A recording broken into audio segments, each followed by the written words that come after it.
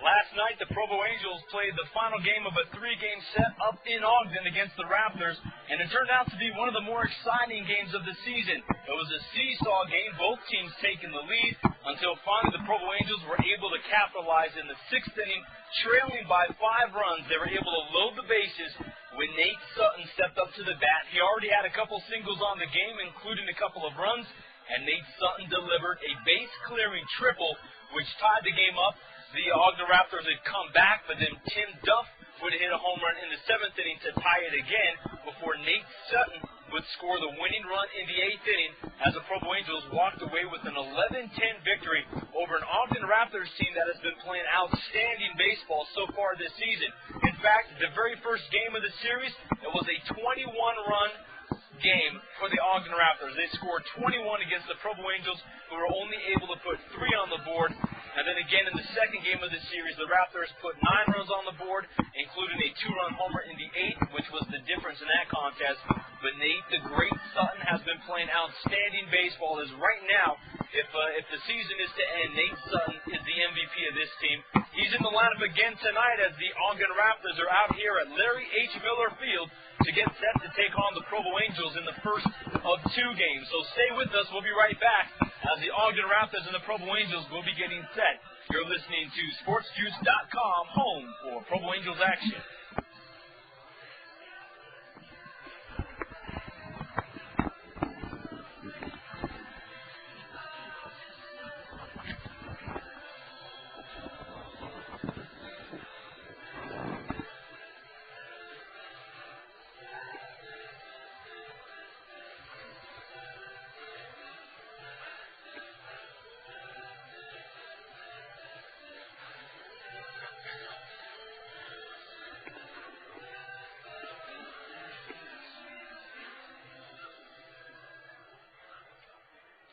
Back out here at Larry H. Miller Field. It's game 1 of a 5-game homestand, 2 against the Ogden Raptors, and then Thursday, Friday, Saturday against the Casper Rockies. Don't forget, fans, plenty of time to come out and enjoy great Provo Angels baseball. All you got to do is call 422-8225.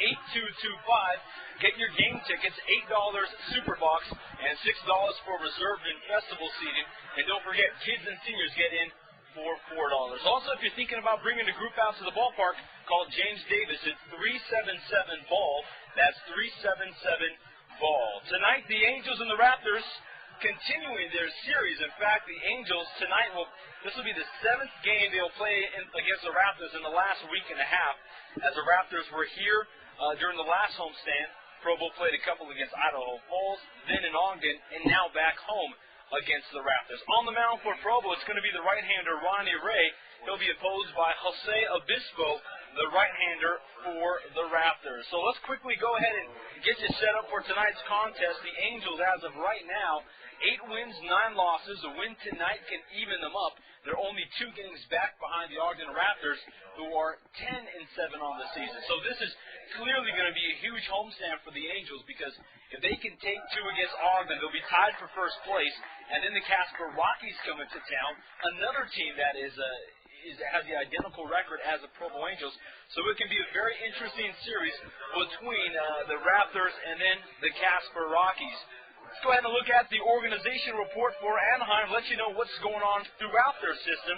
Last night, the Salt Lake Stingers were able to score a couple runs in the first inning by Jake Crower, and then a huge double by Dallas McPherson, which would end up being the difference in the game as Salt Lake defeated the Tacoma Rainiers 7-4 in front of nearly 8,000 fans at Franklin Covey Field. The Stingers now 33-51.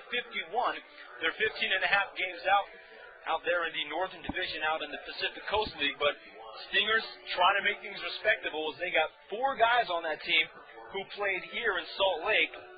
And also starting tonight for the Stingers, it's going to be Jake Woods going for Salt Lake. So interesting things down at AA Arkansas. The Travelers 5-7. They're 3 games out here in the second half of the Texas League. But last night, Travelers able to defeat the San Antonio Missions by a score of 7-2. A couple of Arkansas players who had some big nights: Javi Rodriguez, Derek Gibson, who was sent down from AAA Salt Lake, and also Tim Bittner, the pitcher, who was here in Salt Lake. He picked up his 8th win of the season. Down at High A, Rancho Cucamonga, the Quakes playing up against the High Desert Mavericks in Rancho. But the High Desert Mavericks scored a couple of runs late in the game as they were able to defeat the Quakes 3-1. Losing pitcher for Rancho Cucamonga, James Carroll, as the Quakes right now are 1.5 games out in second place in the California League. And then over in Cedar Rapids last night, the Colonels against the Clinton Lumberjacks, and Clinton defeats the Raptors, the Cedar Rapids 9-2, as a couple of obviously Cedar Rapids players had good games, 4 doubles hit by the team, but it wasn't enough as the Colonels now dropping to 5-6 out in the Midwest League. So that's a quick look over the Angels organization. Tonight, the Angels will be playing a huge game as they will be participating and playing against the Chicago White Sox. Right now, the game is actually delayed as the Anaheim Angels are taking on the Chicago White Sox. So we'll get you set as the players are taking the field right now. The national anthem getting presented in just one moment. You're listening to Angels Baseball here on SportsJuice.com. We'll bring you back the action in just a couple of minutes.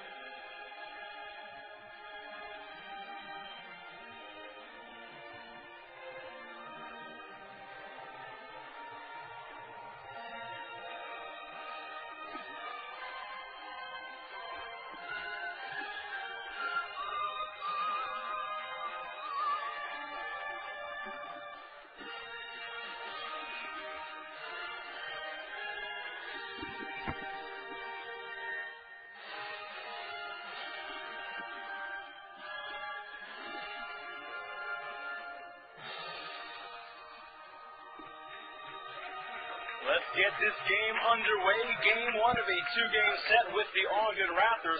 The Angels have just got back from Ogden, playing 3 games against the Raptors, in which the Angels lost 2 of the 3, but they were able to pick up a pretty interesting win last night. 11-10 was the final score, as Nate Sutton, Nate the Great Sutton, as he's now been dubbed, was called player of the game. He made some fine defensive plays at third base.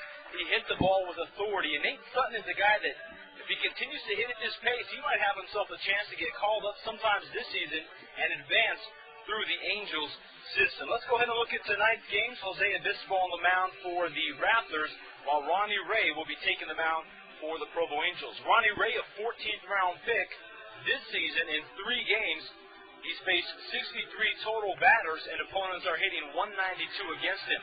So Ronnie Ray has put up some good numbers. He has walked 10 batters in 13 1/3. But Ronnie Ray, nonetheless, a good ball player.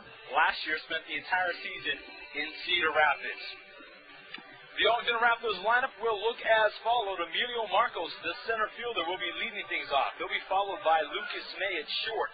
Blake DeWitt, the 28th overall pick in this year's draft, will be at third base, while Chris Westervelt, obviously a catcher, but tonight will be in the DH spot, cleaning things up. Corey Dunlap at first base, he hits fifth, and then Danny Bass in left field will be in the sixth hole. B.J. Richmond in right field batting seventh, David Nicholson, the second baseman, eighth, and Kenjo Pujols will be catching and finishing things off for the Ogden Raptors in tonight's contest against the Provo Angels. Emilio Marcos, the center fielder, gets set. A free agent pickup last season, played in the Gulf Coast League in 2003, a 240 average. This season, though, hitting 333 for the Raptors. First pitch, it'll be a strike on the inside part of the plate. Nothing and one. So Ronnie Ray, first pitch fastball.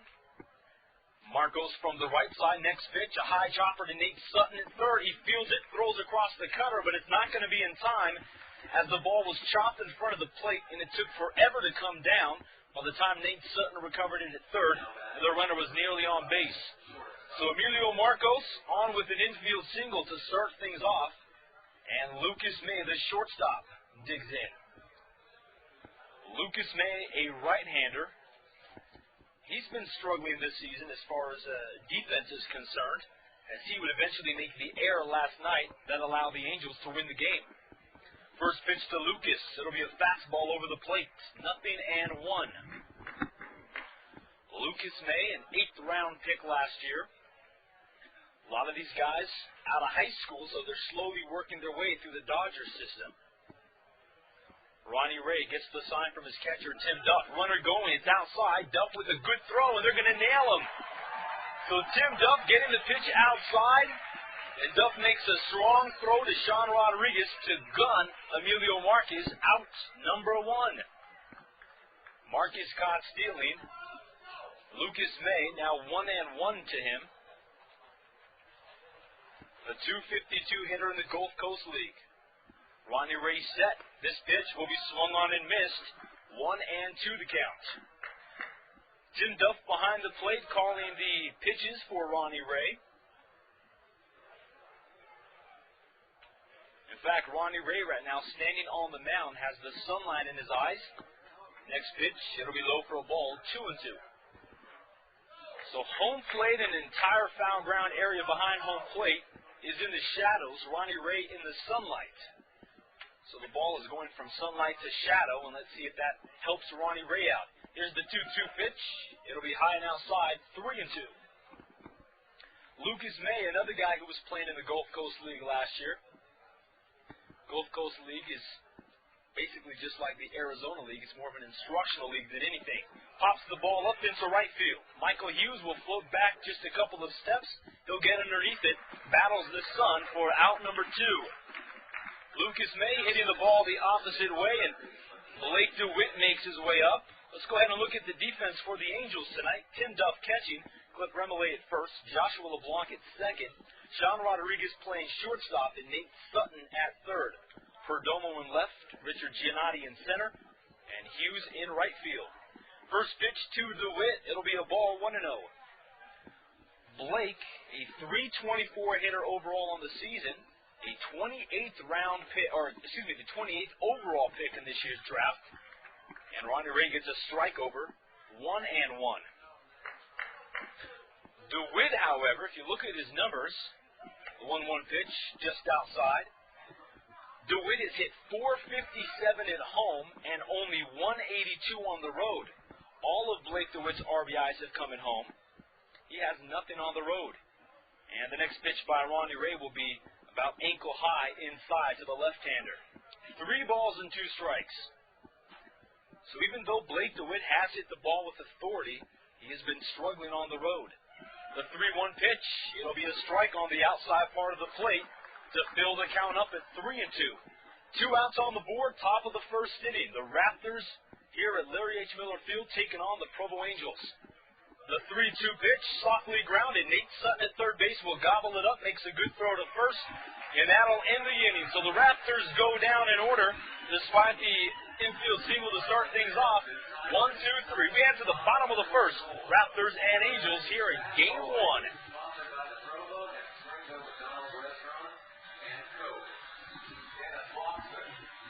The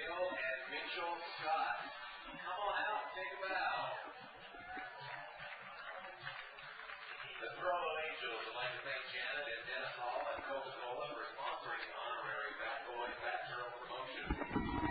Visit your Provo and Springfield McDonald's locations to get your child signed up for the chance to meet an honorary Bat Boy or Bat Girl.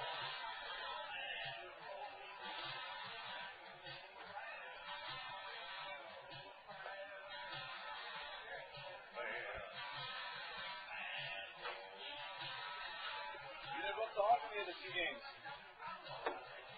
You didn't go up to Ogden the other 2 games. I know. Well, I didn't go Sunday. That 21-3 game killed you, didn't it? Yeah, that was enough for me. They played probably one of the best games last night. Even though the pitchers struggled, it was an awesome game. Yeah, no, I didn't try to score that. I was there. Like, that's what I should have done. Yeah.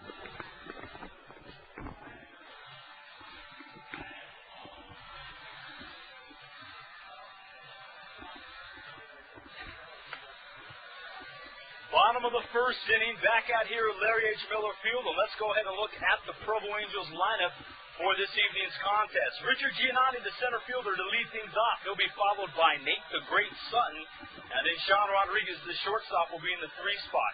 Cliff Remillade cleans things up. He'll be playing first base, and Andrew Toussaint, the DH, will be in the 5 hole.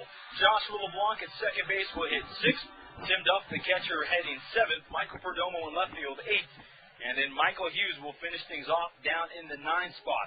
The Angels taking on Jose Obispo, the right-hander, and Obispo making his first appearance against the Provo Angels. Obispo, 3 games, he's got a record of 1-1, but his ERA is 12.19. So Obispo, a free agent pickup in 2001, has yet to make it past the rookie league level. First pitch to Giannotti. A ball outside, 1-0. Richard Giannotti, 1 for 10 against the Ogden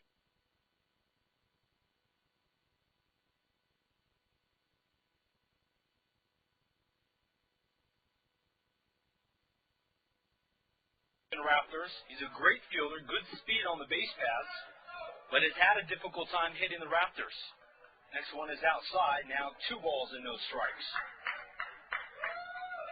Richard Giannotti. Waiting patiently, Obispo delivers, and again it's away. So with 3-0 count to the patient Richard Giannotti. And Richard out of the University of Miami. So he knows his baseball. Pitches outside, he'll head over to first base with the leadoff walk. So Giannotti, he knows how to win. He's played with some winning teams at the U of M. And speaking of a winning player, Nate Sutton now makes his way in. Tony Regan's one of the scouting directors for the Anaheim Angels is at the ballpark tonight, and obviously he's going to see something great with Nate Sutton. Nate from the left side. Runner at first base, here's the pitch, and it'll be a strike down the middle, 0-1. Nate Sutton, a .455 hitter to start off his professional career. He's been on base 26 times in his first 10 games. An average of over 2 per game, over 2.5 a game. Sutton with a strike against him. Obispo delivers, and this one will be over the plate. 0-2 to Nate. Nate's a very patient hitter, but obviously taking the first 2 pitches to be down on the count, 0-2. Chokes up on the bat a bit. Runner going. Foul ball, third base side, barely fair. But out of the way. The runner, Richard Giannotti, who was breaking on the pitch, has to head back to first. It's game 1 of a quick 2-game series against the Raptors. And the Casper Rockies coming to town Thursday, Friday, and Saturday. Nate again waiting. Here's the pitch, and it's in the dirt. 1 ball, 2 strikes. Obviously, as a pitcher, Jose Obispo, realizing that he has 2 strikes against Nate, he can throw a couple pitches outside to see if Nate will chase something away, but Nate's too good of a hitter. Again, the ball goes to first base. Now it skips away from the first baseman. Giannotti will take second. It'll be an E1, an error on the pitcher, as he quickly tried picking off the runner at first, but it skipped under the glove of Corey Dunlap and rolled into foul grounds. So Giannotti now at second. Nobody out. 1 ball, 2 strikes to Nate Sutton here in the bottom of the first. Sutton out of UC Santa Barbara. He's really showed his talent since coming to this league. Next pitch will be low in the dirt, 2-2. Nate was a 24th round draft pick. In fact, Tom Kochman and Kevin Ham, a lot of these guys didn't even know who this kid was.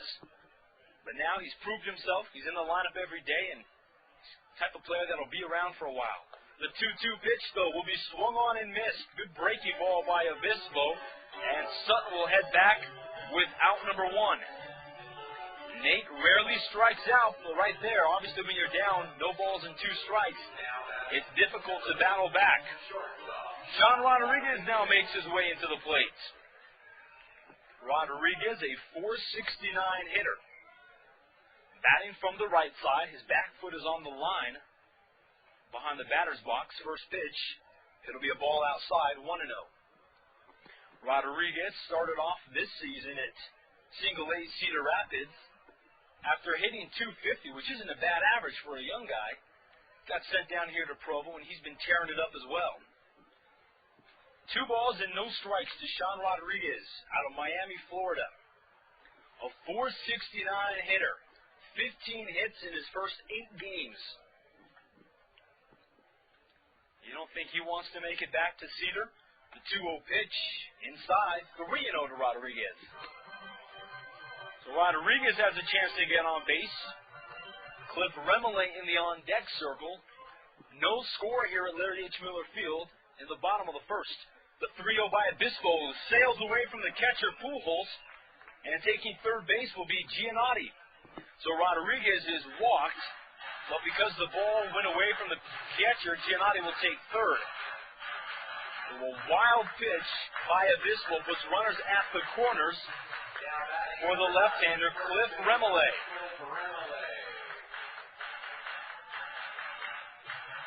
Remele, an 11th round draft pick out of Georgia Tech.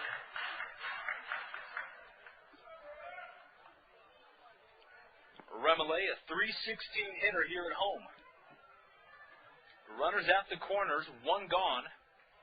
Obispo with the pitch, and it'll cut the outside part of the plate for a strike. Cliff Remele, though, has struggled as of late. He's only got 2 hits in his last 20 at-bats.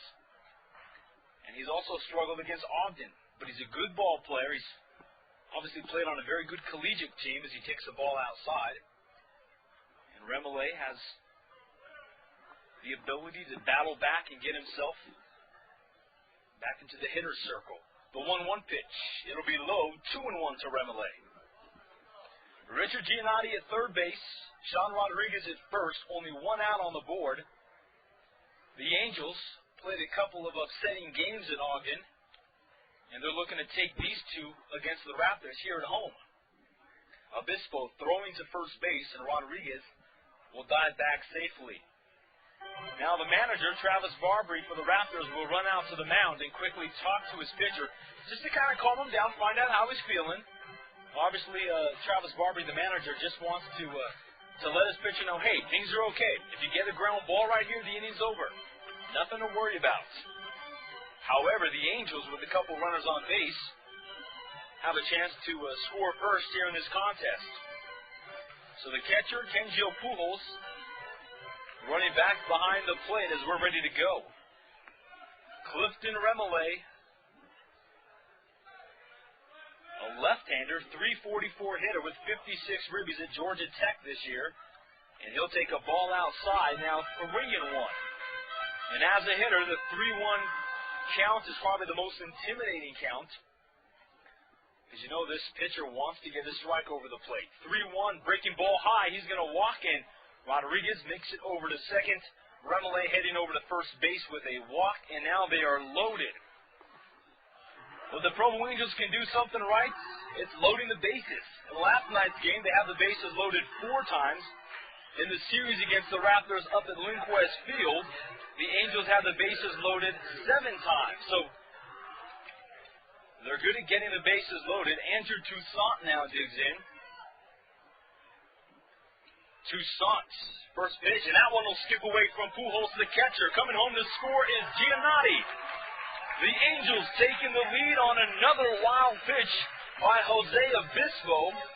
That allows Giannotti to score from third base. All the runners advance. Now first base open for Andrew Toussaint, the second most home runs in the league. Toussaint has 4 home runs, 3 of them against the Ogden Raptors. Toussaint hitting .400 in his last 3 games.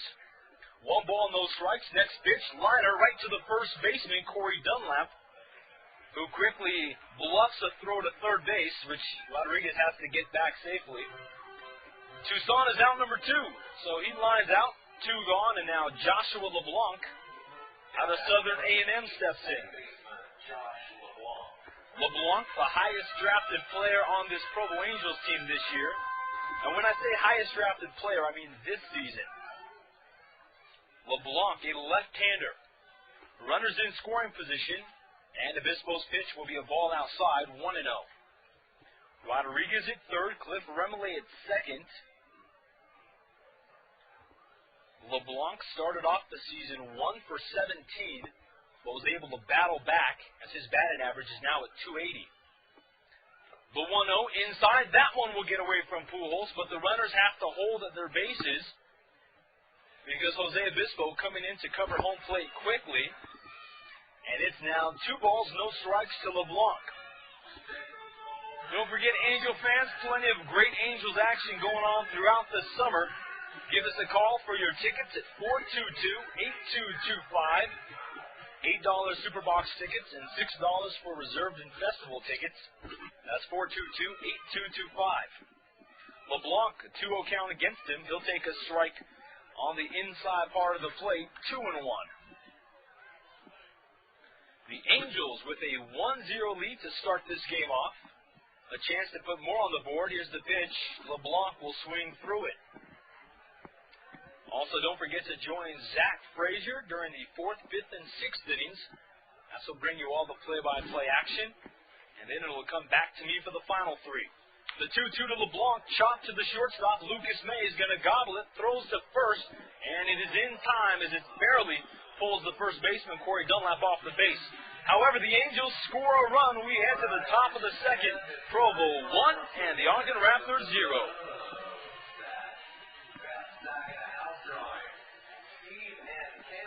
Congratulations to Travis and Whitney Ball.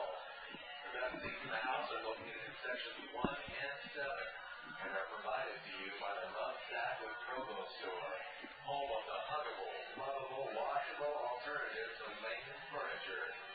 Love Stacks will last a lifetime and have a warranty approved.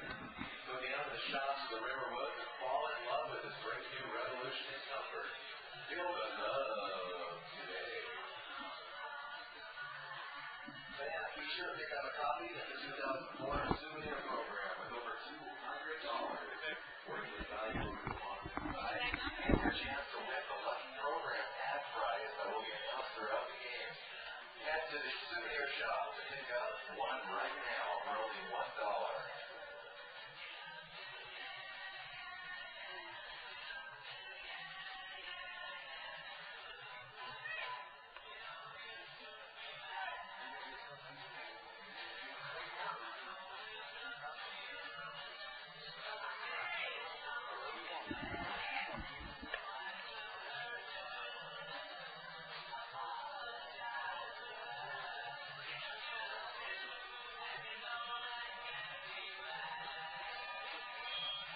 Fans, mark your calendars for all of our Monday night games featuring the Doubleheader Youth in Uniform night. You can hang out for all kids. Or do you want to sit up there? Or? For his uniform, we'll get into the game for free.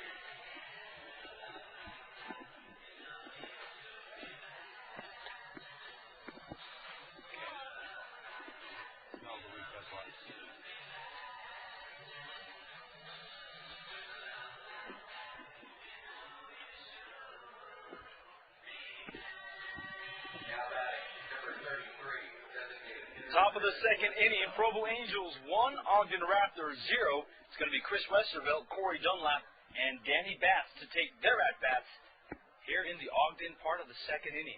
It's a beautiful day out here at Larry H. Miller Field. Sun is shining, not a cloud to be seen, and the Angels are back in town, so come on out and support Provo. First pitch to Westervelt. It'll be a ball inside, 1-0. Westervelt, the DH, a 367 hitter on the season. He was the 11th round pick for the Dodgers this year out of Stetson University. The 1-0 to Westervelt, and it'll be a ball, 2-0. A 367 hitter overall this season, but he hits 100 points lower against the Angels. A good right-handed batter. Next pitch by Ronnie Ray, and it'll be a ball. 3 balls and no strikes here in the second. Throughout the game, we're going to give you updates of Major League games, also let you know some news in the big leagues, and talk a little baseball in the Pioneer League. Westervelt takes a strike over the plate, 3-1. Westervelt waiting from the right side. Ronnie Ray getting the sign from Tim Duff, and it'll be fouled behind the plate, 3-2. Ronnie Ray last year playing the entire season at Cedar Rapids, and so for him to come down to the rookie league level, he's been doing a good job dominating the batters, and he strikes out Westervelt after falling behind 3-0. He comes back. Westervelt strikes out for out number 1, and that'll bring up the left-hander, Corey Dunlap. But again, Ronnie Ray, if you look at his numbers, he does have 10 walks in 13 innings, but opponents are only hitting 190 against him. One of the best by any starting pitcher in the league. First pitch to Dunlap.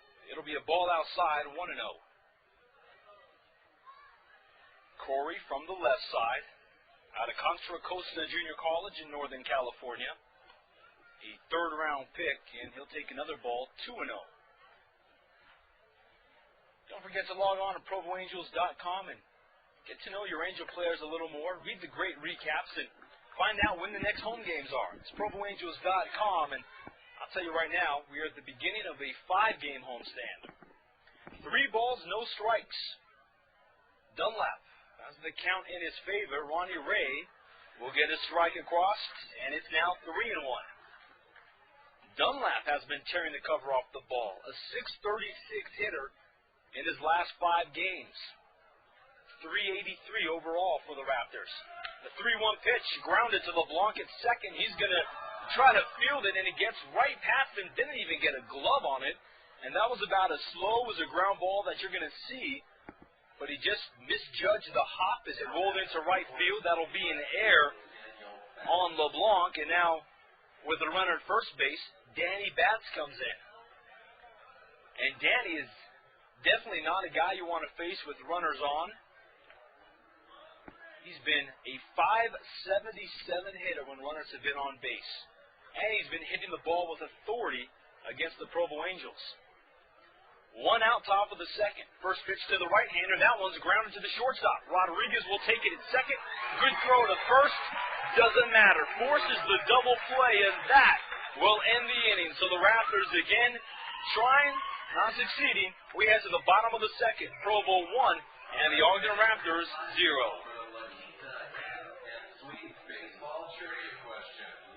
Please direct your attention to the first base dugout where Jim is standing by.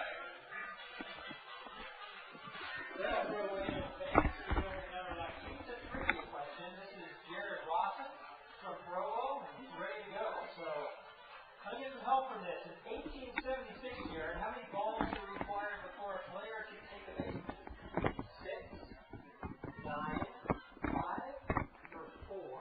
Somebody say crowd. 6. No, it's not 4, Ron. It's not 4, Ron. I believe it's 9. 4, good, that was helpful. 5.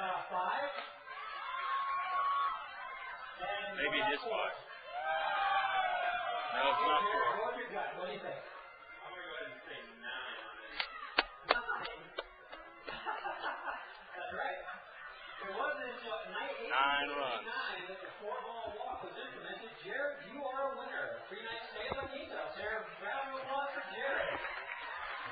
All right, kids, head on back to the McDonald's guest services booth. Get signed up to participate in the Carrabba's Chicken Dance and the 7th-inning stretch. Hey, how did LeBlanc get out? How did LeBlanc get out last inning? Get out. No, in the first. fly out? I don't know. Oh, you did. Now batting number 26, your catcher, Tim Duff. Bottom of the second inning. Tim Duff, Michael Perdomo, and Michael Hughes, the 7, 8, and 9 hitters coming up for the Provo Angels.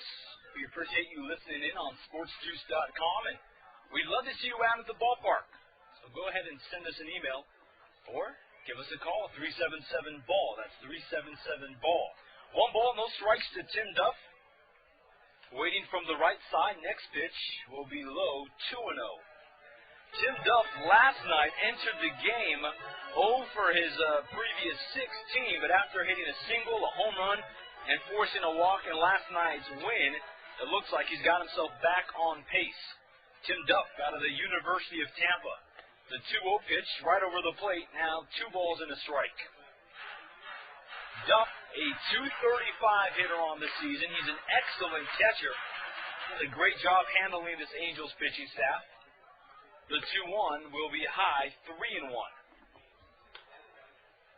So Timmy Duff at the bat. Both him and Ben Johnson splitting time as catchers, but Duff has caught the last couple games, last 3 games for the Angels.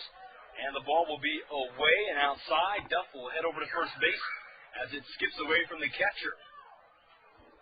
So Duff at first base with a walk to lead things off, and now Michael Perdomo makes his way in. Jose Obispo, the pitcher, has had a hard time finding the strike zone. He's walked 4 batters through the first inning and inning plus. The 8-hitter, Michael Perdomo, steps in. Perdomo from the right side, Obispo delivering, and it'll catch the outer third of the plate for a strike. Perdomo missed all of last season with Tommy John surgery, but played here in Provo back in 2002 and hit the ball pretty well. Swings through this pitch, 0-2. Tim Duff at first base, Perdomo with 2 strikes against him, nobody out here in the bottom of the second. It's game 1 of a 2-game set against the Raptors. Perdomo chases the fastball low and outside, and he will head back to the Angels dugout with out number 1. Angel fans, if you're thinking about getting your kids involved with something this summertime but don't want to spend a lot of money on them, bring them out to the ballpark. $10 allows your kids to join the Future Angels Club, and they get into all Saturday games. They get a T-shirt, they get to meet the players and have a mini camp. So give Sarah Hansen a call at 377-BALL. Michael Hughes, the right-hander. First pitch, it'll be a strike outside part of the plate. Here's a guy who's a great hitter, had a good season at the University of Illinois, Chicago. 8 triples, 13 home runs, had tons of RBIs, but has just had a hard time adjusting to the professional world. And he'll chase a pitch outside. He's now down to the count, 0-2. Perdomo, a 136 hitter for the Angels. That's the lowest average on the Provo Angels team. But he has a lot of potential. That's why Tom Kochman has been playing him day in and day out. The 0-2. It'll be a ball low and inside. Looks like Jose Obispo is continuing to throw fastballs here. As he goes fastballs away, fastballs inside. Hasn't really thrown anything breaking here in this second inning. 1 ball, 2 strikes. There's a breaking pitch. It'll be tapped over to the second baseman. Nicholson only has 1 play, and that's at first for out number 2. So Michael Hughes grounds out. The runner, though, Tim Duff, advances to second base. And now Richard Giannotti, the left-hander, will dig in. Richard Giannotti batting from the left side, a switch hitter, 38th round pick out of the University of Miami. Runner in scoring position. First pitch will be a foul ball. Looks like he kind of twisted over his leg a bit there. Might have fouled it off of his shin. And either way, he'll take the strike. 0-1. Danny Baptiste in left field for the Raptors. Emilio Marcos in center field. And B.J. Richmond out in right field. The sun is completely shining, so the fielders obviously will have to battle the sunlight as well as the middle infielders. The pitcher and the catcher and most of the infield grass is covered in shade. The 0-2 pitch, swing and a miss by Giannotti. 0-2.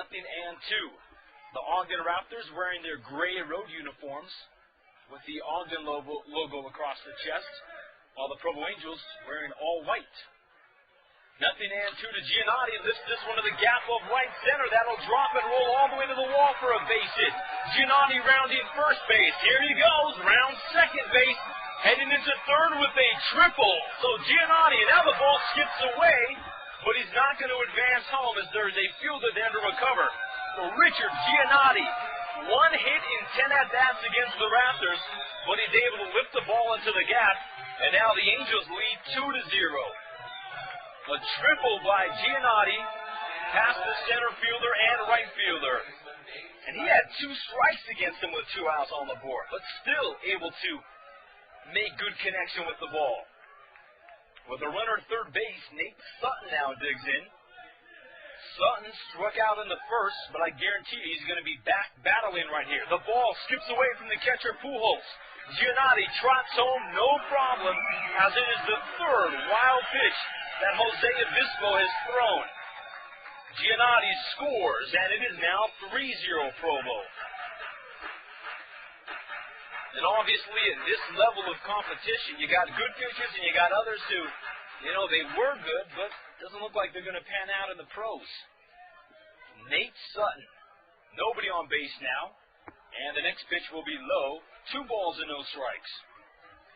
Nate Sutton had a monster game last night, scoring 4 runs, driving home 3 runs. He was responsible for 7 of the 11 runs in last night's Angels victory. 3 balls, no strikes to Nate. In fact, he's been responsible for scoring a lot of the huge runs for the Angels this season, as they've won quite a few games with only 1-run leads. Sutton will take a pitch outside. He heads over to first base with a 2-out walk. Keep your eye on Nate Sutton. He's got great speed. And it'll be Sean Rodriguez digging in. So the Angels on top 3-0 here in the bottom of the second against their rival, the Ogden Raptors. First pitch to Rodriguez. It'll be a strike outside part of the plate. 0-1 to the right-hander. Sean Rodriguez, like I mentioned in his last at-bat, started off the season in Cedar Rapids. Takes one inside. Looks like he was hit by the pitch on his hip, and he'll head over to first base. So Obispo, very wild to start off the game as he's now hit a batter. He's walked 5. And with 2 men on base and 2 outs, Cliff Remele will come in. Angel fans, if you'd like to come out to the ballpark and meet some of these Provo Angel players, plenty of chances to do that. They'll be signing autographs throughout the season at the autograph booth, so you can meet the players and get them to sign some Provo Angels memorabilia. Cliff Remele, he'll take a ball outside, 1-0. Bottom of the second, Nate Sutton is at second base. Sean Rodriguez at first. There are 2 outs on the board. And Cliff Remele from the left side, he'll take a strike on the outer part of the plate, 1-1. Remele, 2 hits in 16 at-bats against the Raptors this year. But he's in the cleanup spot for a reason. The 1-1, it'll be high. Pujols jumping to handle that pitch. It's now 2-1. And obviously, if you're into Angels baseball, if you're an Anaheim Angels fan, you can log on to futureangels.com and get to know a little more about the future of this organization. The ball will be foul, 2-2. Futureangels.com has a lot of great articles, a lot of good ways for you to keep up with your favorite Angel players as they work their way through the system. They have daily articles from local newspapers covering the teams, as well as interviews and photos. That's futureangels.com. 2s across the board to Cliff Remele. Here's the pitch, and it's low and inside. 3 balls, 2 strikes to fill things up. Nate Sutton is at second. Sean Rodriguez at first. Remele, a full count against him. Jose Obispo getting set, delivers, and the ball will be inside. Remele heads over to first base with a walk, and after having 2 outs on the board, Obispo gives up a triple, that allows the runner to score, a walk, hit by pitch, another walk, all this happening with 2 outs, and you got to face Andrew Toussaint. Andrew Toussaint from the right. 400 hitter in his last 3 games. 4 home runs. Here's the first pitch, and it'll be a breaking ball for strike 1. Toussaint out of Southern A&M, a 13th round draft pick. A very powerful hitter at the collegiate level. He's got quick wrists. Takes one outside, 1-1. Toussaint doesn't have a large build, especially for a third baseman / DH. Doesn't have a large build, but it's his quick wrist, his bat speed is able to make him an effective batter. And he'll take another one high. 2 balls and 1 strike. Nate Sutton is at third base. Sean Rodriguez at second. Cliff Reveille at first. Bases are loaded here in the bottom of the second of a 3-0 game. The 2-1 pitch, and Toussaint will take it inside, 3-1. A decent amount of fans here at the ballpark tonight. We like to see you guys come out and support the Angels. You know where we're located. 3-2 pitch, outside part of the plate, and it now fills the count up. 3-2 to Andrew Toussaint out of Southern California. What will Jose Obispo throw? There's nowhere to put him. Fastball outside, that's going to bring home a run via a walk. Toussaint heads over to first base. Give him credit for an RBI, as Obispo has just walked a runner home, and the Raptors now have activity going on in their bullpen. Joshua LeBlanc grounded out to the shortstop in his first AB. The Angels doing right now to the Raptors what the Raptors did to the Angels in Ogden. First one will be low and inside for a ball. Now, even though Jose Obispo's been pitching for a number of years, opponents are hitting .462 against him when runners are in scoring position.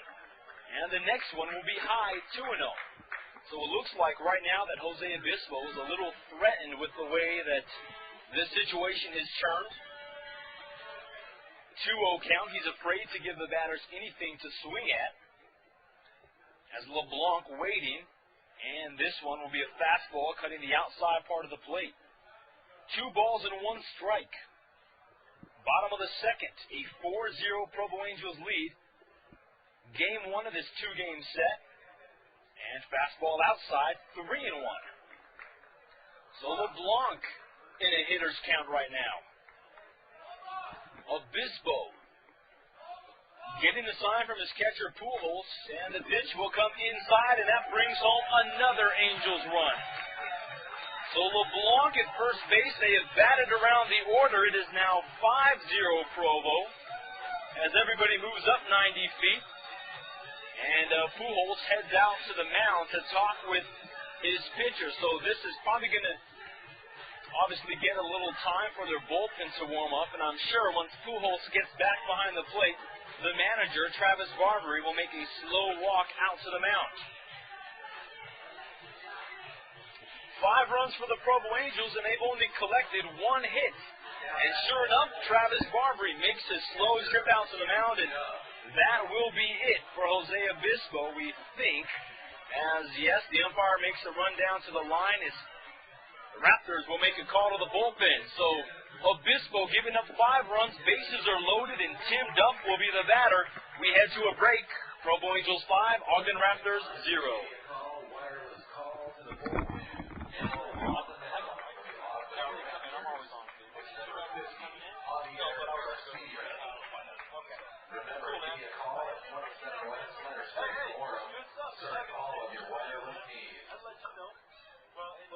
Most of the time I'm on it, like I'm aware of who's coming in, who's going out.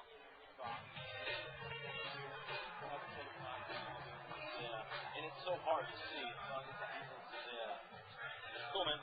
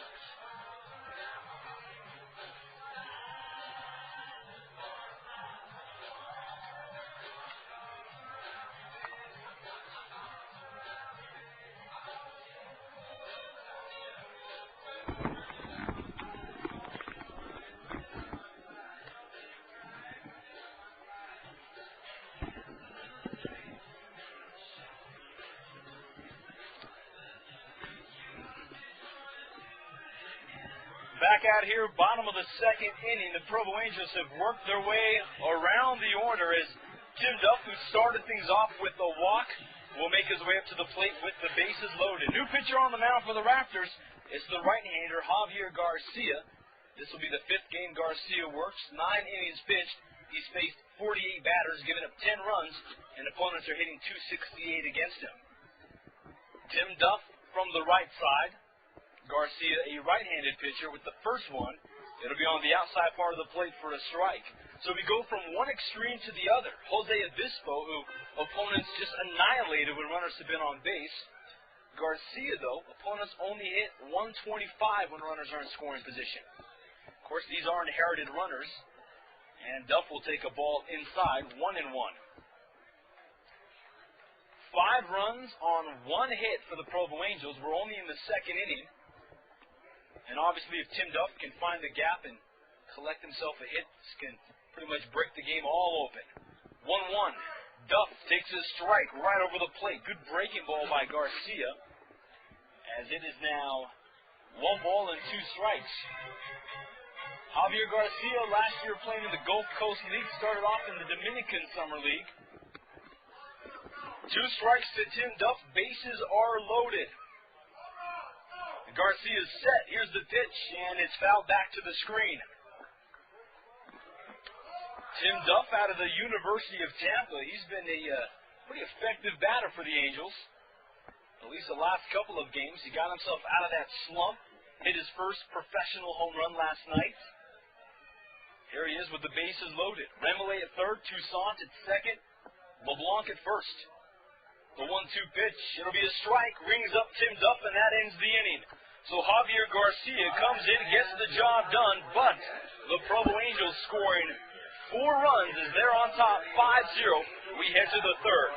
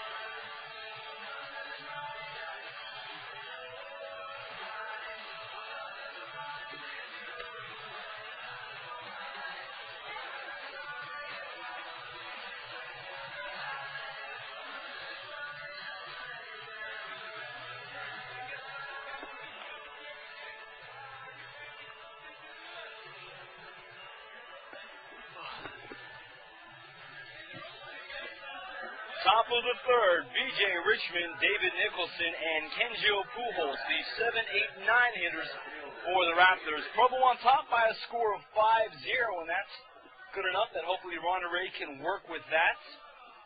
B.J. Richmond, a left-hander, getting set. Ronnie Ray put up some decent numbers so far this season. Despite the high amount of walks, opponents have had a difficult time hitting against him. And the first pitch to B.J. Richmond's a ball outside.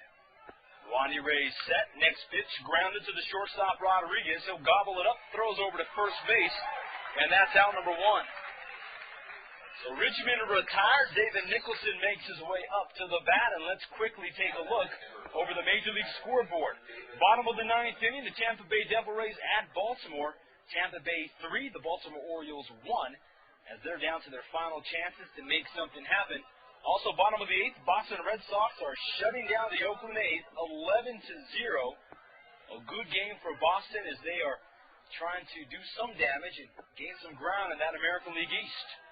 1 ball, no strikes to Nicholson. Ronnie Ray getting set. The next pitch will be a strike to even things up at 1-1. Also in the top of the ninth inning, Texas Rangers playing in Cleveland. The Indians have a 4-1 lead. Mark Teixeira has hit his 16th home run for the Rangers, but it's not enough as the Indians are a couple outs away from calling it a victory. The 1-1 pitch to Nicholson. He'll swing and chase it outside. 1 ball, 2 strikes. And the Atlanta Braves, Montreal Expos in Montreal. The Braves leading the game 1-0 as they're in the bottom of the ninth as well. 1 ball, 2 strikes. Nicholson at the bat. He'll take a strike on the outside corner to ring him up. Nicholson heads back to the dugout. 2 gone here in the third. And Ronnie Ray looking like he's in control of this game as he has faced the minimum. And here we have the 9-hitter, Kinzel Pujols, stepping in. Pujols, 2 for his last 28. And last year Pujols played in the Dominican Summer League. He's had a very difficult time adjusting here in the States. First pitch to Pujols. It'll be a ball outside, 1-0. 5 runs on 1 hit for the Provo Angels. No runs on 1 hit for the Raptors. Pujols, the 9-hitter, is at the bat. Ronnie Ray getting the sign from Tim Duff. Here it is. And it's a strike right down the middle. 1 ball, 1 strike. Don't forget, Angel fans, we love to see you at the ballpark this season. Give us a call if you're thinking about bringing a group out, 377-BALL, or call us at the ticket offices at 422-8225. The 1-1 pitch to Pujols is a strike outside part of the plate, now 1-2. The Raptors, who used up most of their runs in the series in Ogden, hopefully have nothing left for the Angels. And the pitch is outside, 2-2. Provo on top by 5 runs. It's early in the contest, so you can't assume anything.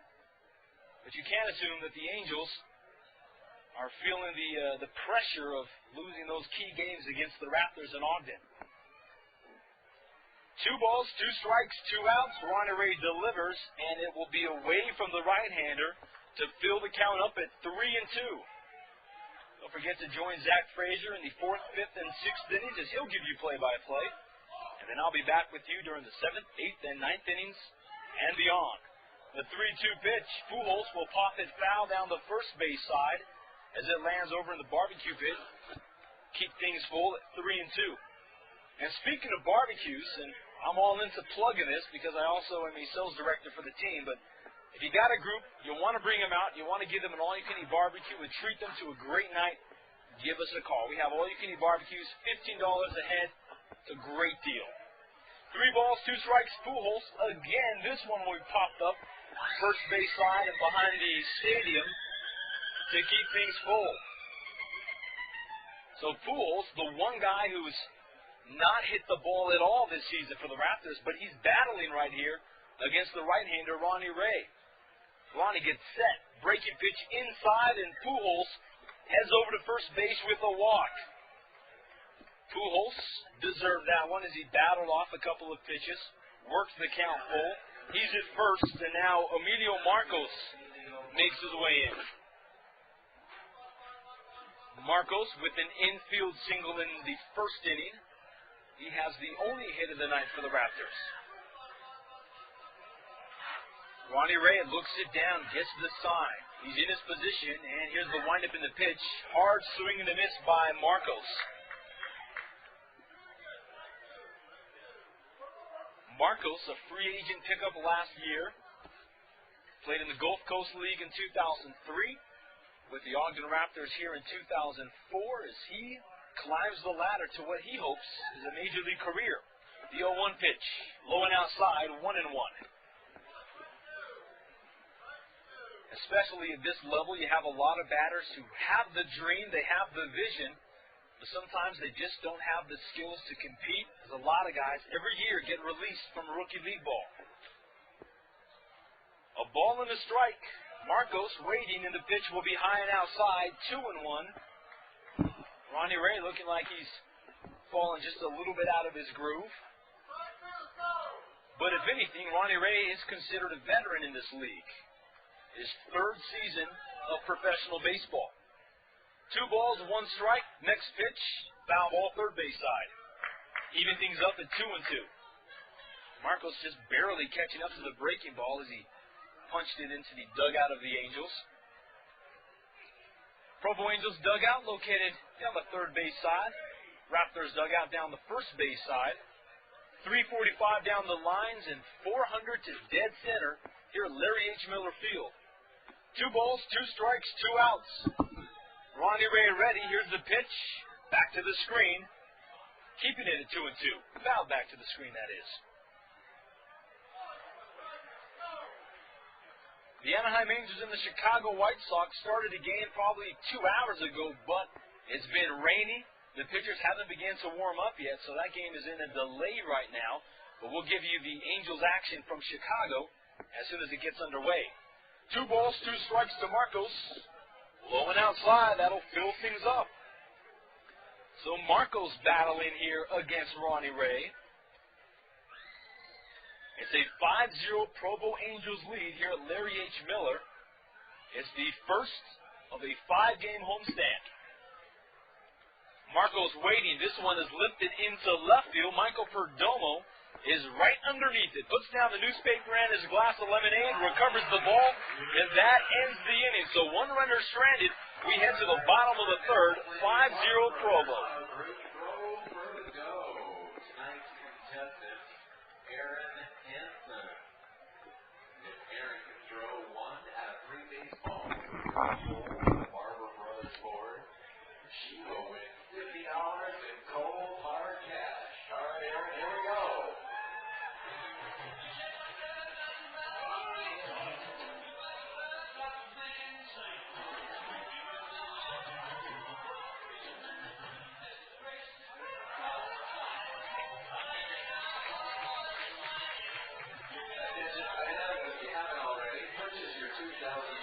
Souvenir program for your chance to win the MVP Sports Lucky Ad contest coming up next inning.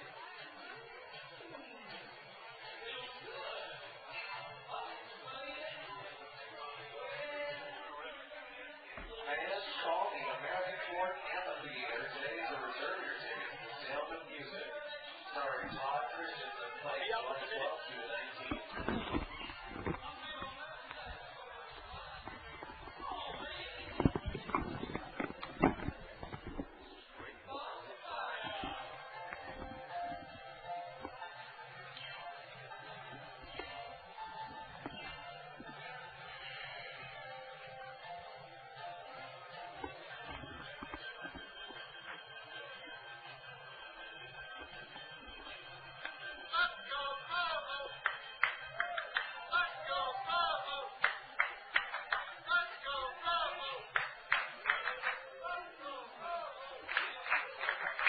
Back out here at Larry H. Miller Field, bottom of the third inning.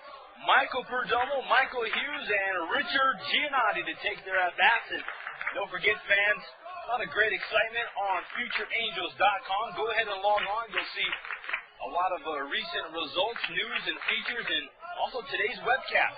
So if you're thinking about listening to some Angel games, go ahead and click on whatever Angel minor league team you want to hear, as there's plenty of great stuff on FutureAngels.com. Tomorrow's heroes today. Michael Perdomo struck out in his first at-bat on 3 pitches. Perdomo, 167 hitter in his last 5 games, so he has been in a bit of a slump.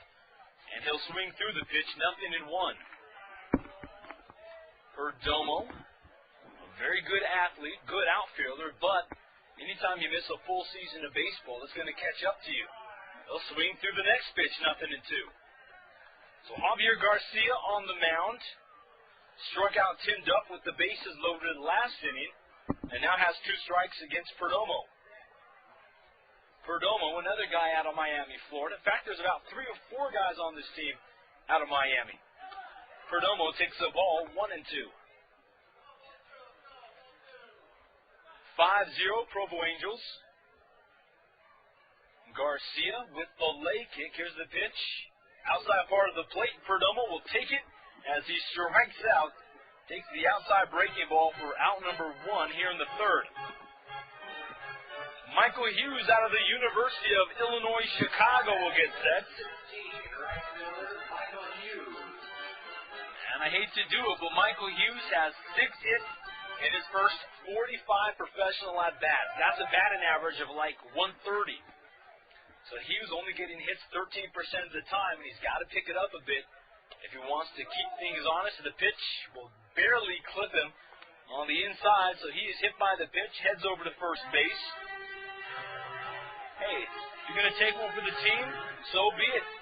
He's on first base. Now Richard Giannotti digs in. Number 4, center fielder, Richard Giannotti. Giannotti walked in the first, would eventually score on a wild pitch, tripled homer run in the second, and then would eventually score on a wild pitch. Giannotti takes the first pitch for a strike. Garcia on the mound. He's been unbeatable when runners have been on base. A very good pitcher. Bears down on these batters. But let's see what he does against the switch hitter, Richard Giannotti.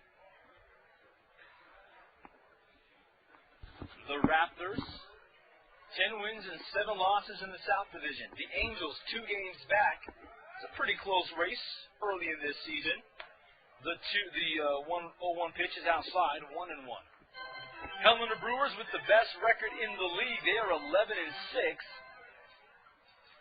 And the worst team in the league, Missoula, they are 5-12.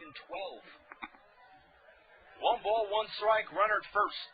The pitch to Giannotti. There's another gapper. That one's going to drop in right center. The center fielder lost it as he came in, and it ends up rolling behind him. Giannotti heads to third base. Can this be 2 triples? And it is. Richard Giannotti with another triple here at Larry H. Miller Field. The center fielder, Emilio Marcos, actually came in on the ball, didn't even know where it was. He stops, turns around, and the ball's back at the wall. So Giannotti, another triple to the exact same spot. That now makes it 6-0 Provo, and Giannotti hitting the ball with authority today. Triples in back-to-back innings, and that gives Nate Sutton a chance to take his at-bats. Infield is drawn in, 1 out. First pitch, Sutton will swing through it, 0-1. Javier Garcia, a good pitcher statistically, but has struggled against lefties this year. The 0-1 to Nate, and that'll be a strike. Lefties hit over 400 against Garcia. And obviously Giannotti's triple gets those numbers up a little bit. However, 2 strikes to Nate with 1 out. Nate the Great 0 for 1 today with a strikeout, a walk, and a run. Garcia's pitch tapped back to the screen, 0-2. Sean Rodriguez in the on-deck circle. We're in the bottom of the 3rd inning. 6-0, the Provo Angels on top against their rival, the Ogden Raptors. 0-2, Garcia getting a sign from Pujols. Grounder past the second baseman into center field. The infield was drawn in. Nate Sutton heads up play as he hurries into second. Is he safe? And he's out.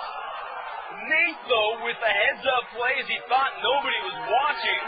He's thrown out for out number 2, but he still gets some respect. It looks like the umpires made a bad call, but we have to remember the umpires obviously a lot closer. Either way, it'll be a single for Sutton, the RBI. It's now 7-0 Provo, but 2 outs on the board. First pitch to Rodriguez. It'll be a ball, 1-0. Had any other batter tried that, it might have got chewed out by Kochman, but Nate Sutton has been such a great addition this year that it's all right if a couple mistakes happen here and there. 2 balls, no strikes to Rodriguez. Nobody on base. Bottom of the 3rd, 7-0 Provo. Javier Garcia with the leg kick. Here it is. It's now 3-0. Of course, that play could have gone either way. I mean, it was a good heads-up play by Nate. Had the umpire been on top of the plate, could have been safe, and could be a runner at second with only 1 out. 3-0 pitch. It'll be a strike outside part of the plate. Now 3-1. Rodriguez hit by a pitch in the second inning, walked in first and has scored a run. Here's the 3-1 by Garcia, and that one is low. Rodriguez heads to first base with a walk. Cliff Remele, he's walked twice today. He takes his at-bat, and an interesting game. This Ogden Raptors team. 1, 2, 3, 4, 5, 6, 7, 8, 9,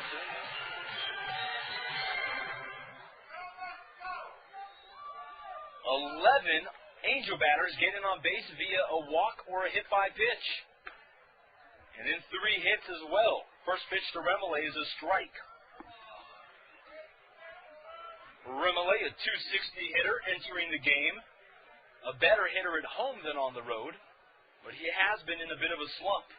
Next pitch, well inside, nearly pushing Remele off the bat. It's now 1-1. Bottom of the third, 7-0, the Provo Angels. Zach Frazier will join you in the 4th, 5th, and 6th innings to give you play-by-play. The 1-1. In the dirt outside, Pujols can't handle it. Taking second base is Sean Rodriguez. Looks like it bounced in front of the plate. So we'll see if it's a pass ball or a wild pitch. But either way, Rodriguez advancing. It's now 2-1 to Remele. Andrew Toussaint in the on-deck circle. Remele, 2 hits in his last 20 at-bats. He's walked twice today. Let's see if he can keep this inning going for Andrew Toussaint, who's in the on-deck circle. 2 balls, 1 strike. Runner at second base. Garcia looks to second, comes in. The pitch nearly hits Remele as he has to hurry and get out of the way. That was a close one. It's now 3-1.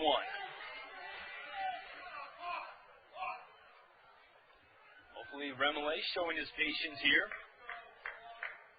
Garcia with the pitch inside part of the plate fills things up at 3-2. Travis Barbary brought Javier Garcia in after Jose Obispo had been struggling, but it looks like Garcia now has found himself in a bit of a jam. 3 balls, 2 strikes. The pitch, that'll be a line drive, base hit into left field.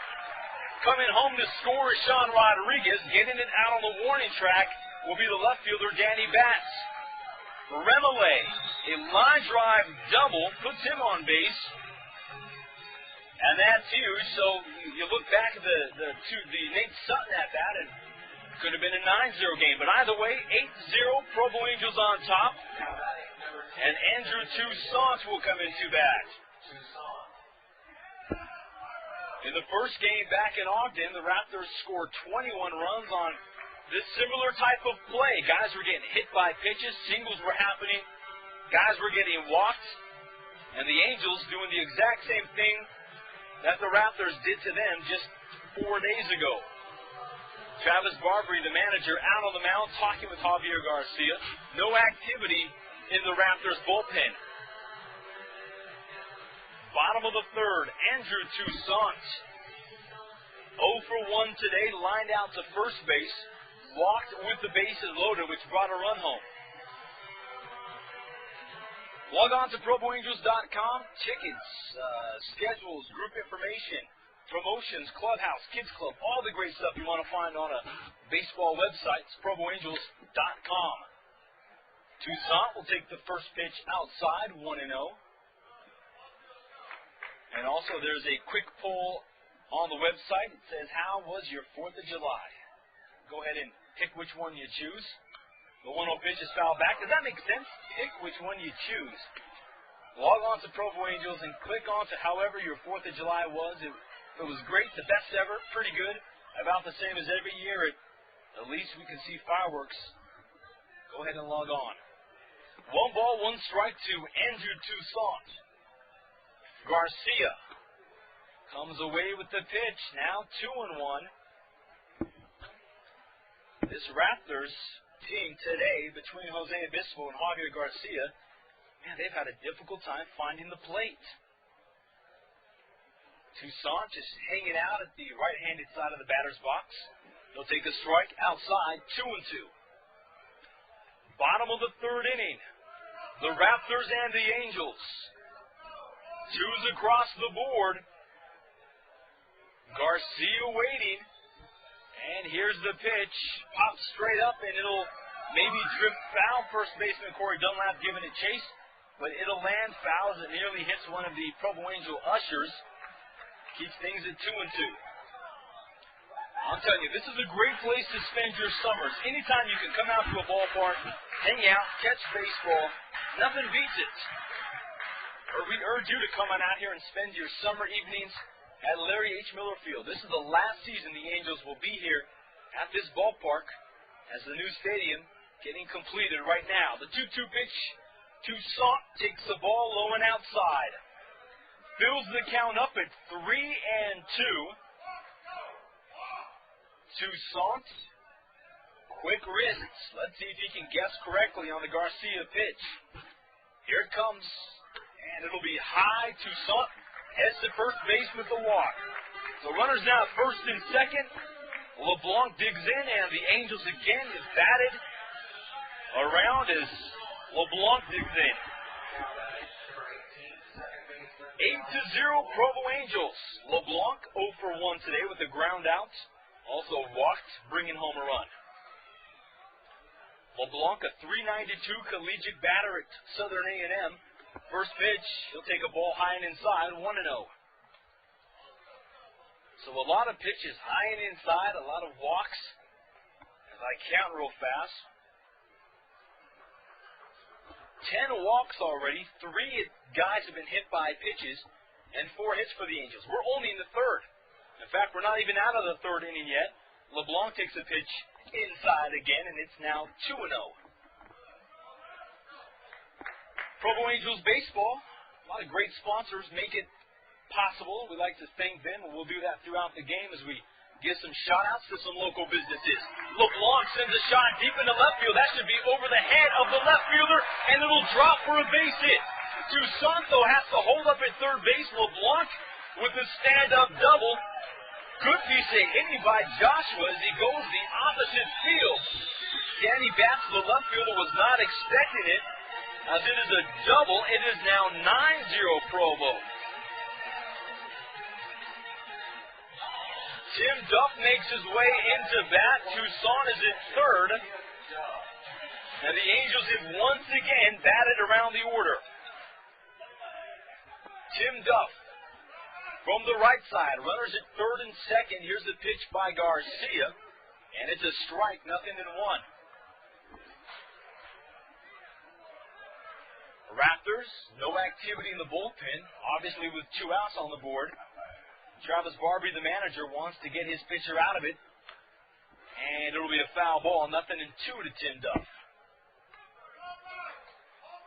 4 runs have scored this inning for Provo. They put 4 runs on the board in the second and also had a run in the first inning. 9-0 Provo. Do unto others as you would have them do unto you. And what the Raptors did to Provo this past weekend, the Angels are doing back. The 0-2 pitch, there will be a ball away, 1-2. Blake DeWitt playing third base for the Raptors. Lucas May playing shortstop. David Nicholson is at second, and then Corey Dunlap at first. 1 ball, 2 strikes. Tim Duff down in the count with 2 outs on the board. Garcia delivering this one, fouled back to the press box. And it keeps the count at 1 ball and 2 strikes. The little kid out there making a pretty nice catch as it bounced off the glass and he quickly turned and caught it. Larry H. Miller Field, one of the nicer collegiate ballparks in all the country and pretty good minor league stadium for rookie league ball. 1 ball, 2 strikes to Timmy Duff. Here it is. Again, it'll be fouled to the screen. So Duff is starting to battle away. Zach Frazier will be in here in a couple of moments to give you play-by-play during the 4th, 5th, and 6th innings. Zach Frazier, our Director of Media Relations, out of Rochester, New York. 1-2 to Duffy. Here's the pitch by Garcia. Grounder right back to the mound. He finds the golden egg, picks it up, throws to first, and that'll end the inning. But the Provo Angels scoring 4 runs here in the third. We turn it over to Zach Frazier, as he'll give you play-by-play in the 4th, 5th, and 6th innings. I'll be back with you in the 7th. Provo Angels 9, and the Ogden Raptors 0.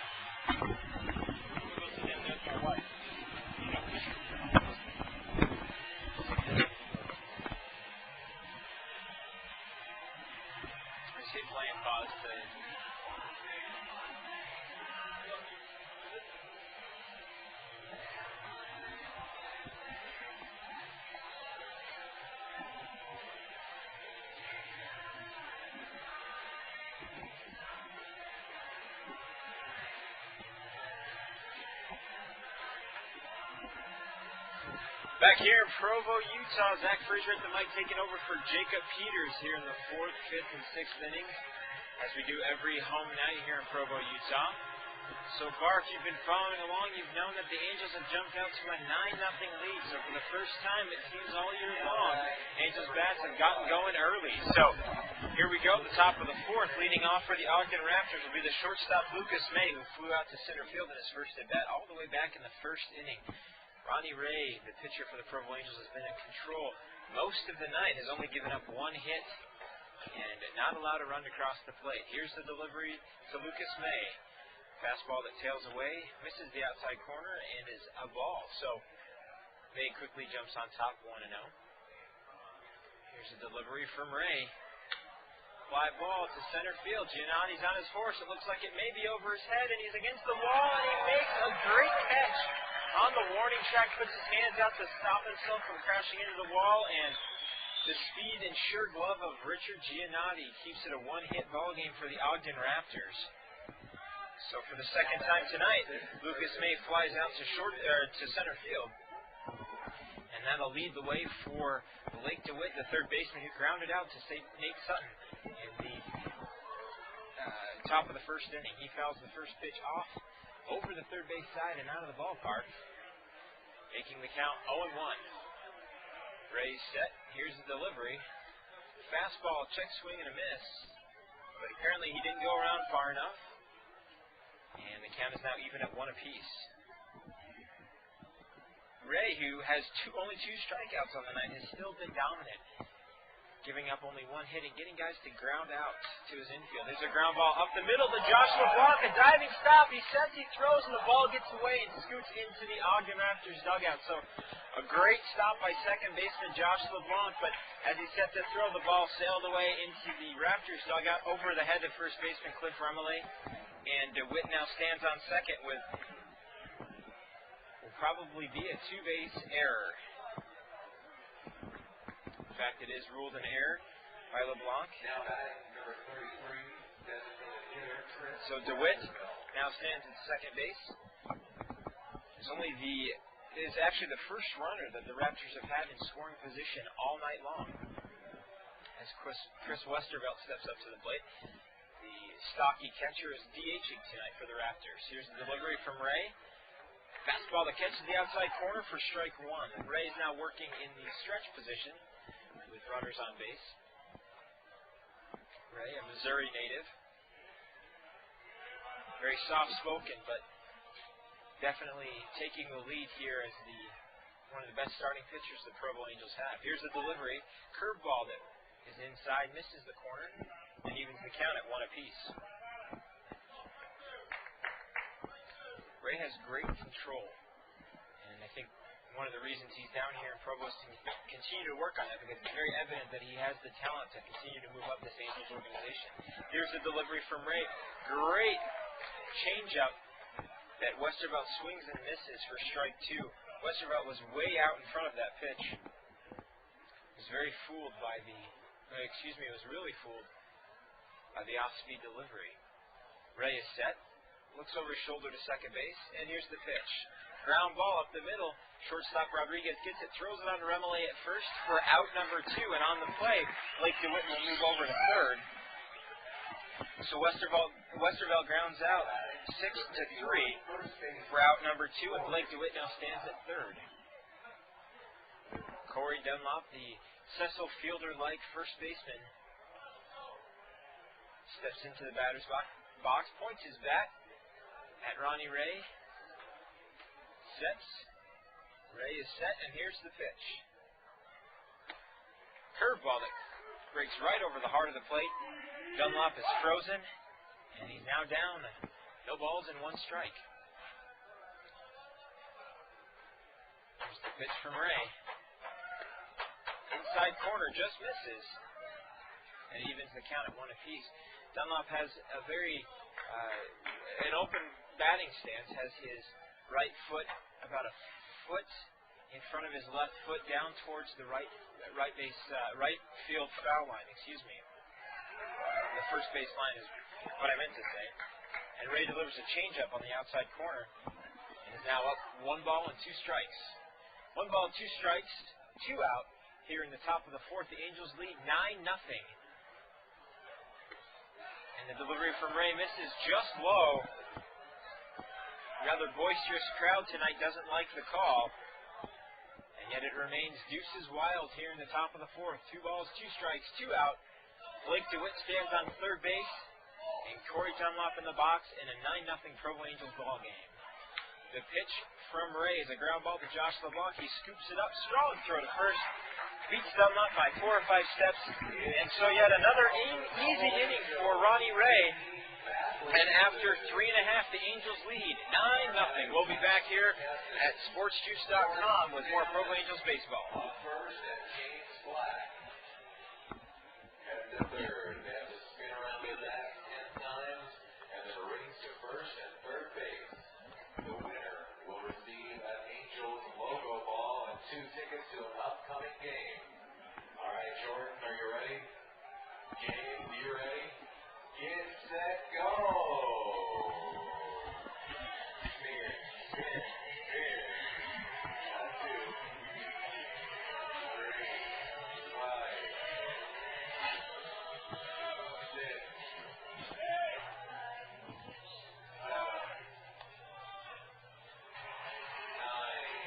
One more time. Back here in Provo, Utah, Zach Frazier at the mic. We're watching the dizzy bat race as very lucky fans get to stumble all over themselves as they spin themselves dizzy trying to win prizes. So kind of fun, lots of fun here at the ballpark every night. Be sure to call 377-BALL. That's 377-2255 for tickets and group opportunities, as well as sponsorship opportunities. One of the great things about Provo Angels is we have great fans, great crowds just about every night in this beautiful mountain weather here in Provo, Utah. It's a great way to get your company's name and product out to thousands of fans every year. Go over quickly the Major League scores as we refresh the website here. Let's take a second. We'll come back to that as we have some slow time here in the bottom of the 4th. It'll be Mike Perdomo, the left fielder, Mike Hughes, and Richard Giannotti, the first 3 batters for the Angels here in the bottom of the 4th inning. The Angels lead 9-0 on 5 hits and 2 errors. Ogden is no runs, 2 hits and 1 error.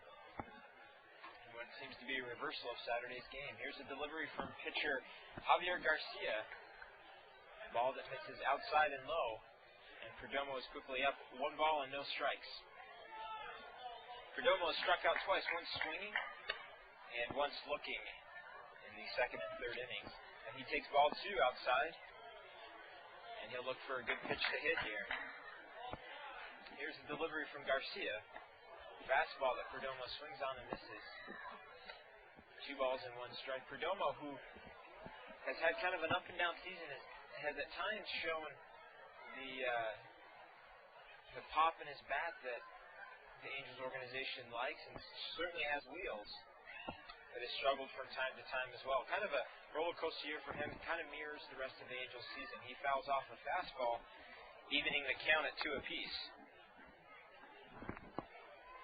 Perdomo, as Jacob mentioned earlier on today, a native of Miami, Florida. And he takes a curveball that just misses inside. The count is now full. Some American League scores real quick. Tampa Bay took care of Baltimore 3-1, and Boston blanked Oakland 11-0 as Perdomo swings at a high fastball and misses for his 3rd strikeout of the game. So Perdomo is really struggling at the plate right now, but I'm sure he'll pull out of it. That's the kind of guy he is. So right fielder Mike Hughes will step up to the plate now. Hughes has grounded out to the second baseman and was hit by a pitch and scored in the bottom of the 3rd inning. Actually got that inning going. Here's the pitch from Garcia. Catches the outside corner for strike 1. Garcia, who took over for starter Jose Obispo, who went 1 2/3 innings, gave up 8 walks, hit a batter, and really struggled all night long. Here's the pitch from Garcia. Big breaking ball. Hughes is way out in front. Misses for strike 2. Some more American League scores. Cleveland beat Texas 4-1, and Detroit took care of New York Yankees 9-1. So here's the pitch from Garcia. Fastball that catches the outside corner. The arm of the umpire goes up. Tom Kochman doesn't like it. He's shaking his head. But Mike Hughes goes down looking for out number 2. So a little relief here for the Raptors. They haven't had an inning this easy all game long. As center fielder Richard Giannotti steps up to the plate. He's had back-to-back triples. Picked up a couple of RBIs. Has scored 3 runs tonight. So he's having himself a ball game. Finally getting used to the surroundings here in Provo. Takes a fastball outside for strike 1. Just catches the outside corner. Here's a delivery from Garcia. High fly ball lifted into center field, and the center fielder, Emilio Marcos, made a bad break on the ball, but recovers and catches, and makes a nice little shoestring catch for out number 3. So the Angels suffered their first 1-2-3 inning of the game, but they still lead after 4 complete innings. 9-0. We'll be back with more Angels baseball. Everyone on your feet. Just watch the kid from the dugout roofs if you need some guidance. Ready? Here we go with the Carrabba's Chicken Dance.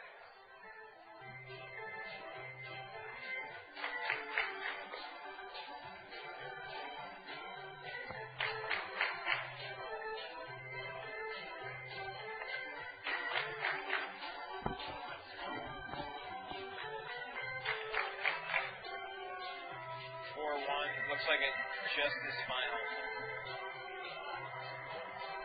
No, it's not final yet. But 4-1 in the bottom of the ninth. Yep. Just that one. But we'll, as soon as this comes over, we disconnect. If you need to send early, like we should, let us know. We can disconnect with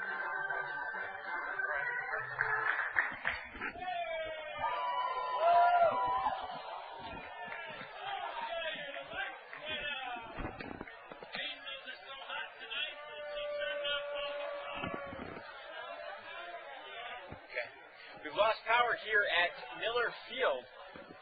Zach Frazier at the mic here in the top of the 5th inning. So for the 3rd time this year, power issues at Miller Field seem to slow the game down a little bit. Luckily, we still have enough sunlight and enough natural light to keep playing until they get the situation fixed. As many of you know, last year we had some issues, last week we had some issues with our generator. Transistor blew and knocked the power out in the middle of a rainstorm, and we had to run on a 250 kilowatt generator, gas powered generator last week. So kind of have the same issues this weekend. Luckily enough, we have beautiful blue skies, sunny weather, And looks like we'll be able to at least continue playing for the time being. So stepping up to the plate right now for the Ogden Raptors is number 14, the left fielder, Daniel Batts. Batts in his one at-bat tonight has grounded out to the shortstop, Sean Rodriguez. So Daniel Batts comes into the game hitting .472. One of the reasons why Ogden continues to keep him in the lineup. He takes a ball inside. Counts now 1-0. So the scoreboard's out, the clock's out, no lights are working, but luckily we have enough natural light to keep going. Here's the delivery from Ronnie Ray. Ground ball to shortstop Sean Rodriguez. He picks it up, throws to the first baseman Cliff Remele. And the Angels pick up out number 1 here in the top of the 5th. It's a good thing I've been keeping my book all game long. I have a scoreboard to rely on. So stepping into the batter's box is now the right fielder, number 17, B.J. Richmond, who's also hitting well this year, hitting .327. But has yet to pick up a hit tonight in his one at bat, grounded out to the shortstop. So Rodriguez has seen a lot of action. Here's the pitch. Ball outside while we were talking. 2 balls were delivered, so the count is now 2-0 to B.J. Richmond. Here's the delivery from Ray. This is outside, now 3-0.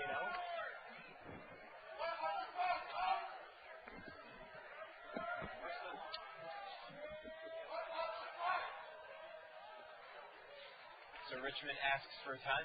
A little bit of confusion right now in the stands as fans are looking around wondering why there's no music, why there's no scoreboard, and they don't really know what's going on.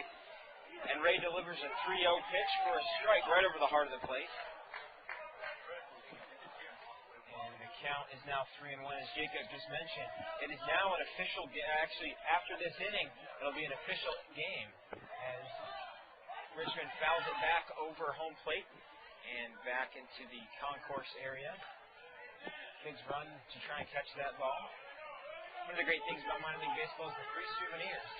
And Richmond fouls it off the mid of catcher Tim Duff. And the count remains full at 3 balls and 2 strikes. So 1 out here in the top of the 5th, a 9-0 lead for Provo, and the pitcher Ronnie Ray is on the mound, having given up only 2 hits tonight. Here he faces right fielder B.J. Richmond, and a full count delivery, and it's lifted into left field. Mike Perdomo gives chase, settles underneath, and gathers it in for out number 2.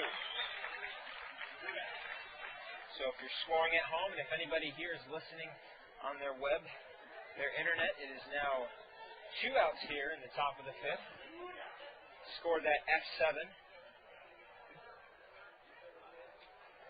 at home. And stepping up to the plate is second baseman, number 5, David Nicholson. And he lifts it high, but not very deep, just past the infield. Rodriguez waves his hands. He's got it, gathers it in. So another 1-2-3 inning for the Provo Angels. So after 4.5 innings, the Angels lead 9-0. We'll be back with more Provo Angels baseball.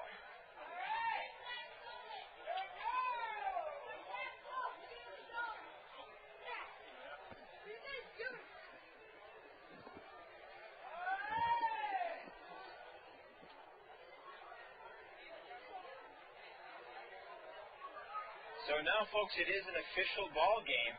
We're still playing. The game's still going on, but if for some reason we don't get power back before dusk falls and the lights are needed, it is an official game. The Angels would go down winning 9-0. So once again, a little struggle here with the power. Fans and players alike, front office staff, getting a little challenged by some of the electrical situations. But what can you do? Luckily, we have beautiful weather and a beautiful setting. We can still play baseball. And the great technology of battery power keeps us on air. So still on the mound for the Ogden Raptors is Javier Garcia. Done an excellent job for the Ogden Raptors after starting pitcher Jose Obispo struggled. Obispo is responsible for all 9 of Provo's runs. And Javier Garcia has done a good job of shutting down the Angels, striking out 3. And Giannotti to fly out to to center field. Superfan Ron Roberts right now is leading the Let's Go Provo chant, trying to get some action going on here in the stadium. It's kind of difficult. No music, no lights, no scoreboard, no matrix board. Very, very difficult situation. But that's the beauty of baseball. We play on. So Nate Sutton steps into the batter's box. He is 1 for 2 today, having walked. He struck out in the first inning, struck out swinging, walked in the second and scored a run. Drove in a run in the third with a single, but was thrown out trying to stretch it into a double. So here's the pitch from Garcia. Sutton fouls it off the catcher's mask. May have cut in the umpire. And now looks at an 0-1 count. Sutton had a feature article today written by Neil Warner of the Daily Herald, the local paper here in Provo. As he swings through a changeup, Ken is now 0-2. Very soft-spoken, humble third baseman from Southern California. He fouls the delivery from Garcia off the mid of catcher Kingshill Pujols, and the count remains at 0-2.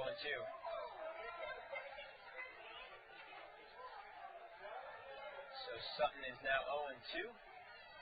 Down 0-1, no balls and 2 strikes, and here's the delivery from Garcia. And it lifts it down the line, drifting foul down the right field line, bounces into the Ogden Raptors bullpen. Sutton a little bit ahead of that changeup, and was not able to keep it in fair territory. So the count remains at 0-2. Garcia sets, and here's the delivery. Line drive the opposite way, down the third base line and into the Provo Angels bullpen. So if things work out here, it should be a drive into the right.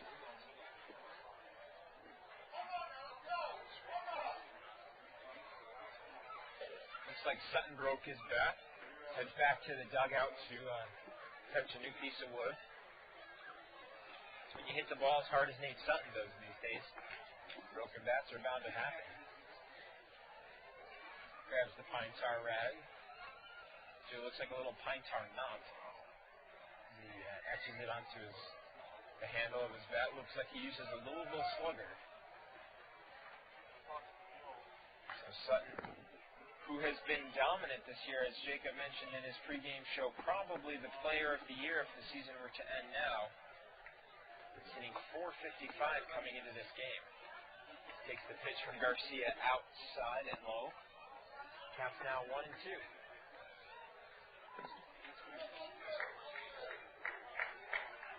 A little bug in my ear telling me that in his first 11 games, Sutton has reached 28 times. A little bouncer to the pitcher. Garcia sets and throws to first baseman Dunlop, and Nate Sutton is retired 1-3. So not every night can be an all-star night for the powerful third baseman from Southern California. Sean Rodriguez, who is quickly turning into an all-star here for the Provo Angels, steps up to the plate. He's reached base 3 times tonight, twice by walk and once by hit by pitch. Here's the delivery from Garcia. It's up and out of the strike zone. Ball 1. Rodriguez has also scored 2 runs, so his speed getting on base has helped the Angels.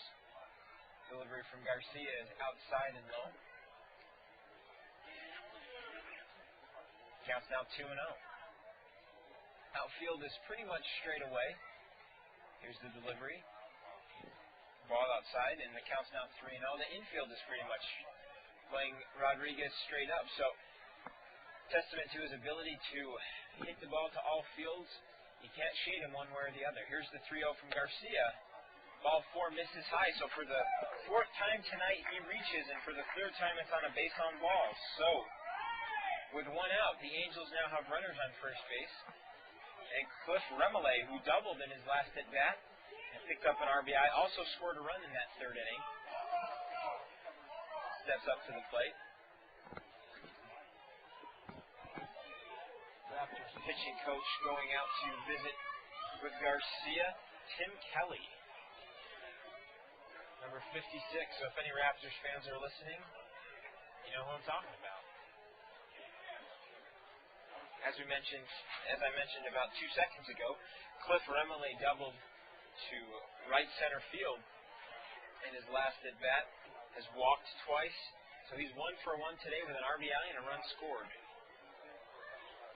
Seems as just about everybody in the Provo lineup has contributed in some way, whether it be offensively or defensively. And this is the kind of team effort that I think Tom Kochman has been looking for in his lineups.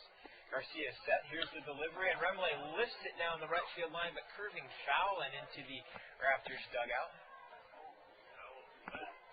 Out ahead of a big breaking ball.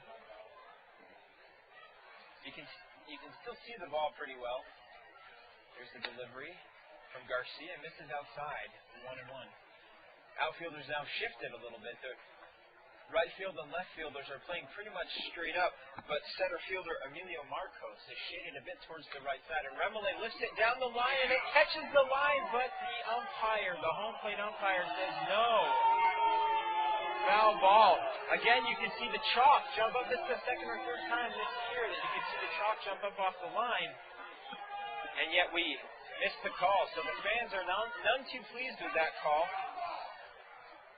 And Remele now sits with a 1-2 count. Baseball is definitely a game of inches, folks. One way or the other. 1 inch one way, 1 inch the other. Could be looking at a 2-base hit and an RBI, but instead he's back in the batter's box with a 1-2 count. Here's the delivery from Garcia. Curveball that misses Lone in the dirt. Evening the count at 2 apiece. So the Angels in their first 2 innings only had 1 hit, but were able to score 5 runs on 8 walks and a hit by pitch. And the ball skips away from the catcher Kangtail Pujols through his legs. We call that the 8-hole, 8 spot, whatever you want to call it if you're hockey fans. And Sean Rodriguez moves on to second base with a pass ball. So Remele now has a full count, runners in scoring position. Right fielder B.J. Richmond looks a little bored right now. Maybe Remele will give him something to do. And Remele fouls it back over this press box. Out of play, out of the ballpark. I'll tell you what, folks, if you want to catch foul balls, come stand in the little garden area as you're walking into the ballpark, right before you walk up the steps. Dozens of foul balls will land there on any given night. Here's the delivery from Garcia, low and inside, and Remele is now on first with his 3rd walk of the night. So the Angels' eyes have helped them tonight as they register multiple walks. And Travis Barbary, the Ogden manager, looks like he's going to make a pitching change. He makes the slow walk out to the mound. And it looks like Javier Garcia's night is done. So he did the job. You know, he came in and shoved the Angels down as they were streaking, kept them to just 9 runs. But looks like he's starting to lose it here a little bit. And we will be back from this break with more Angels baseball on www.sportsjuice.com.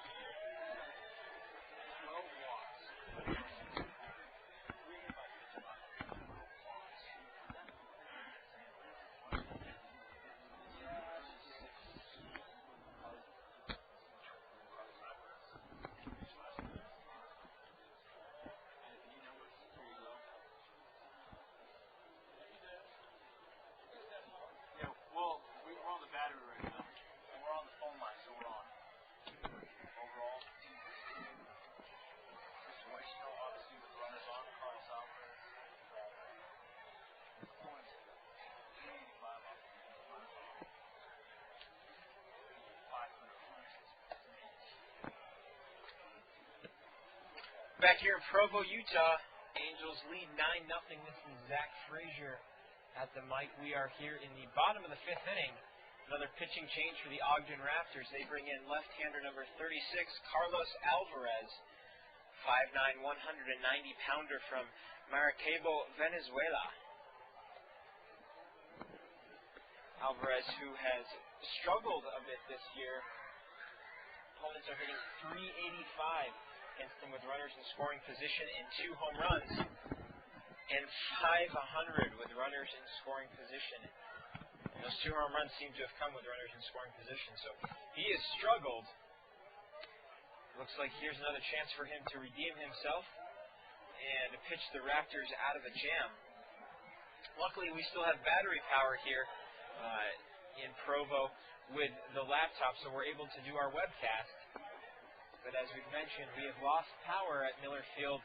It's starting to get dark to the point where we may be looking at a suspended game, or it is an official game right now. We've played 4.5, and the Angels are up in the bottom of the 5th. So after 5 complete innings, or 4.5 if the home team leads, it is an official ball game. But I'm sure that both teams would like to keep playing, and it looks like power just came back on in the press box at least. We'll wait to see if we get power from the light towers and the scoreboard.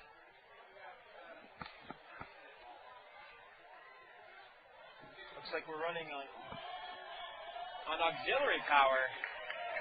We're able to use the PA system. We still don't have lights or a scoreboard, but this is definitely a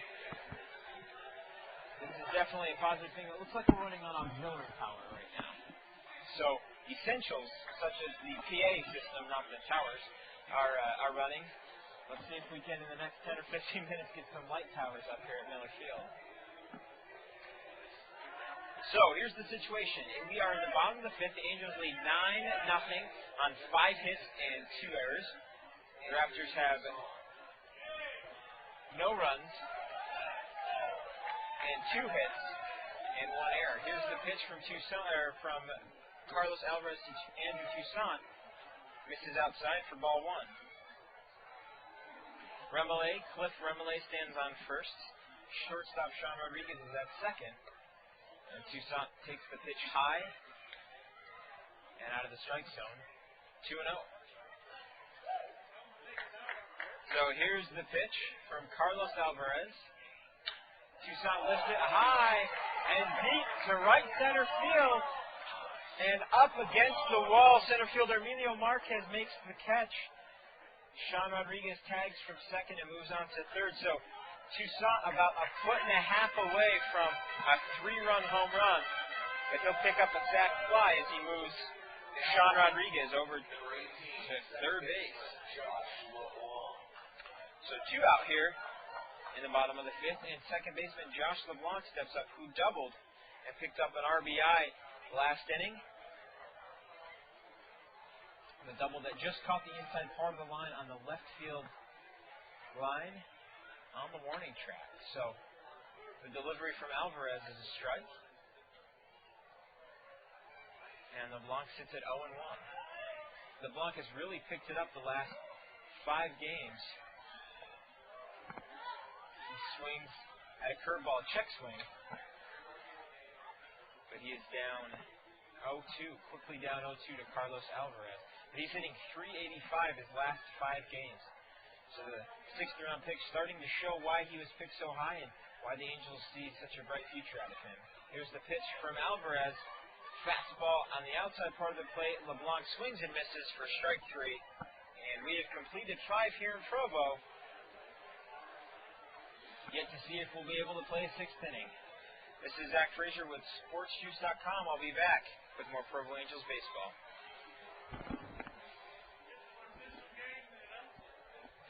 This game has been suspended.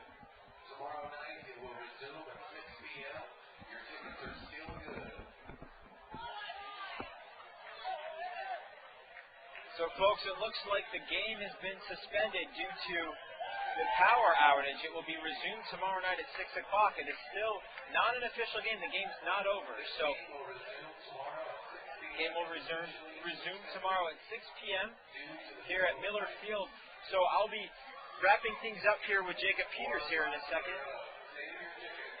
We don't have power. And it is starting to get dusk. The lights are going to be out, so we won't be able to complete the game. But the game will continue to go. So right now we'll take a pause.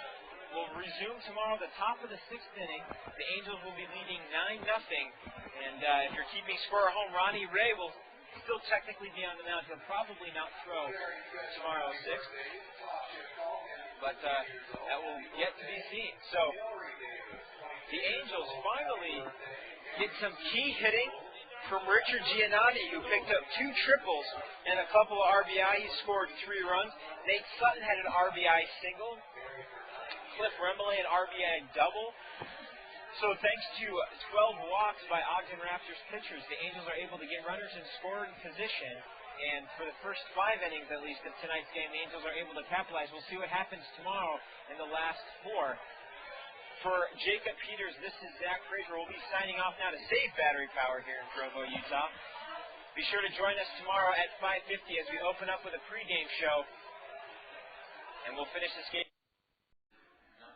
Last night, the Provo Angels were cruising along, scoring 9 runs in the first 3 games in the first game against the Ogden Raptors. But after the 5th inning was over, actually after the 4th inning, power became an issue as most of the power in the ballpark was lost. We were able to keep a little bit of power going on, but it wasn't enough to keep the game going as the Angels and the Raptors last night were suspended after 5 innings. The Provo Angels with 5 hits, 12 walks, 3 of their batters were hit by pitches as they left the game at a 9-0 lead. So the Provo Angels had a suspended up by 9 runs. Tonight, before Game 2 begins, we're going to continue this contest as it's going to begin in the top of the 6th with the Angels on top by a score of 9-0. It was a pretty interesting game.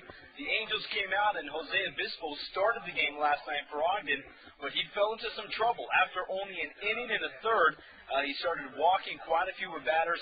In fact, he walked about 8, gave up 4 hits before being taken out of the game and replaced for Javier Garcia. So things were very interesting last night as the Angels were doing unto the Raptors what they had done unto them in Ogden. Tonight, it'll be the same situation. We will begin the first game of this series in the top of the 6th inning. Once that game is over, we'll have about a half an hour break before beginning Game 2 of this short series with the Ogden Raptors. Tomorrow, the Casper Rockies come into town for 3 games before the Angels get on the road and take on the Idaho Fall Chuckers for a couple games up in Idaho. Stay with us. You're listening to Angels Baseball here on SportsJuice.com.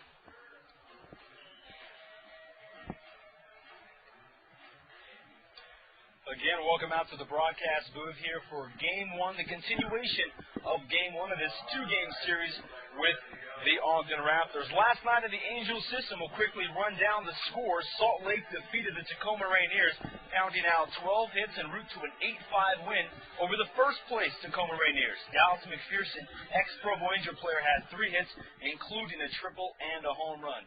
Down at Double-A Arkansas, the Travelers fell behind 6-0 in the 4th inning against the Tulsa Drillers, but despite a rally in the 9th, they lost 9-7, as tonight will be Game 2 against the Tulsa Drillers of a 4-game set, and then they will take on the Wichita Wranglers 4-3.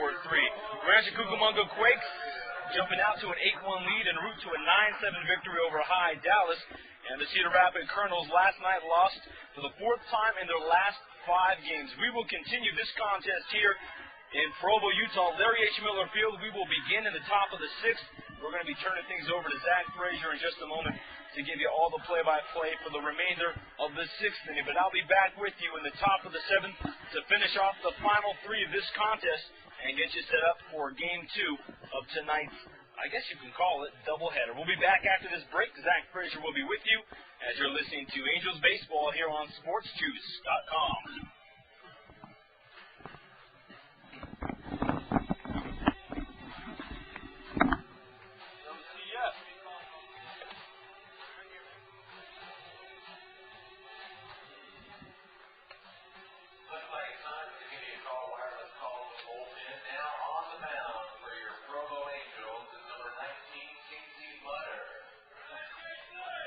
Remember, give me a call at 27 West Center Street or serving all of your West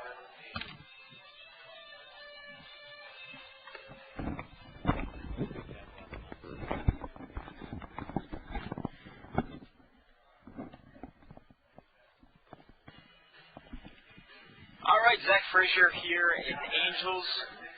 Larry H. Miller Field with the Provo Angels. Picking off where we left off last night in the top of the 6th inning. There's a new pitcher on the mound for the Provo Angels, number 19, Casey Mutter. Takes the mound. Mutter has a 10.13 ERA, but has not seen too much action so far this year. And he'll face off against the catcher, Kingsville Pujols, hitting in the 9th spot. Pujols takes one in between the 1 and the 6th on his numbers, directly in the back.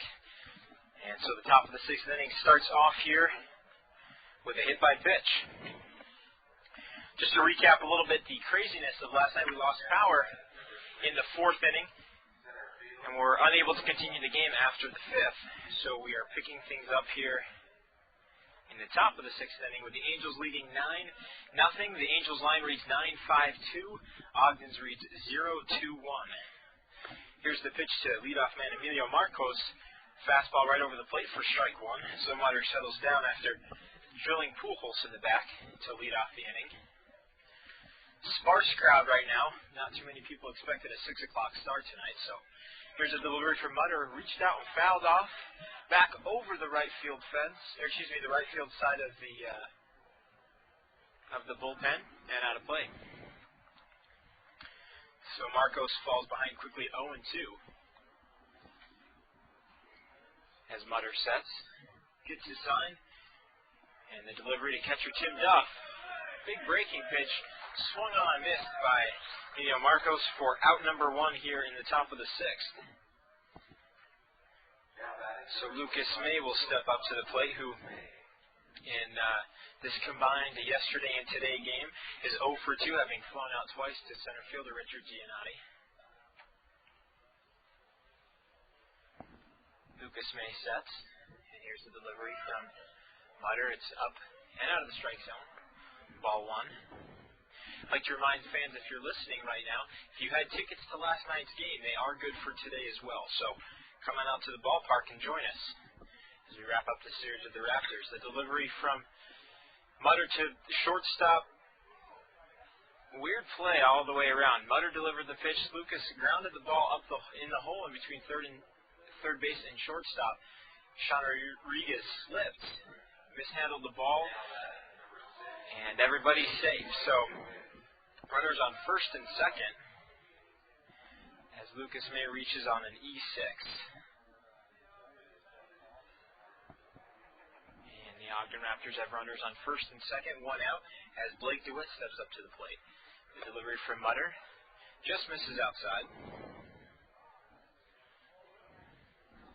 Kind of a bizarre picket fences sort of a feel tonight. Not a lot of people in the ballpark. We're picking up the game in the top of the 6th. And the delivery from Mutter is a fastball swung on, grounded right to first baseman Cliff Remley, who goes to second. Back on to first for the 3-6-1 double play. So Mutter induces the ground ball. Provo turns the double play, and they are out of the top of the 6th with no damage. So coming back, we'll have Tim Duff, Mike Perdomo, and Mike Hughes leading off for the Angels. We'll be back with more. This is Zach Frazier at SportsShoes.com.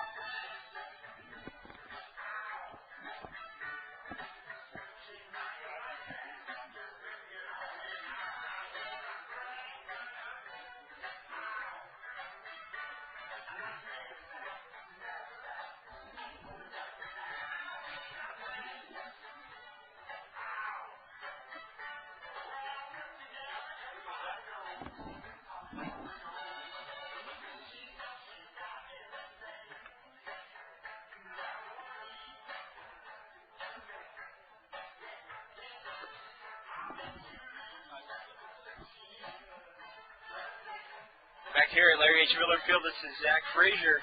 As I've mentioned, the whole broadcast, the whole 5 minutes we've been on the air, a little bit of a bizarre start to today's game. It kind of feels a little bit like a spring training practice game. But here we are in the bottom of the 6th inning. Looks like there's a new pitcher on the mound for the Ogden Raptors. They'll bring out number 21, Wesley Wright. A right-hander from Montgomery, Alabama, who played last year with the Gulf Coast League Dodgers in Florida.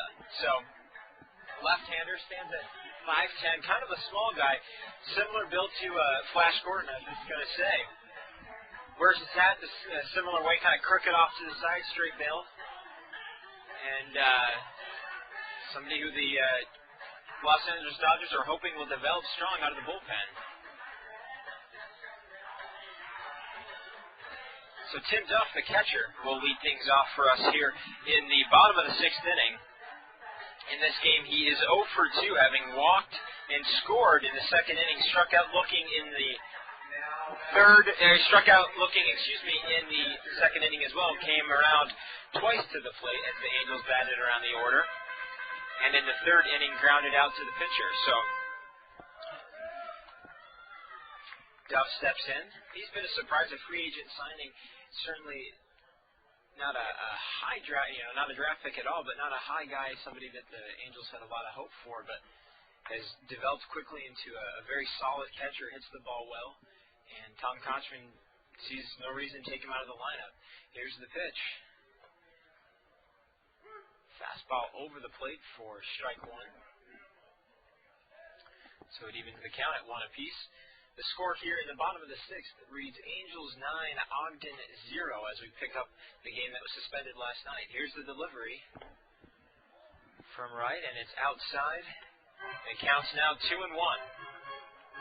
So Tim Duff, a very particular hitter, good eye at the plate, and has done a good job so far this year calling a good game and coming up with key hits when we need him. The delivery from right is grounded back up the middle and into center field. So Duff will reach with a 6th inning no-out single, and he now stands at first. And as the PA announcer announces, he is very good. So Mike Perdomo, the left fielder, steps up. He's struggled at the plate this game. Has struck out 3 times, twice swinging and once looking. Chance for him to redeem himself in the same game, different day. Here's the delivery from right. Fouled straight back into the netting that protects the Super Box fans. And the count stands at 0-1.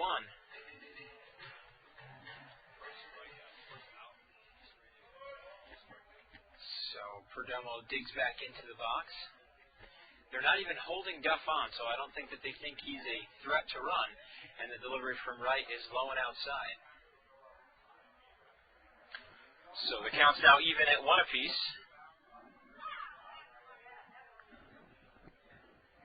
As he sets for the pitch. Here's the delivery from right. Line drive foul, drifting over the barbecue pit and out of stadium play. And the count's now 1-2.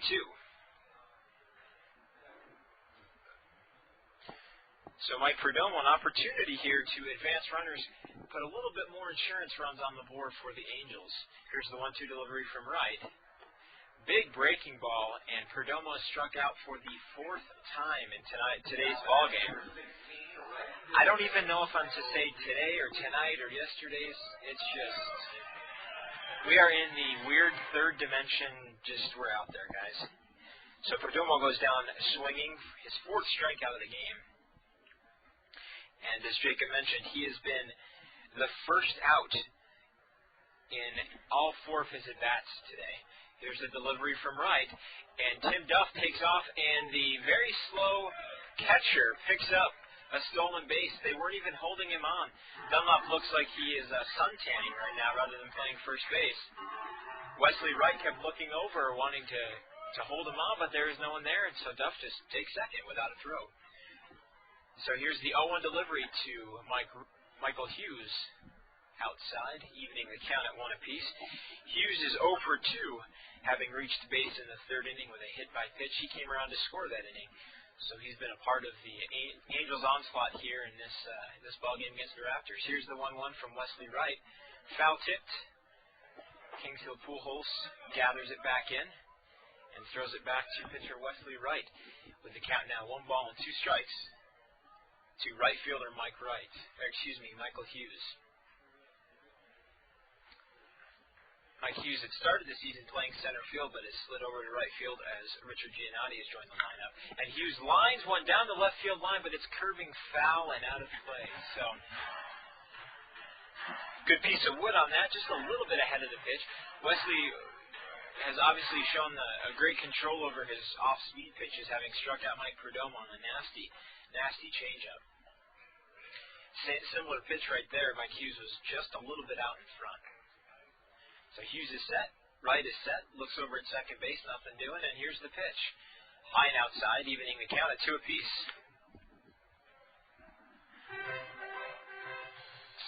2 balls, 2 strikes, 1 out. Tim Duff stands on second base, having led off the inning with a single, and then stole second base at the beginning of this batter.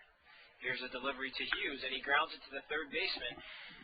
Picks it up, throws it on to first, and it gets away from Dunlop. So Blake DeWitt is going to be charged with an error as it scoots into right field, past the first baseman, Dunlop. Corey Dunlop has struggled with low throws in every game that we've seen him play first base against the Angels. And another one gets away, but the throwing error will be charged to Blake DeWitt. And now the Angels have runners on second and third, and Giannotti, who has just gone crazy here.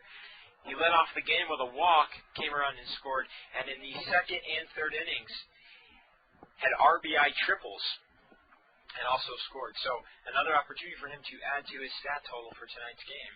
And Giannotti grounds it to the shortstop. Lucas May picks it up, throws to first. He's out at first, but Tim Duff will score from home. And so Giannotti picks up another RBI tonight. Now batting number 5, third baseman, Dave Sutton. And he's really doing well. So Mike Hughes will be stranded at second base as Nate Sutton steps up with 2 out and a runner in scoring position. An opportunity for Sutton to again shine as he takes a fastball over the inside part of the plate for strike 1.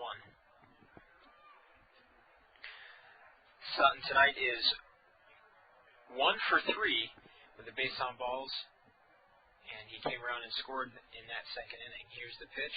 Low and in the dirt outside. Mike Hughes unable to move on to second as Kings Hill Pujols did a great job blocking that ball, keeping it in front.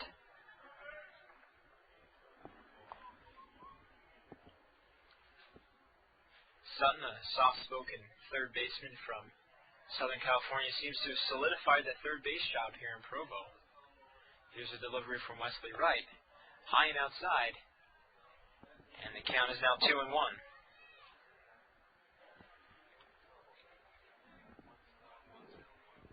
So Sutton sits at 2-1. Wesley Wright comes set in the stretch position, and here's the delivery.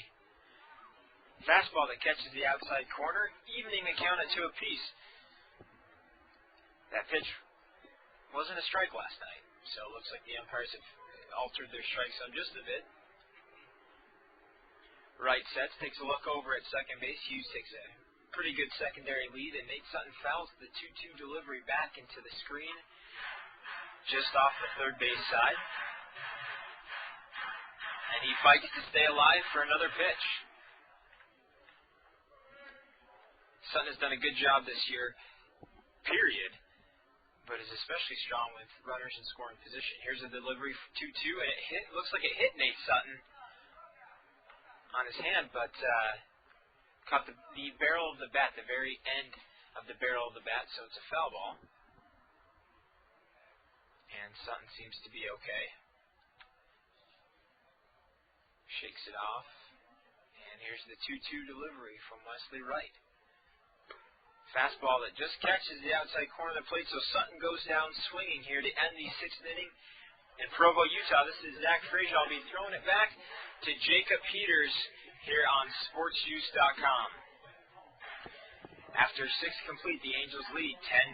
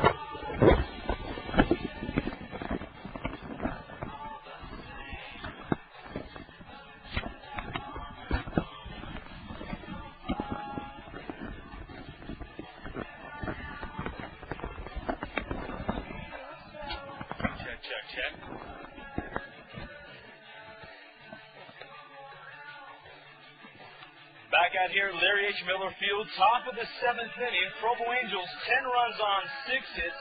The Ogden Raptors, no runs on 2 hits. Raptors have committed 2 errors, while the Angels have committed 3. Casey Mutter on the mound here in the 7th. It's going to be Chris Westerville, Corey Dunlap, and Danny Batts to take their at-bats. And if you're thinking about coming out to the ballpark this summer, give us a call at 422-8225 for all your Provo Angel ticket needs.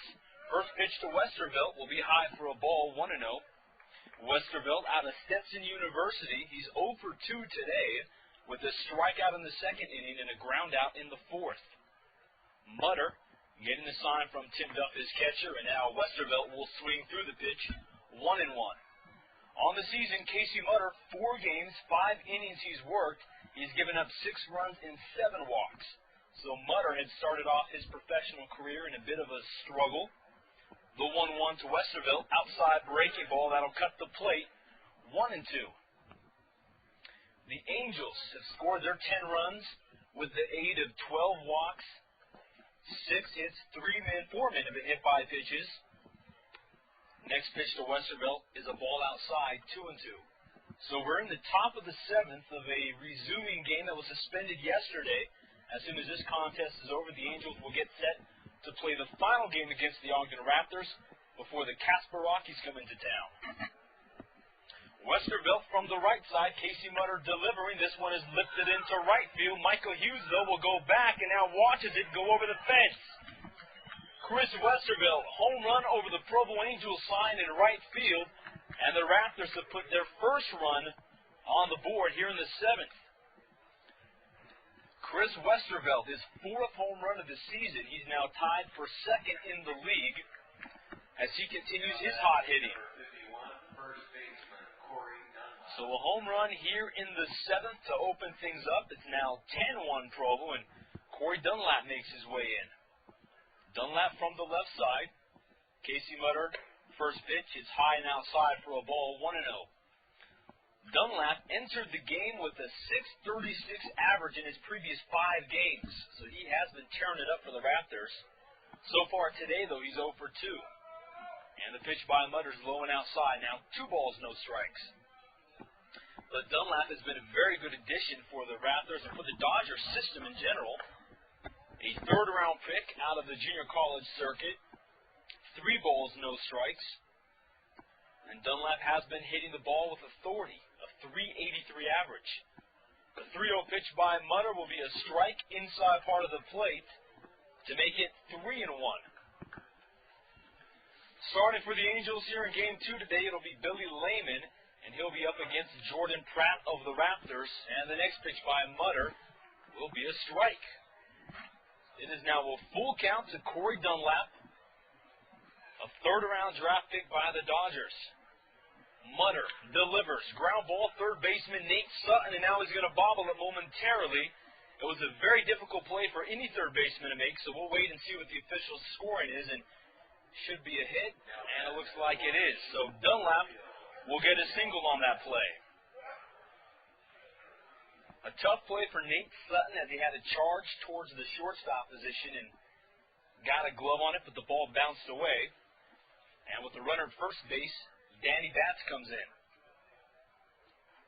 And here's another Ogden Raptor player that has just been hitting the heck out of the ball this season. Batts from the right side. First pitch, it'll be a strike, 0-1. Good breaking ball by Mutter. Batts grounded into a double play in the 2nd inning and then grounded out to short in the 5th. But he's another guy that's been tearing it up, a .577 hitter on the road this year. The 0-1 pitch popped up. Right fielder Michael Hughes should get underneath it with ease, and he will make the play for out number 1 here in the 7th. Don't forget, Angel fans, also log on to ProvoAngels.com and go ahead and get involved with our quick poll. Find out what the team's up to and all the great Provo Angels information. Also, if you're thinking about getting the schedule and you haven't found pocket schedules anywhere, go ahead and print it out on ProvoAngels.com. B.J. Richmond, left-hander from Spartanburg Methodist Junior College, will dig in. First pitch, fastball outside for a strike. Richmond A 4.15 hitter against the Angels this year. 7th round pick, and he'll chase another pitch outside, 0-2. Corey Dunlap at first base, a 10-1 Provo Angels lead. The continuation of the suspended game from last night. Richmond waiting. This one popped up. Left fielder Michael Perdomo comes in. Nate Sutton, the third baseman, in foul grounds, and he'll make the play. Not often do you see a third baseman go all the way out like that into foul grounds in left field. But he's able to make the play for out number 2. And now the 8-hitter, Dave Nicholson, comes in. Now batting number 5, second baseman David Nicholson, 1 for 12 against the Provo Angels this year, and he's also a guy that has been struggling on the road for the Raptors. A lot of talent, very good second baseman. And the first pitch, he'll take a ball outside, 1-0. Next inning, we'll be sure to get you all up to date with what's going on with the Anaheim Angels and the Chicago White Sox tonight. Also, we'll look over the organizational report and find out all the scores in the big leagues. 2 balls, no strikes, David Nicholson. Top of the 7th inning, 10-1, the Angels leading. And next pitch by Mutter will be a strike, 2-1. The Angels just getting done with a 3-game series up in Ogden. The Raptors took the first 2 of that series, but the Angels were able to storm back in Game 3, walk away with a victory. And now tonight, they're leading the Raptors by 9 runs. The 2-1 pitch, it'll be low and outside to Nicholson, 3-1. Nicholson out of Cal Poly, a 9th-round draft pick. Nearly hit 370 this year at the collegiate level, but this year only a 250 hitter in his professional debut, and he'll pop this one straight up. First baseman Cliff Remele will float back and into foul grounds, and that'll end the inning. But the Ogden Raptors score a run on a solo shot by Chris Westervelt. We head to the bottom of the 7th. Provo Angels 10, and the Raptors 1. There you will find fresh, gourmet soft pretzels made by Pennsylvania. Head back and get yours now.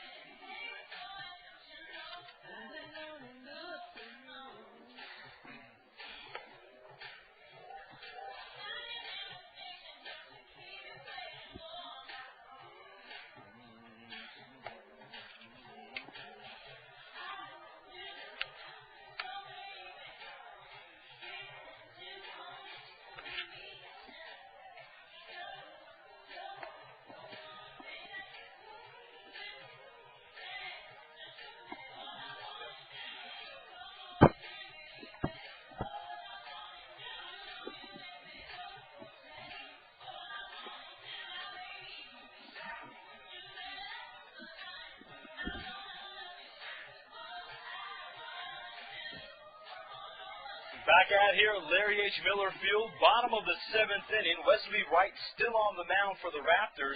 Wesley Wright's numbers on the season, 4 games. He has started 1 of them. He has an ERA of 21.60. He's given up 16 runs in 6 innings pitched, and he's also walked 10 batters. So Wesley Wright, who has been struggling to start off this season, last year was with the Gulf Coast League Dodgers. He's going to start this bottom of the 7th against Sean Rodriguez, Cliff Remele, and Andrew Toussaint. Last night, the Anaheim Angels defeated the Chicago White Sox 6-2 in a pretty good game. Tonight, the Angels will get set for Game 2 against the White Sox as the Angels 3.5 games out in the West Division. Both the Rangers and the Oakland A's are tied for first place. Jared Washburn taking the mound for Anaheim, and Scott Schoenweiss going for the Chicago White Sox. So 2 lefties tonight at Cellular Field, U.S. Cellular Field. First pitch to Rodriguez is a strike. Sean Rodriguez has been walked 3 times today, and was also hit by a pitch, and has scored a couple of runs. Rodriguez takes another strike on the outside part of the plate. We're in the bottom of the 7th, 10 runs on 6 hits for the Angels, 1 run, 4 hits for the Ogden Raptors. As soon as this game is over, we'll probably have a half an hour break before the official game today's game will begin. I guess we can call it game 2 of this half doubleheader, whatever we want to say. Rodriguez, 2 strikes against him. Sean enters the game with a .469 batting average, a very high on-base percentage, and obviously 3 walks and a hit by pitch today will help his numbers quite a bit. A lot of people thinking that Rodriguez may be 1 week away from going back up to Cedar Rapids. He's been playing great here with Provo, and with Billy Boyer day-to-day with Cedar Rapids, it would make sense to bring Rodriguez back. Next pitch to Sean is a ball, 2-2. Rodriguez, a 3rd-round draft pick out of high school from Miami, Florida. The 2-2 pitch rolled to the second baseman, Nicholson. He'll pick it up, throws to first, and that's out number 1 here in the 7th. Angel fans, if you're thinking about bringing a group out to the ballpark this year, we still have some great group opportunities. 377-2255. We have group rates and we have barbecue opportunities for you and your folks to have an all-you-can-eat barbecue meal. Give us a call, 377-BALL. Cliff Remillé, he'll take a strike, 0-1. Remillé, a line drive double in the 3rd inning, which brought home a run. He also scored a run and has walked 3 times today. He'll chase a fastball outside. 0-2 to Remillé. 3 hits in his last 21 at-bats. Well, Remillé is a much better hitter at home than he is on the road. Almost a 100-point difference. 1 ball, 2 strikes to Clifton.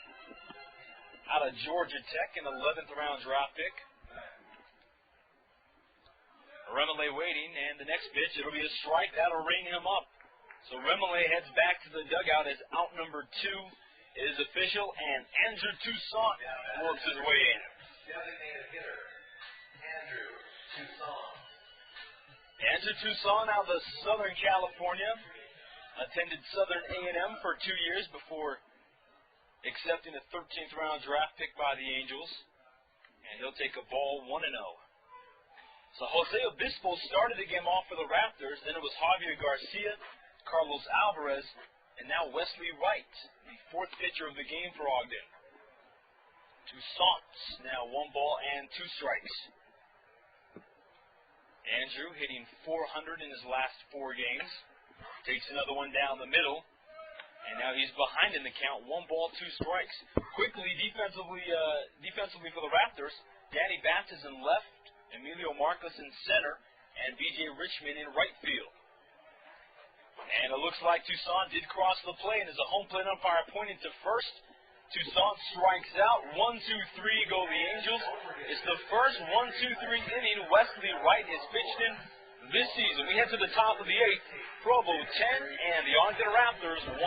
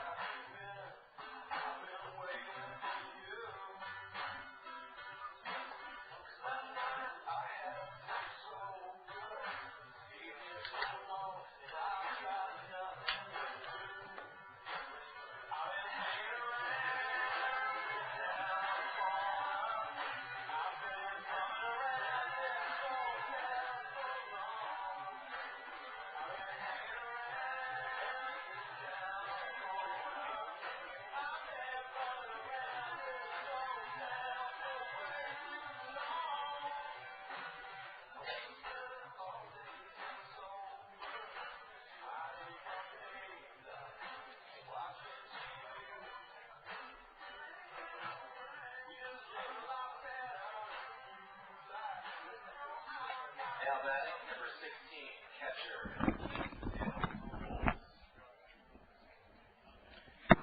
Top of the 8th inning, the Provo Angels 10, the Ogden Raptors 1. Is going to be Kenzel Pujols, Emilio Marcos, and Lucas May. First pitch by Casey Mutter will be a strike, 0-1.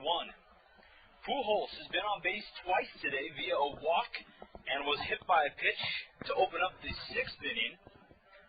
2 for 28 in his 2004 season. Ground ball to Nate Sutton charging. Good throw to first base, and that'll be out number 1. Nate Sutton makes it look so easy for out number 1, and now Emilio Marcos will make his way in. Marcos with an infield single in the 1st inning, but flew out in the 3rd, struck out in the 6th. 10-1 Provo Angels. Larry H. Miller Field, if you're thinking about coming down to the ballpark, come, please. Game 2 will begin as soon as this contest is over. It'll be a full 9-inning game. Marcos fouls the ball back to the screen, actually bunts it foul, 0-1. So we urge you to come out and support your 2004 Provo Angels. Swing and a miss by Marcos, 0-2. In fact, this will be the last season the Provo Angels will be playing here at Larry H. Miller Field. So if you haven't had a chance to catch them in action, we urge you to come down because next year we move into brand new Parkway Crossing Stadium. The 0-2 pitch to Marcos. He'll get a base hit into the gap of right center. That one's going to roll back. Michael Hughes will have to cut it off. And Marcos making a turn. He stops at second with a stand-up double. So his second hit of the game finds the gap of right center.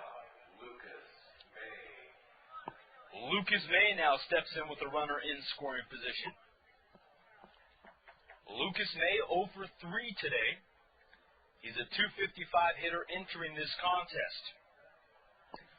10-1 Provo Angels. Casey Mutter on the mound. And I'll give you Casey Mutter's numbers in just 1 second.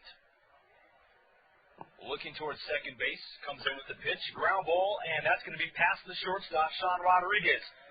Emilio is holding up at third, and now Sutton quickly throws to first base. But the runner will get back safely. It'll be a clean single for Lucas May right past Nate Sutton at third. And now with runners at the corners, here comes Blake DeWitt, who hit the ball very well up in Ogden against the Angels. In fact, Blake DeWitt, a .460 hitter at home, as opposed to a .170 hitter on the road. All of his RBIs have come up in Ogden, but he has a chance right here to collect his first road RBI of his professional career. Mutter with the first pitch, and that'll be a strike on the outside part of the plate, 0-1. Blake DeWitt, .324 hitter, .435 hitter in his last 5 games. Next pitch, inside strike, no balls and 2 strikes to DeWitt. The 28th overall pick in this year's amateur draft. He's finally starting to show a lot of his talent, and even though he hasn't done a lot on the road this year, he's still a very effective batter. Inside, pushes DeWitt off the plate, now 1 ball, 2 strikes. Emilio Marcos at third base, Lucas May is at first, 1 out, top of the 8th. The Angels with a 9-run lead as it's getting close to the final in this contest, and Game 2 will begin about a half an hour after this one concludes. DeWitt takes another one inside, now 2-2. Blake DeWitt with runners in scoring position this year hasn't been that effective. 2-2 pitch just outside. Home plate umpire calls it a ball. That'll fill the count up with Chris Westerville in the on-deck circle. Top of the 8th inning. The Angels have scored the bulk of their runs in the first 3 innings of the game. Outside, and DeWitt heads over to first base. So after Mutter has him at 0-2, he tries working around the plate, but Blake DeWitt, with pretty good eyes, is able to take the pitches and forces a walk to load the bases. Chris Westervelt, a .260 hitter against the Angels this year, .370 overall on the season, but he hit that home run in the 7th. Casey Mutter getting the sign from Tim Duff, and the first pitch will be a strike on the outside part of the plate, 0-1. It looks like Michael Cox is warming up in the Provo Angels bullpen, so obviously if Mutter has some difficulties here, then we might see Cox come out and pitch. Westervelt waits. Mutter delivers. Swing and a miss. Outside breaking ball. Now 0-2 to the right-hander. Westervelt was a dominating hitter at Stetson University. 385, 11 home runs, 56 RBIs. And he started off his professional career putting up some good numbers. The 0-2 pitch, that's going to be popped into the gap of left center. Perdomo has to hurry, and it will drop for a base hit. 1 run will score, 2 runs will score as Richard Giannotti throws the ball in. Tim Duff will catch it behind the plate, but it is not in time as Westervelt puts 2 runs on the board with a double in the gap of left center. Perdomo just barely missed getting that ball. Good location, good placement by Westervelt. And so now runners at second and third, 1 out. And Corey Dunlap will step in. Dunlap, an infield single in the 7th. First pitch by Mutter. That one will be foul down the third base side, 0-1.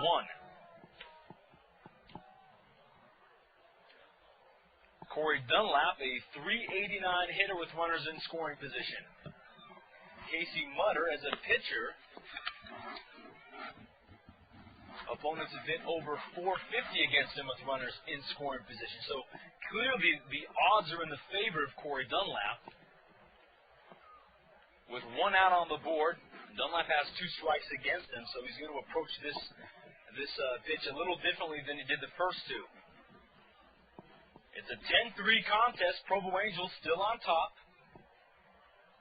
Dunlap, 2 strikes against him. Mutter delivers inside, 1-2. If Corey Dunlap gets on base right here, we can almost guarantee Tom Kochman making a trip out to the mound. Michael Cox just about ready in the bullpen. The 1-2 offering. Grounded, second baseman has to hurry. LeBlanc throws over his body, gets the out, but a run scores.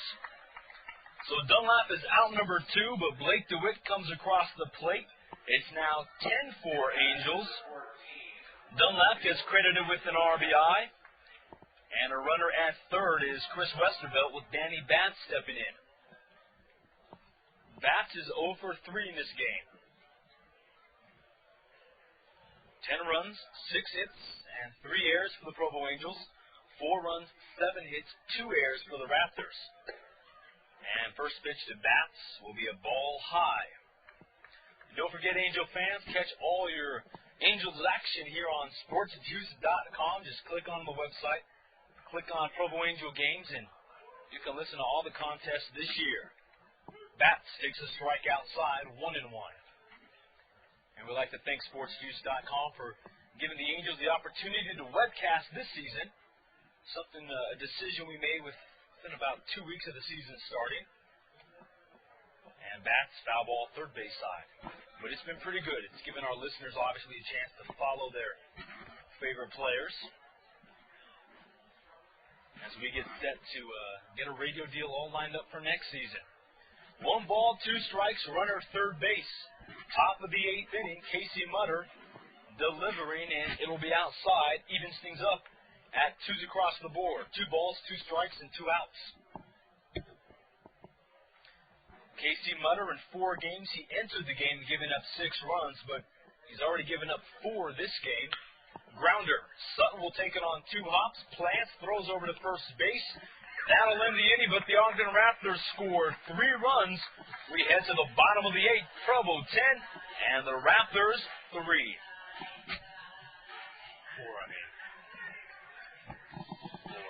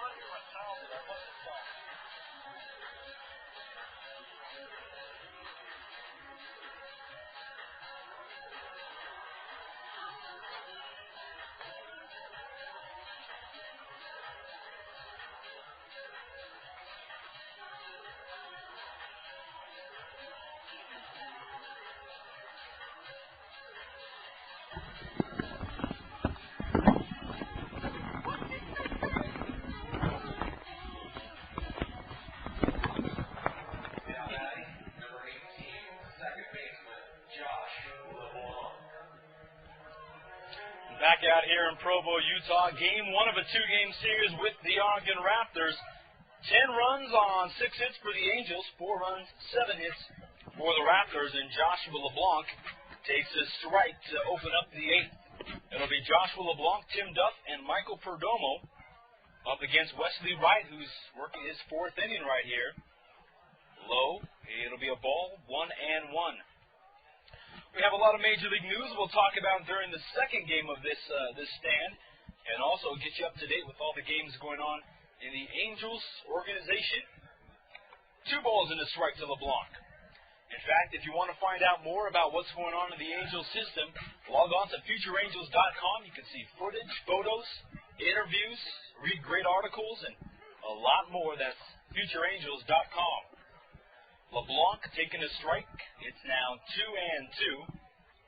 Wesley Wright has retired the last 5 batters he's faced. Inside pitch to LeBlanc, and it now fills things up. In fact, in the 7th inning, when Wesley Wright went 1-2-3, it was his first 1-2-3 inning in about a year. LeBlanc inside, and he will take first base on the leadoff walk, nearly hitting him. So Wesley Wright, who enters the game with some intriguing numbers, he entered with 6 2/3 innings. He had given up 18 runs, but so far through the first 3 innings that he's pitched in this game, he's only given up 1 run. First pitch to Tim Duff, and it will be fouled back, 0-1. Tim Duff out of the University of Tampa, 305 hitter at the collegiate level this season. Also hit 7 home runs and 39 RBIs. Duff has been on base twice today, scored a couple of runs, and even stole a base. 10-4, the Provo Angels on top. Wesley Wright looks towards first base, and this pitch will be a gapper into right center. That's going to roll all the way to the wall. LeBlanc will round second. He's being held up at third base by Kochman. So Duff with a double, and entering last night's game, or I should say the night before, Duff was in an 0-for-18 slump. But since breaking out of his 0-for-18 slump, he's hit the ball with authority. A double right through the gap, and Mike Perdomo comes in. They got the If I Could Be Like Mike song for Perdomo. Perdomo, a good athlete. However, he's got the golden sombrero. 4 strikeouts today for the right-hander. Just a couple of days ago, we saw J.R. Renz strike out 4 times. And now another Provo Angel batter, Michael Perdomo, 0-for-4 today. Runners at third and second. Infield playing close to the infield. First pitch, line drive, base hit into left field. So coming home to score will be LeBlanc. Perdomo gets an RBI single, and that ends his strikeout streak of 4 straight to open up innings. An RBI single into left field. It's now 11-4. And now runners at the corners. Michael Hughes will work his way in. Michael Hughes out of the University of Chicago, or the University of Illinois Chicago. I get it mixed up. A great collegiate player, but has struggled here at the professional level. And he will line a ball foul over the Raptors dugouts. Got to keep people aware out there. 0-1. Michael Hughes with 8 triples, 13 home runs, and 65 RBIs this year at the collegiate level. But has had a difficult time hitting the ball with consistency. He's a great athlete, but just has started off in a bit of a slump. He'll foul it back, 0-2. Michael Hughes entering the game with 6 hits in 47 at-bats. But when he does hit the ball, he hits it with authority. Tim Duff at third base, Perdomo at first. Hughes with 2 strikes against him. Wesley Wright looks to the runner at first, throws the ball in, and it'll be low, 1-2. No activity going on in the Raptors bullpen, so obviously they're allowing Wesley Wright to finish off this game.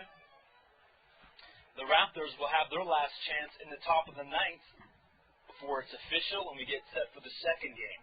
1 ball, 2 strikes, swing and a miss. Hughes strikes out for the first down this inning.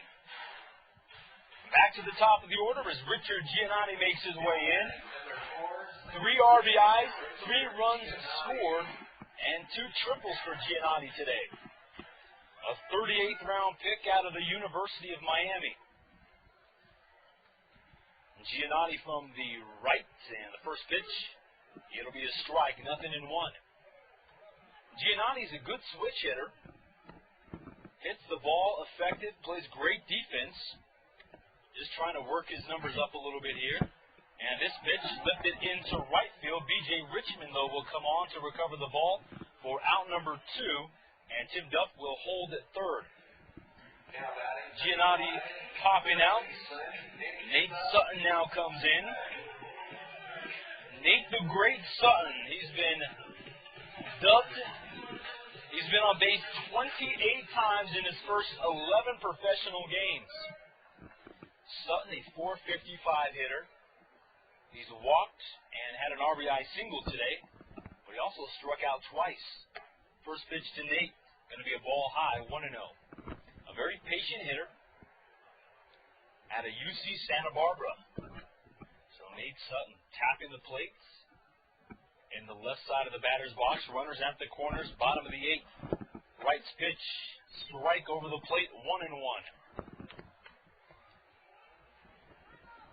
Nate Sutton, a speedy third baseman, one of the quickest third basemen in the league as far as getting on base and running is concerned, and also has a very good glove. Outside, though, and it's now 2 balls and a strike.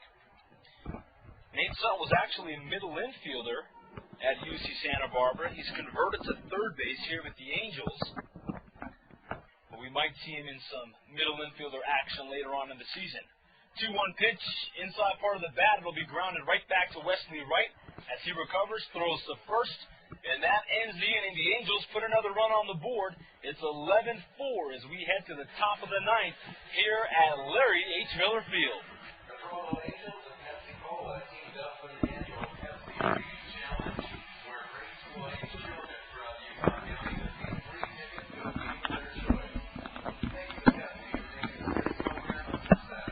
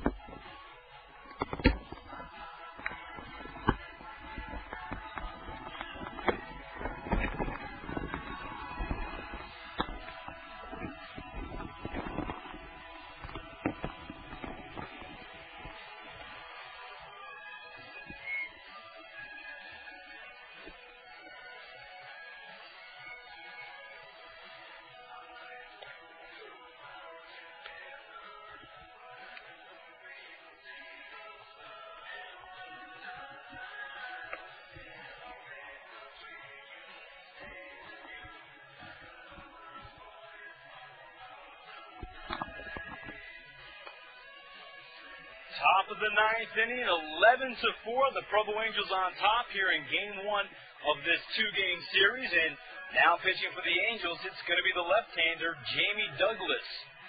So Jamie comes out to pitch. Michael Cox was sat down, and they've turned things over to this left-hander. Douglas will be facing off against the 7, 8, and 9 hitters for the Raptors. On the season, Jamie, 3 games, 3 2/3 innings pitched. He's given up 7 hits, 6 runs, and 5 walks. Opponents are hitting .412 against Jamie. Douglas out of the University of Central Florida. And we've nicknamed Jamie Babyface Douglas. He's been getting kidded about that. He'll be facing B.J. Richmond, David Nicholson, and Kenjo Pujols here in the 9th. Tim Duff behind the plate. Douglas with the first pitch. It'll be away from the lefty. And it's now 1 ball, no strikes to open up this ninth inning. Nate Sutton at third base, Rodriguez at short, LeBlanc at second, Remolay at first. It's pretty good defense. And Richmond will pop it behind the plate to even things out at 1-1. Now, earlier today, we saw Andrew Toussaint taking grounders at shortstop. So they might be thinking about playing with the lineup a little bit. Toussaint did play some middle infield at the collegiate level and in Mesa this year. The 1-1 swung on and missed. Outside pitch.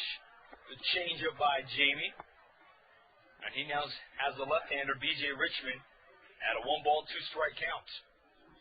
Pitching game 2 for the Provo Angels, it's going to be Billy Layman.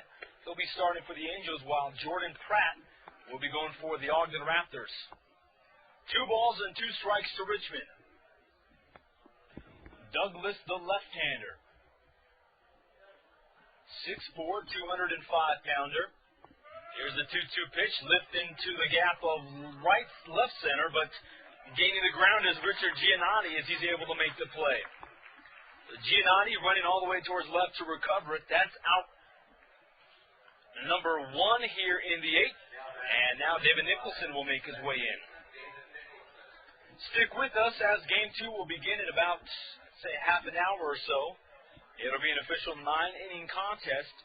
And then the Casper Rockies will be in town tomorrow, Friday, and Saturday. Nicholson takes the ball, 1-0. David Nicholson has struggled on the road, about a 120 average when he's played on the road for the Raptors.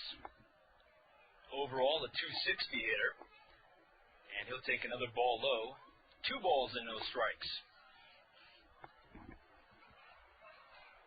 Nicholson from Anaheim, California, 9th round draft pick. 2-0 pitch outside, 3-0. So Jamie Douglas, the left-hander, he's trying to work away from the righty, but Nicholson showing some patience as it's now 3 balls, no strikes, with 1 out here in the top of the 9th. Douglas delivers inside for a ball. That's a 4-pitch walk to David Nicholson. Nicholson at first, and now the right-hander, Kenjo Pujols, will make his way in. Pujols, 2 for 29 to start off the 2004 season with the Raptors. Last year played in the Dominican Summer League and hit the ball pretty good for the most part, but the Dominican Summer League, it's a different game than it is here at the Advanced Rookie League level, and he'll foul the first pitch back, 0-1. Out here at Larry H. Miller Field, a beautiful collegiate ballpark. Got the mountains right beyond us. In fact, if you haven't been out here to this ballpark yet, we urge you to come down and catch a game, whether you're rooting for the Provo Angels or you decide to catch BYU in action next year. 1 ball, 1 strike to Pujols. David Nicholson at first base. It's an 11-4 Angels lead. Douglas 2 outs away from ending this game and getting us set for game 2. And he'll sneak a strike on the outside part of the plate. Jamie Douglas, a good left-hander, 26th round pick by the Angels, as he has dreams of making it to the big leagues. Ground ball to the shortstop, Rodriguez. He'll gobble it, throw it to second, and it'll be in time for out number 2. Kenjo Pujols will get credited with the fielder's choice, as Rodriguez for a moment kind of hesitated his throw, and that might have cost them a chance to get the double play, but either way, 2 outs, and now Emilio Marcos batting from the right. 11-4 Provo Angels. Marcos 2 for 4 today. First pitch, hard grounder past the shortstop and third baseman into left field. However, Pujols has to stop at second. Marcos picks up his 3rd hit of the game. So a single for Marcos, 2 runners on base, 2 outs, and Lucas May. Lucas May, the shortstop, from the right. Jamie Douglas waiting patiently. 11 runs, 8 hits for Provo. 4 runs, 8 hits for the Raptors.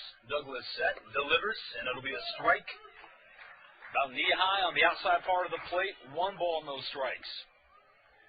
Stay with us as Game 2 will begin in about a half an hour. Billy Layman will take the mound for the Angels, and he'll be opposed by the 5th rounder, Jordan Pratt. Lucas May pitches inside. Good feed by Tim Duff as he's able to slide over to recover the ball. 1-1.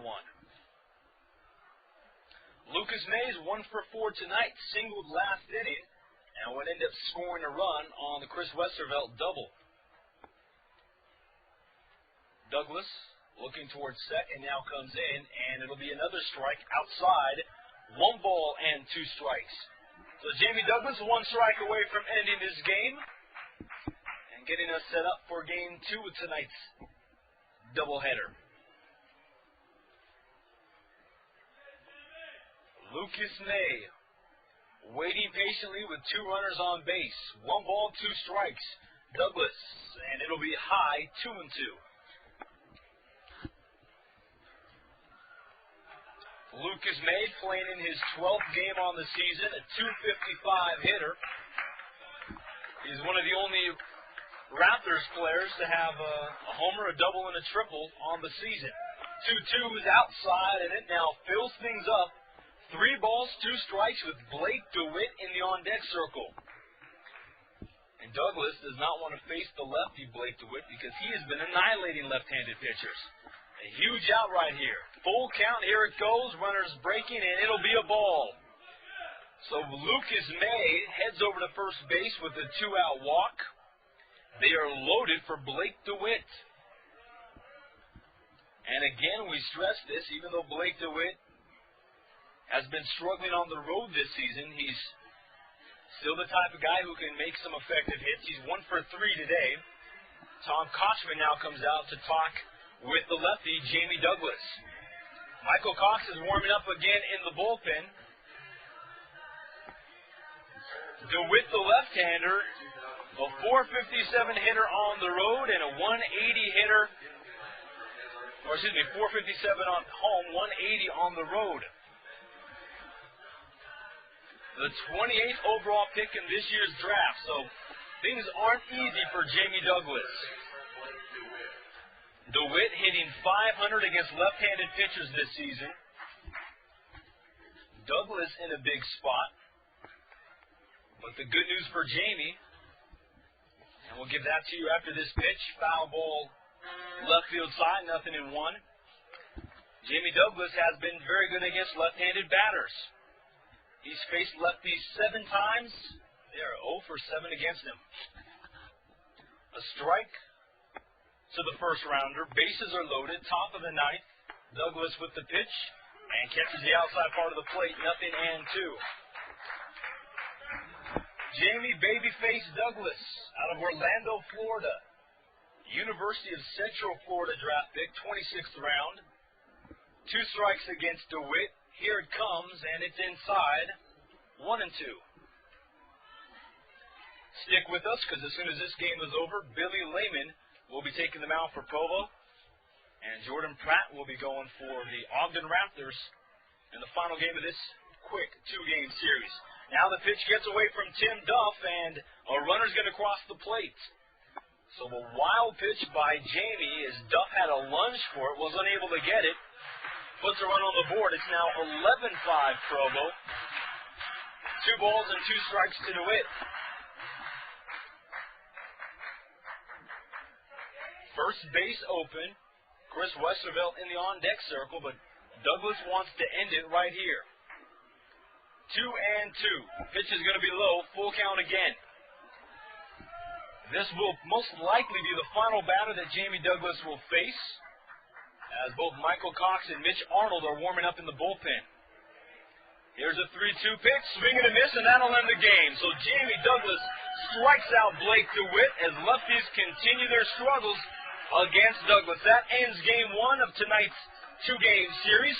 Final score 11-5 Provo, as the winning pitcher Ronnie Ray, losing pitcher is Jose Obispo, as we'll get you set up for Game 2. Billy Layman will take the mound.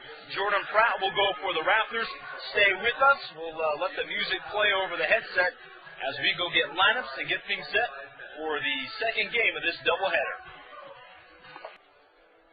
Ladies and gentlemen, boys and girls, get your scorecards. Back out here at Larry H. Miller Field, we're just moments away from Game 2 of tonight's scheduled doubleheader taking place as the Provo Angels and the Ogden Raptors will get set to play Game 2 of this two-game series. Billy Layman on the mound for the Angels, Jordan Pratt going for the Ogden Raptors.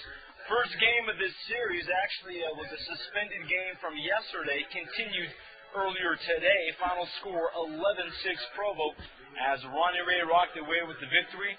Jose Obispo with the loss, as the Angels are now one game back in the South Division. And if they happen to defeat the Ogden Raptors here in Game 2, then good things will happen because the Angels will be sitting in first place. We'll go ahead and get you up to date with a lot of the big league news going on at the big league level. And obviously, if you haven't heard yet, the All-Star rosters have been announced for the Major League games, and you can log on to MLB.com and kind of get all those information.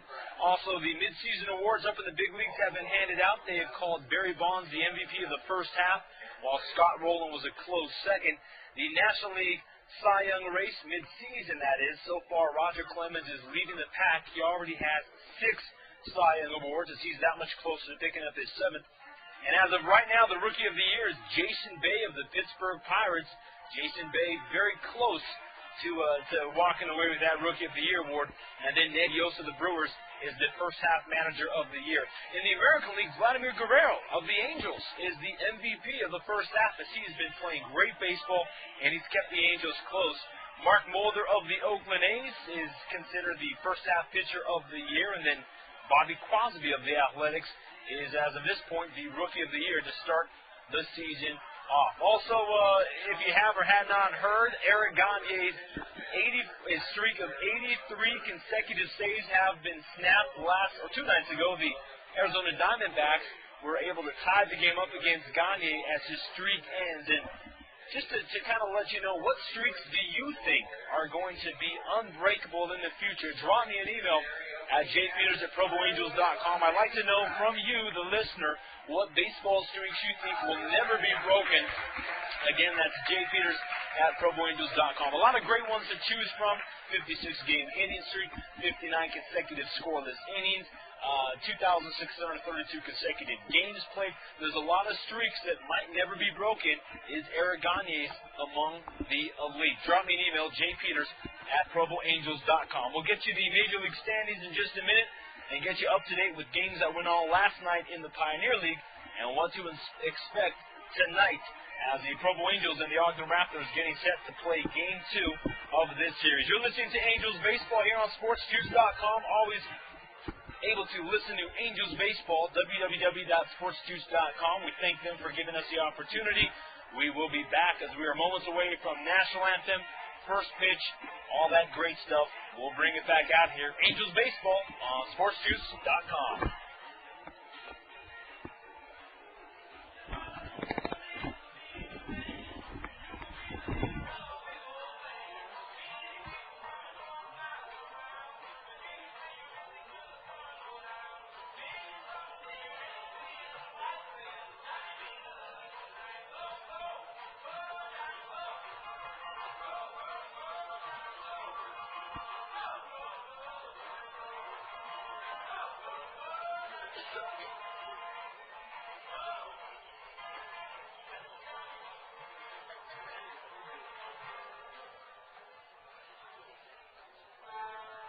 Now it's time to announce your Provo Angels starting lineup and tonight's lineup main Field of Dreams team, the Orem Braves. The Orem Braves are coached by Ross Davis, Wayne Henson, and Keith Fielding. Starting in left field,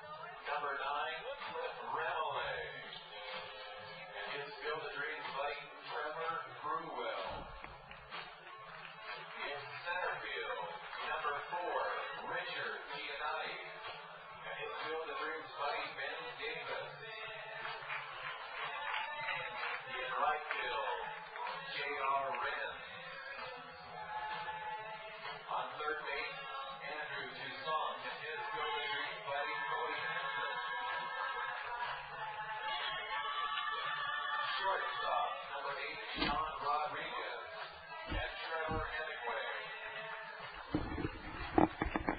National anthem just about to be presented here at Larry H. Miller Field, so we will focus our attention here in the press box. I'm Jacob Peters. Welcome out to the ball game for Game 2 of this series against the Raptors and the Angels, as we'll get you set up as soon as this national anthem is presented, as it is Angels time here in Provo, Utah.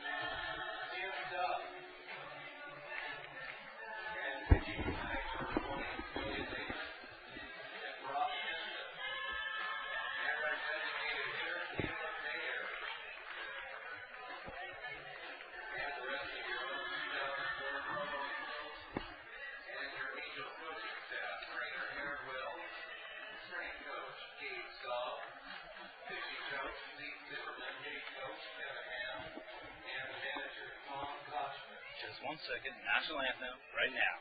Promise.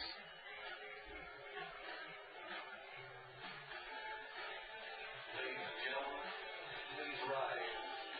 Remove your hats and direct your attention to home plate for the presentation of the colors.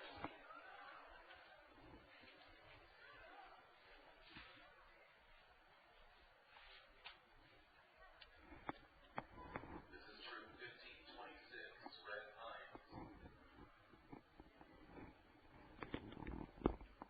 And tonight's national anthem is performed by Elijah Longclaw.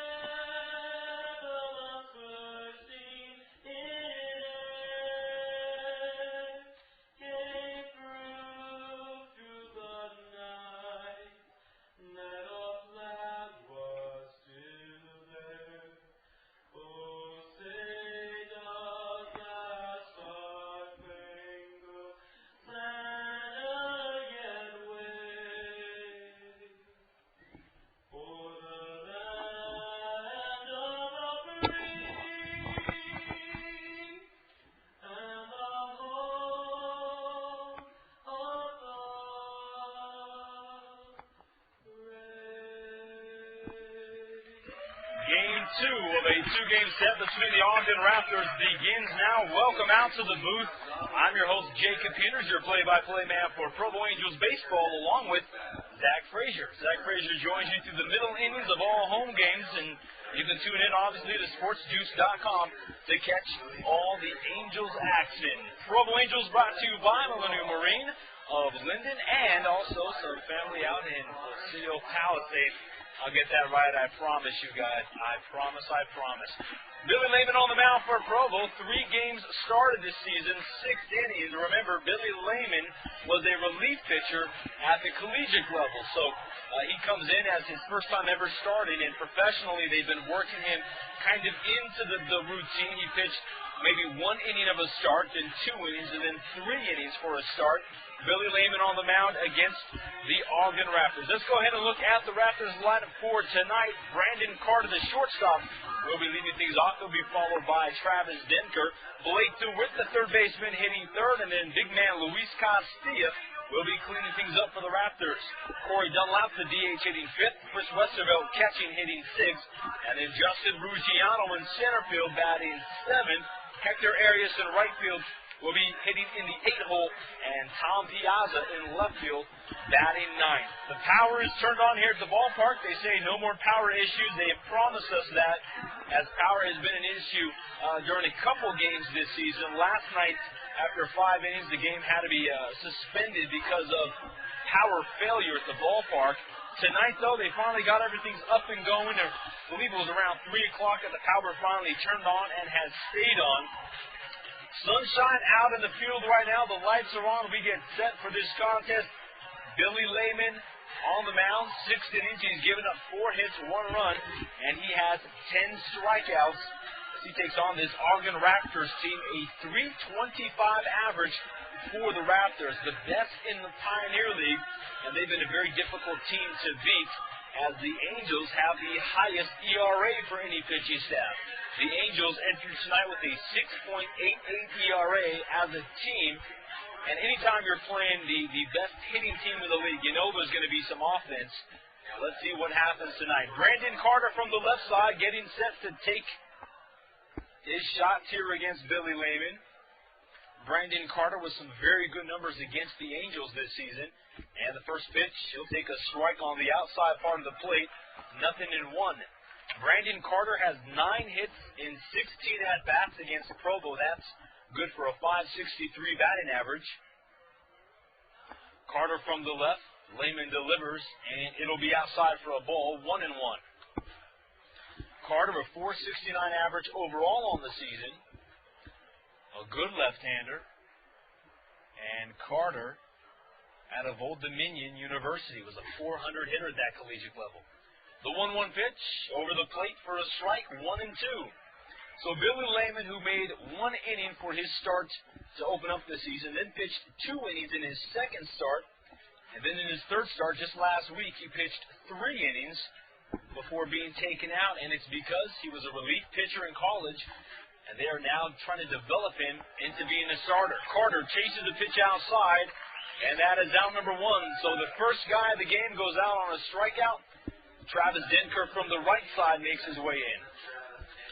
Throughout the game, we'll get you up to date with all the things going on in the big leagues today. Also, all the games in the Pioneer League and stuff going on in the Angels organization.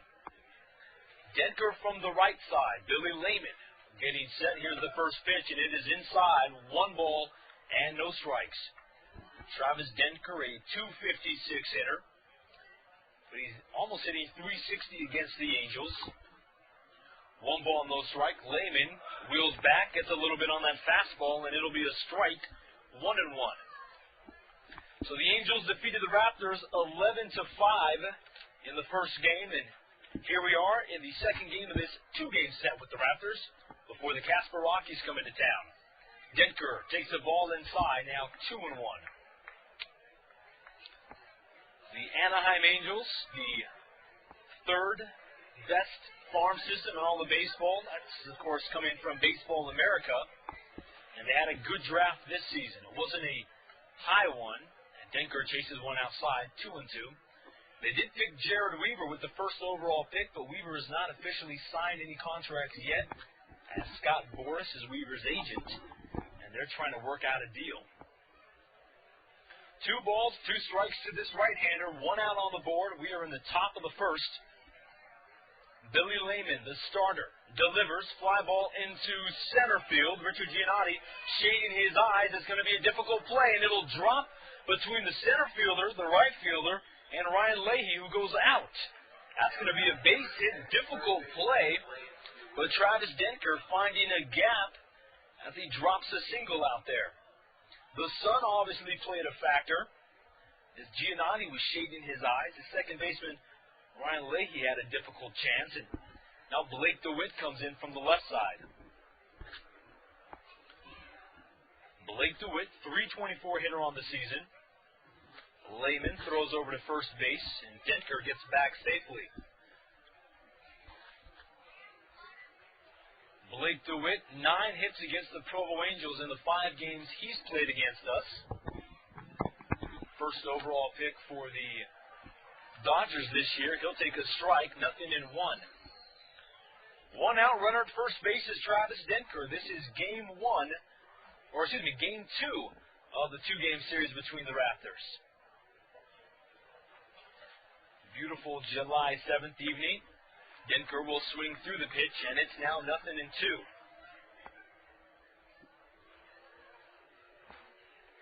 Blake DeWitt at the bat, 2 strikes against him. Travis Denker at first base. Billy Layman getting a sign from his catcher, Tim Duff. We will give you the defensive alignment in just 1 minute, and this pitch will be a ball, 1-2.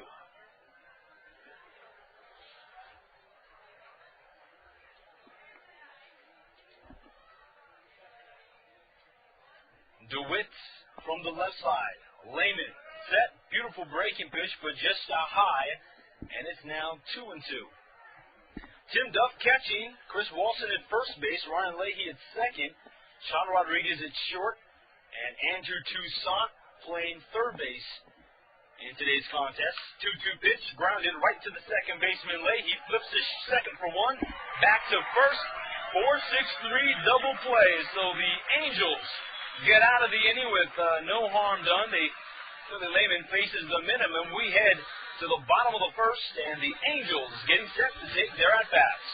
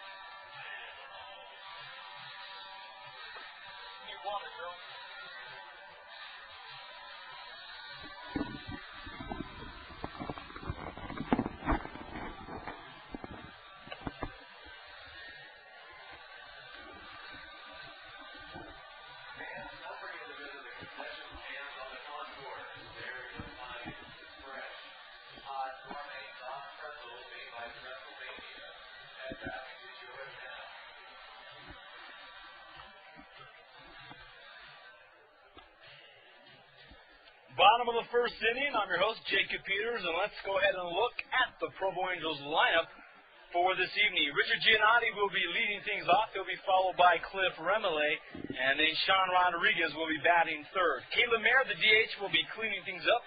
Tim Duff hitting fifth. J.R. Renz sixth. Andrew Toussaint seventh. Chris Walson will be in the eighth spot tonight, and then Ryan Leahy will be finishing things off in the 9-hole. Giannotti played a very good game in the first game of this series. A couple of triples, 3 RBIs, 3 runs scored, as Giannotti named player of the game against the Ogden Raptors. So he'll be starting things off against Jordan Pratt, the 5th rounder. 5th round pick out of high school. First pitch by Pratt will be a strike on the outside part of the plate to open up the Angels' half of the first inning. Don't forget, Angel fans, visit us at ProvoAngels.com and find out a little more about ticket information, promotions, game recaps, and a little more about your favorite players. That's ProvoAngels.com. 2 strikes to Richard Giannotti. University of Miami product. Jordan Pratt, the right-hander, set, and it'll force Giannotti to swing and a miss. The inside, good breaking ball. That is out number 1 here in the first, as Cliff Remele makes his way in. Defensively for the Raptors, Chris Westervelt catching, Luis Castillo at first, Travis Denker second base, Brandon Carter short, and Blake DeWitt at third base. Tom Piazza, the younger brother of Mike Piazza, is in left field, Justin Ruggiano in center, and Hector Arias in right field for the Raptors. First pitch to Remele, it'll be outside for a ball, 1-0. Jordan Pratt last year playing in the Gulf Coast League, playing here for Ogden, as he starts his second season with the Raptors. Foul ball back by Remele, 1-1. Pratt last season, no wins, 9 losses, had a 7.69 ERA, So the Dodgers were in no hurry to rush him through the system, as they wanted to give him another year of advanced rookie level play. 2-1 to Remillard. Pratt this season off to the same start. 2-1 pitch. It'll be a ball outside, 3-1. If we look at Jordan Pratt's numbers on this season, 3 starts, 12 innings pitched. He's given up 19 hits, 15 runs, and 11 walks. His ERA is right near 8. So again, Jordan Pratt is kind of off to the same start that he had last year. 3 balls and 2 strikes to Remillard. Jordan Pratt, the right-hander, waiting. Here it is. Ground ball, 2-hopper right to the third baseman. Not going to be playable as it gets underneath his glove. And the shortstop, Brandon Carter, right behind him. That's a difficult play, but it should be a hit, and it is. So Remillard, an infield single, which was chopped right in front of the plate. And it was a difficult play for the third baseman to make. Sean Rodriguez now steps in, 469 hitter. Rodriguez reached base 4 times in the first game of this series. And the first pitch he'll take is a ball high, 1-0.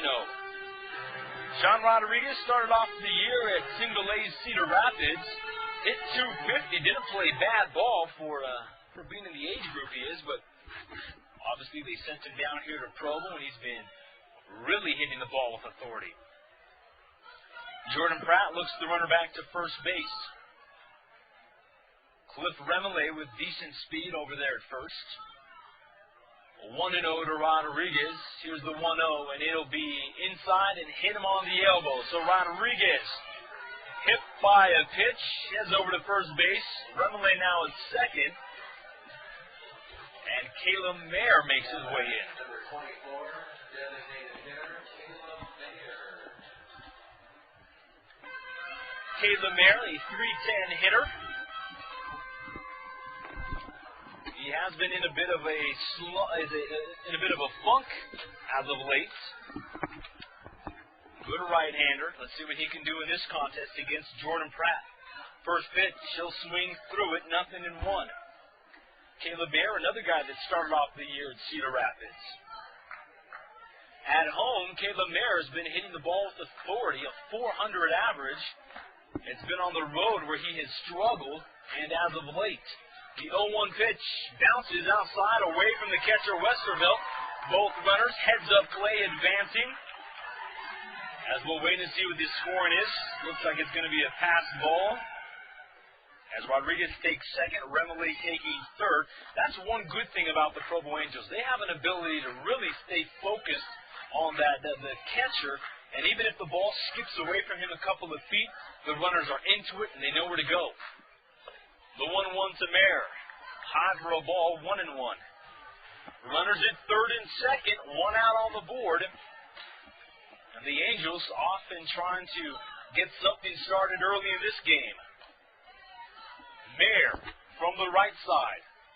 Here's Pratt's pitch, and it'll be a foul ball down the right field side. He can now make the count at 1-2.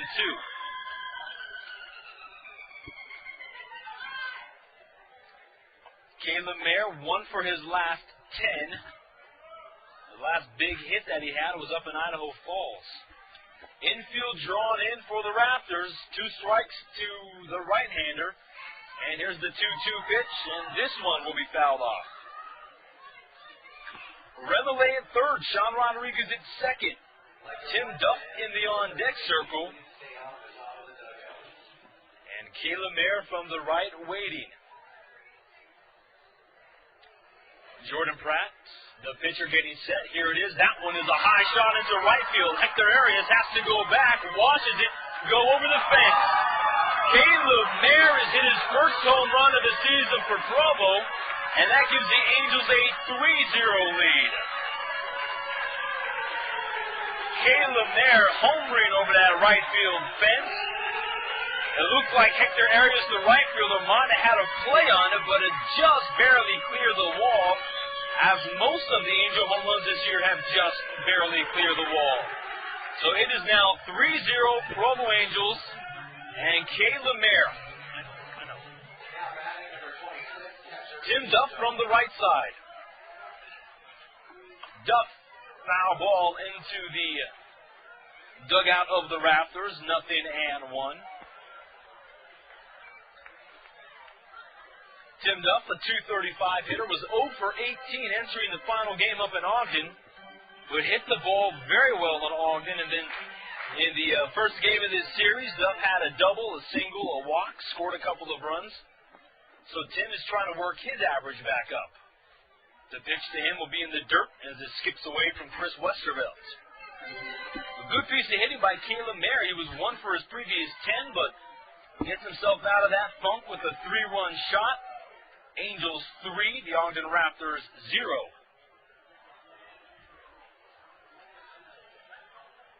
Tim Duff, and he'll take a strike outside. Now 1 ball and 2 strikes. Duff out of the University of Tampa. Another guy who's, was a free agent pickup, but has done a good job. This one, grounded to the third baseman, going to be a tough play, and it'll roll foul. So the third baseman, Blake DeWitt, stopped, had a chance to charge at it, but decided he'd let it roll foul. So the count's still 1 ball, 2 strikes. Caleb Mayer had 4 home runs this year in Cedar Rapids. That's his 5th on the season, and his first for the Angels, like I mentioned. Duff with 2 strikes against him. Here's another guy who hit his first home run just a couple of days ago. Duff batting from the right. Steps back into the batter's box. 1 out on the board. Jordan Pratt has a pitcher. His pitching stance has his both legs wide open. And then as he comes into delivery, closes his legs. Duffy, as they call him, waits. And Pratt, breaking pitch inside part of the plate. That'll strike out Duff as he heads back for out number 2. Andrew Toussaint now coming in. A .290 average for Toussaint. 4 home runs on the season, 3 of them coming against the Raptors. And the first pitch, it'll be outside, 1-0. Angels 3, the Ogden Raptors 0 early in this contest. If Provo can walk away with the victory today, they will be tied for first place in the South Division. And remember, even though it's only a 76-game regular season, they do have a first half and a second half. So all the Angels got to do is win one of those halves. Toussaint sends a shot into center field, but Justin Ruggiano will float back on the warning track to recover. So that ends the inning, but Caleb Mayer's 3-run homer's the difference, as it is 3-0. We head to the top of the second, and the Raptors coming up. Mike and Melanie, and also Conrad and Bridget. The best seats in the house are located in sections 1 and 7, and are provided to you by the Love Stack of Provo Store, home of the huggable, lovable, washable alternative to Lane Furniture. Love Stacks will last a lifetime and have a warranty. Is it on? Go beyond the shock in the Riverwood and fall in love with this great new revolution in comfort. Feel the love.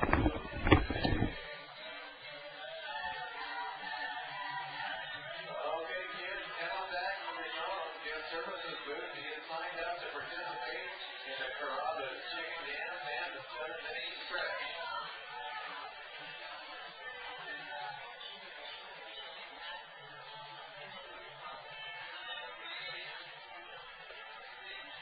Fans at Out and Back Family Adventure Store should be your only source for all of your camping, hiking, and traveling needs. Stop by their store anytime in the next 7 days and present your ticket stub for a 2-for-1 deal on their folding stadium chairs.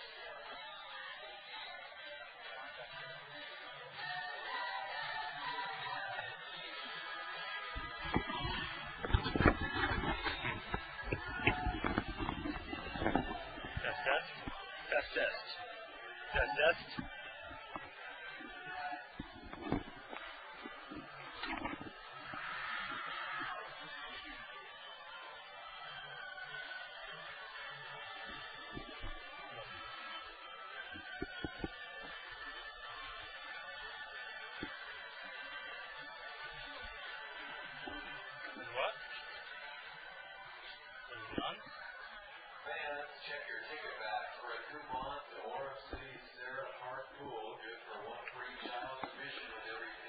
Back out here, Larry H. Miller Field, top of the second inning. Luis Castilla, Corey Dunlap, and Chris Westervelt to take their at-bats against Billy Layman. We'd like to welcome Ron Roberts out to the ballpark tonight as he is watching the game, listening to the game, and we have him hooked up as he will be getting his own play-by-play all by himself. So Ron Roberts, welcome out to the ballpark tonight. Luis Castillo from the right side to start things off here in the second. Angels 3. Ogden Raptors 0. Billy Layman getting set. Here's the first pitch, and it'll be a ball 1-0. Luis Castilla, a .436 hitter on the season. However, he has not been hitting with much authority against the Angels this year. Despite the 2 home runs he hit up in Ogden against us, he hasn't had that many hits. Next pitch, low and outside, 2-0. Castilla, only 5 hits against the Angels this year. 3 lonely singles, and a couple of home runs.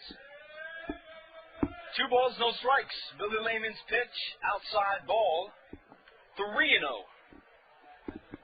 Tom Kochman has said quite often, if you're going to pitch to Luis Castilla, please go in on him. A .436 average, very good pitcher. The next one will be high, and heading over to first base is Castilla with the leadoff walk. Don't forget, Angel fans, we urge you to visit FutureAngels.com and go ahead and check out all the great things on that website, Future Angels. Ways to listen to ball games. Also, you could click and watch a video montage of Casey Kochman's baseball career. And also read a lot of great articles on FutureAngels.com. Corey Dunlap, the left-hander, will get ready to take his at-bats against Billy Layman. 3-0 Provo. The Raptors 10-8, while the Provo Angels are 9-9. And the pitch will be low to Dunlap, 1-0. If the Angels can pick up a victory tonight against Ogden, they will be tied for first place. And hopefully, if the Casper Rockies can defeat the Idaho Fall Chuckers tonight, then both Ogden and Provo will be tied for first, instead of a 3-way tie like a lot of people think will happen. We got Major League news for you as well. We'll read those off in just a bit. Dunlap batting from the left side. Billy Layman with the runner at first base, and here's this pitch over the plate, 1-1. Also, we have some this date in baseball histories for you and a couple of Hall of Famers born on this date. Dunlap from the left. It's a 1-1 count, top of the second. Layman, the right-hander, delivers, and a swung-through pitch, 1-2. Again, we had you drop me an email at jpeters@provoangels.com, and we wanted to know a little bit about what you believe will be the unbreakable streak or feat in the big league, something that will never happen again. Let me know what it is. We'll read it over the air during the game. Dunlap swings through the pitch. He heads back to the dugout with a strikeout. Whether you believe Eric Gagne's 83 consecutive saves will never be matched again, or Oral Hershiser's 59 consecutive scoreless innings will never be reached, there's a lot of different records we can look at. Drop me an email, jpeters@provoangels.com, and let's discuss them together during this game. Westervelt from the right side. First pitch by Billy Layman. It'll be fouled back to the screen. Chris Westervelt has been playing some pretty good baseball since becoming a professional. His average is up over 375 now as he collected a couple hits in the first game of the series. The 0-1 pitch, breaking ball, but not over the plate as it's now 1-1. Anaheim Angels right now, they are 3.5 games behind the Oakland A's and the Texas Rangers. They're both tied for first place in the AL West. Angels taking on the Chicago White Sox. We'll get you up to date with that game going on. Angels played a pretty good game last night against them, and tonight they're trying to make it 2 in a row against the White Sox. 2 balls, 1 strike. Chris Westervelt from the the right side. Here's the pitch. That's a shot, no doubt about that one. It's over the wall for a home run. Westervelt hitting a 2-run shot. He had a solo home run in the first game, and here's another one for Westervelt, as it is now a 3-2 Angels lead. Westervelt, that ball was still elevating by the time it got over the wall. Just a line drive shot. Westervelt now has 5 home runs, and he is tied with the league lead in that department. He has some good power at Stetson University, and he has brought that power here to the Pioneer League. So Layman giving up his first home run of the season. In fact, his first home run of his professional career. And now Ryan Russ steps in. First pitch, ground ball. Shortstop has to hurry. Not in time, though, as Sean Rodriguez charging. Good throw, but Russ pretty quick. So Ryan Russ is on base. Infield single. Hector Arias now comes in.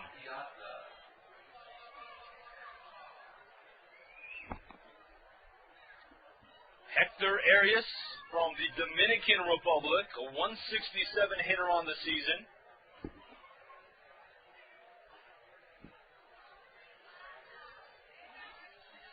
Arias with an open batting stance. Here's the first pitch by Layman, and it's a strike. 0-1. Hector Arias last year played with the Gulf Coast League Dodgers, but has been struggling here with the Raptors. 1 out runner at first base. A strike to Arias, and now Billy Layman throws over to first base. So the Raptors putting 2 runs on the board with a 2-run shot by Chris Westervelt. The sun pretty much set behind us, as no more sunlight to deal with during this game. The lights are on, even though it's still light outside. They get these babies powered up about a half an hour to an hour early. A ball and a strike. Tom Piazza in the on-deck circle. Arias, the right-hander, waits. And Billy Layman, patient pitcher, delivers. Ground ball to the shortstop, Rodriguez. Flips for 1 at second. Back to first. Walston is a good first baseman as he digs the ball out of the dirt. So a double play ends the inning. But the Raptors putting 2 runs on the board. We head to the bottom of the second. Provo 3 and the Ogden Raptors 2. All right, fans, it's time now for the Keith Guinness Sweet Baseball Trivia question. Yeah, they just messed it up. Attention to the first base dugout where Tara Lee is standing by. Okay, last night on the Angels website, there was a question posted. It was, what can the Angels do to ensure the power for tonight's game? The answers given to choose from were to A, cut a deal with the power company to lower our bills. B, pass out candles to the first 1,000 fans. C, park cars on the bridge above the outfield while I turn on all the headlights. Or D, forget lights and bring back Charlie and Disney's idea of fluorescent baseball. Which one has the most? What do you think, A? B? C?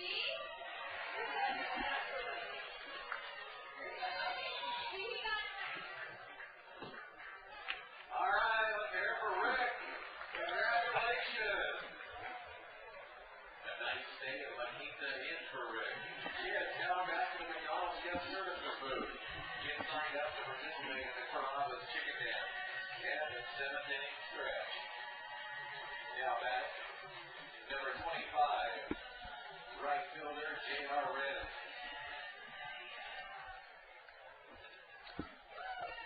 J.R. Renz, Chris Walston, and Ryan Leahy, the 7, 8, and 9 hitters for the Angels to start things off here in the bottom of the second.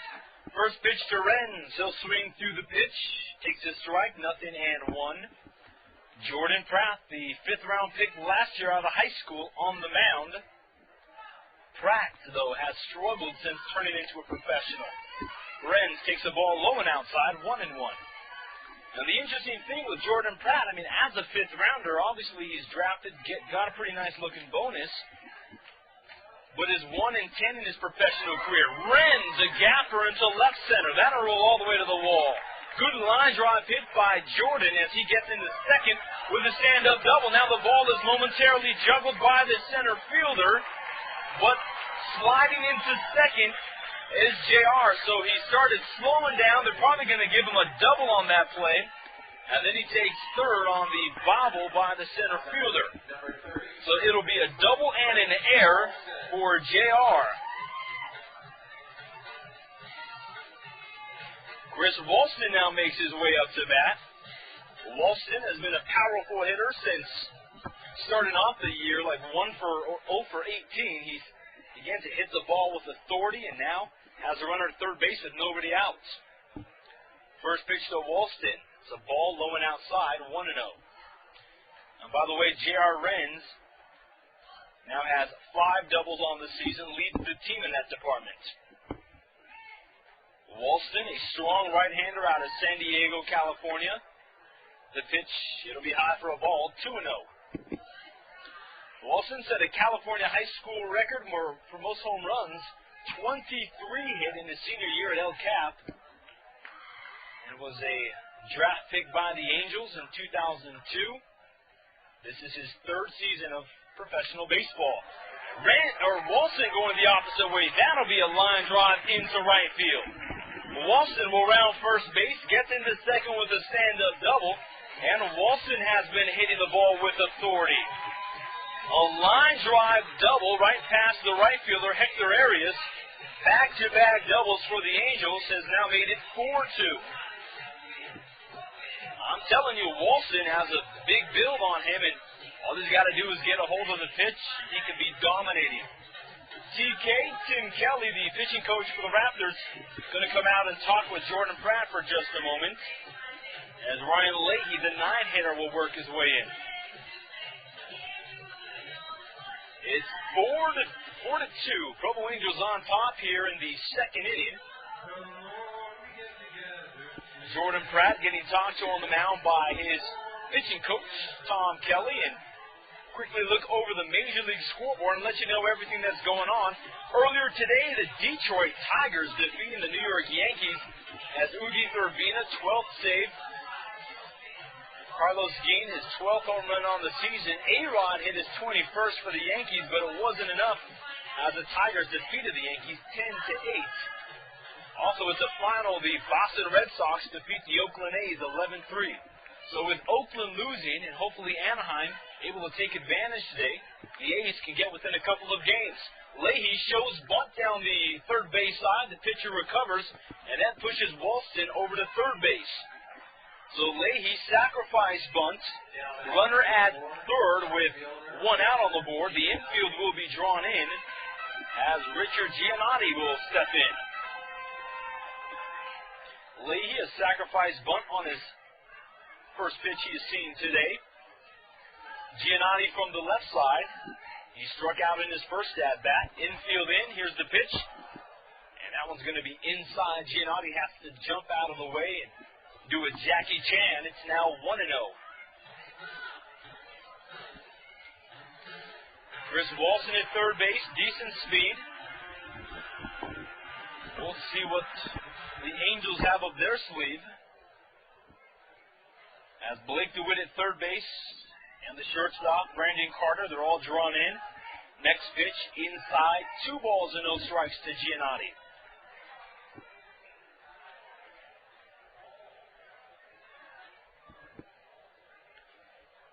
Giannotti with 3 RBIs and 3 runs scored in the first game of this series. He has a count in his favor at 2-0. Next pitch, grounded to the second baseman, coming home with it, and the ball's going to skip away from Westerville. The big man, Chris Walston, coming in like he was going to plow over Westerville, and he did that. He jumped at the catcher, and then after he saw the ball get away, he went back and touched home plate. So Giannotti takes second base. Walston scoring. And that'll be an error on the second baseman, Travis Denker. E4 goes to scoring. Giannotti is second, and it's going to be Cliff Remele stepping in. A good piece of baseball right there for the Angels as it was grounded. But Walston was chugging like a train the whole way. Remillet, infield single in the first and scored a run. One out on the board. Giannotti running. Here's the pitch, the throw, and now it's going to sail into left field. Giannotti will trot home to score. It'll be a stolen base and then an error by Chris Westerveld. So Giannotti getting the job done. E2 will go that scoring. Good job by Richard. It is now 6-2 Provo. Remillet now has a clean slate. The pitch grounded to the second baseman, Denker. Now he's going to bobble it, and it gets over his head. So Remillet at first base takes an interesting hop. Denker had a tough time handling it, and that'll be in E4. So the Angels, who started off the year committing a lot of errors, and one thing you don't realize is Ogden leads the league in the most errors committed. Sean Rodriguez comes in with a runner at first, still one out on the board. 6-2 the score, Provo on top. Rodriguez takes the pitch inside, 1-0. So an interesting inning here for Provo as the Raptors have committed some errors. Rodriguez was hit by a pitch in his first at-bat. Reached second on a pass ball and would score on the Caleb Mayer home run.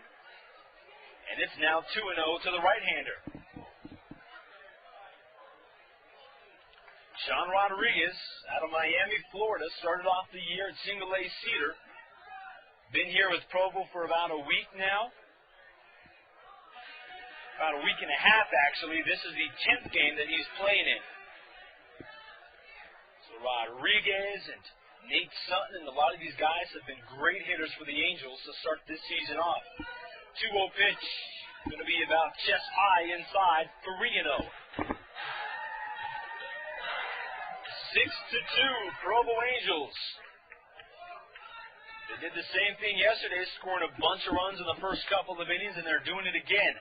Low and outside, Rodriguez takes a 4-pitch walk as he heads over to first base. Remillet at second, and Caleb Mayer comes in. Mayer had a 3-run homer in the first. Let's see what he can do here against Jordan Pratt in the second battle of these two athletes. Caleb Mayer out of Modesto, California. His third season of professional baseball. Started off in Mesa. Last year played the whole year at Cedar Rapids. Started off this year at Cedar Rapids before getting sent down to Provo. Mayer with 5 home runs on the season and 1 with the Provo Angels. He'll hit a foul ball into the first base side as the fan lunges for it, but realizes it was hit pretty hard. 0-1 to Mayer.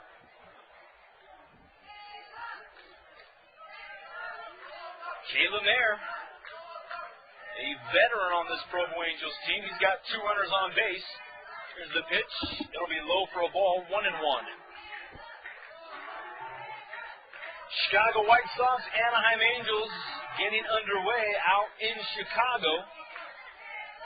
The Angels, actually that game has been going on. They're in the middle of the 8th. It's a 9-0 Anaheim lead. The 1-1 pitch, it'll be low, 2-1.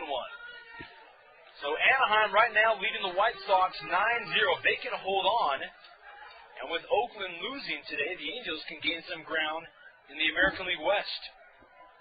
Back out here at Provo, a 2-1 count to Mayer. Here's the pitch, and that one is sent a mile into left field. Caleb Mayer, another 3-run home run as that makes it 9-2 Ogden. There was no doubt about that pitch.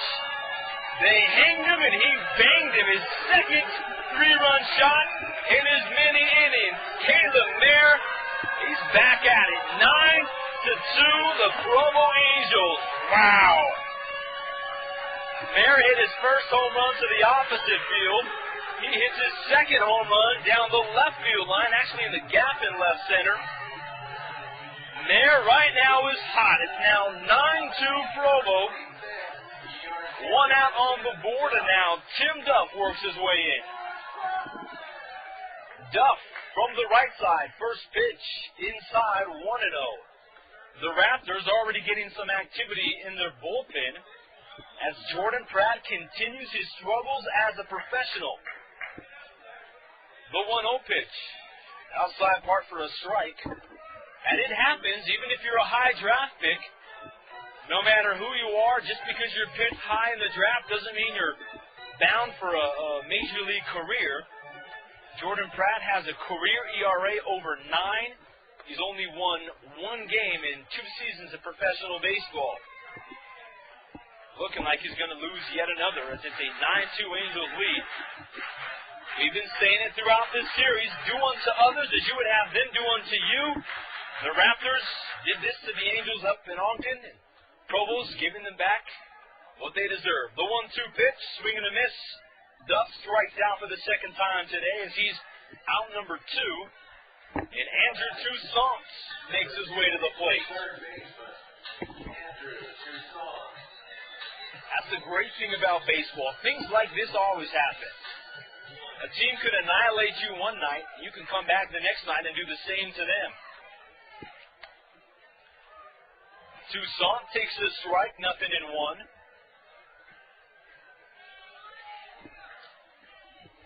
Toussaint with 4 home runs, 3 of them against the Raptors this season, and he'll take a ball inside, 1-1. A 9-2 Provo Angels lead. We're only in the second inning. The 1-1 outside, 2 balls and a strike. So the Anaheim Angels doing the same thing to the White Sox today as they're leading 9-0 against Chicago. The 2-1, Toussaint takes a fastball down knee high on the outer third of the plate. 2-2. Kasparowi's coming to town tomorrow, so be sure to come on out to the ballpark and support your Angels. Toussaint takes it into left field. A roller right past the third baseman, Blake DeWitt, and the Angels have batted around the order here in the second inning. Don't forget to join Zach Frazier in the 4th, 5th, and 6th innings as he'll be bringing you play-by-play. I'll be back with you for the final 3 innings here against the Ogden Raptors.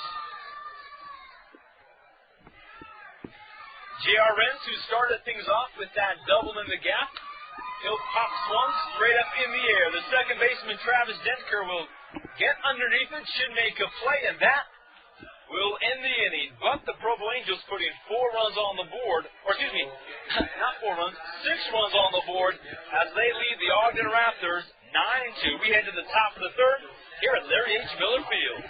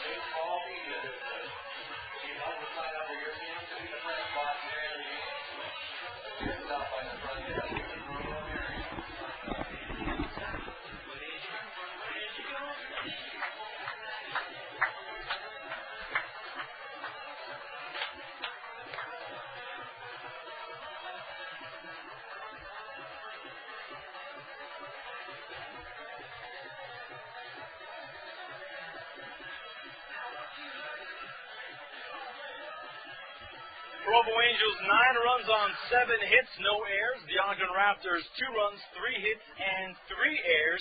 as we are in the top of the third inning.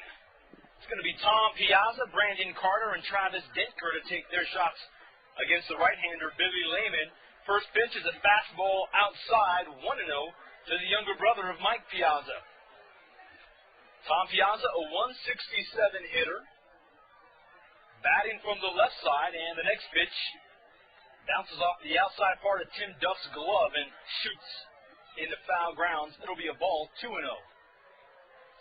So Tom Piazza, last year playing here in Ogden, a 26th round pick. Layman delivers again. This one's going to be a high chopper to the second baseman. Ryan Leahy takes a difficult hop, throws to first, gets Piazza by about half a step. So Piazza grounding out. That's out number one, and it's going to set things up for the leadoff hitter, Brandon Carter. The hitting coach for the Ogden Raptors, Max Singleton. It's an interesting story. He's coaching down there at the first base box. Guy's got arms all the way down to his knees. We'll tell you a little bit about Max Singleton in a minute because he's a unique individual. First pitch to Carter is a strike, 0-1. Max Singleton, the hitting coach for the Raptors, played in the NFL. In fact, passed up opportunities to play baseball. Entered the NFL draft way back in the day, played with the Packers for a little while.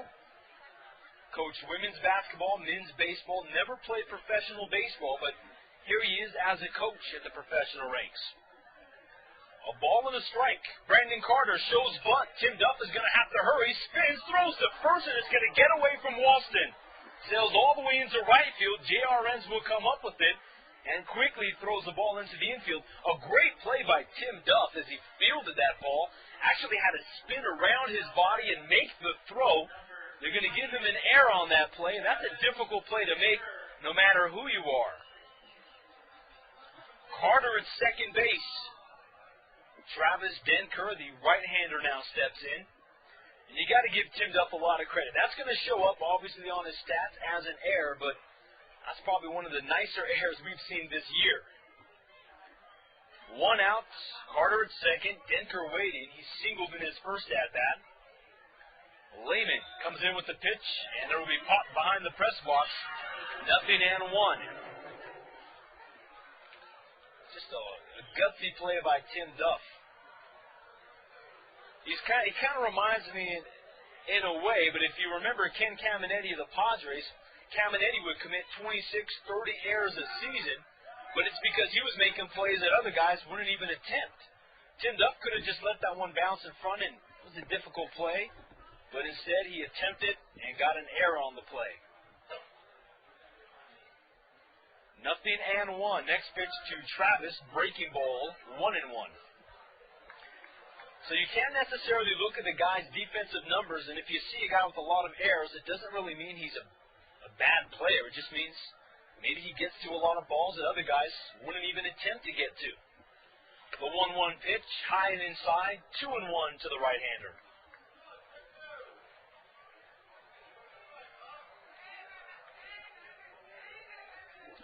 Dentker from the right, a 256 hitter. Billy Layman looks to second, comes in with the pitch, and again it'll be fouled back. 2 balls and 2 strikes. Blake DeWitt in the on-deck circle. We're in the top of the third. 9 runs, 7 hits for the Angels. 2 runs, 4 hits for the Ogden Raptors.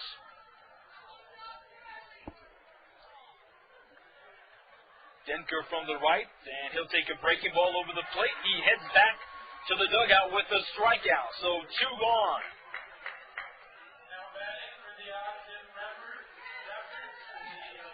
Ogden Rappers. You have a new P announcer in there right now, as he said, the Ogden Rappers. School is a lot of guys on the team who like listening to hip-hop. Blake DeWitt from the left.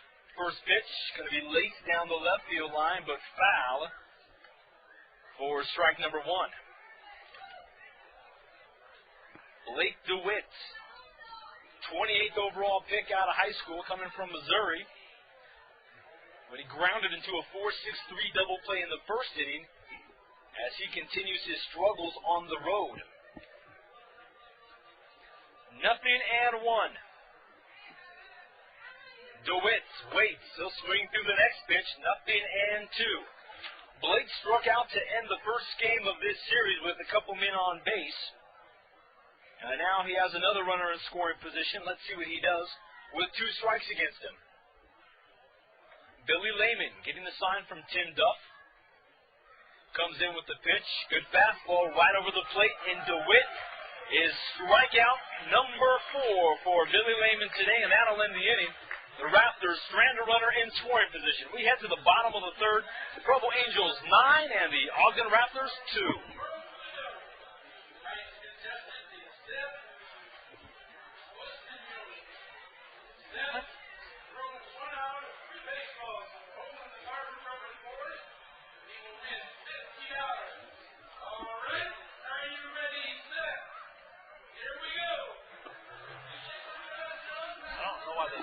Right in the middle of the field.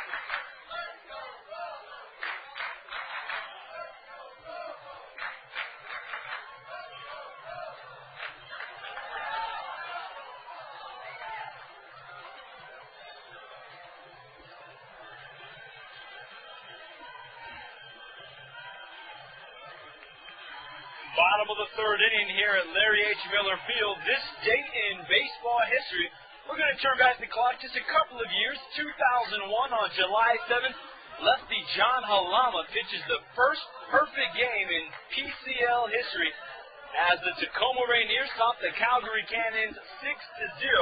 Halama, who won 14 games for Seattle last year, was demoted June 28th, but the perfecto will earn him a recall as he pitches the first perfect game in Pacific Coast League history. It's amazing because the Pacific Coast League had been around for a while, but first perfect pitch being thrown, and it was on this date 3 years ago.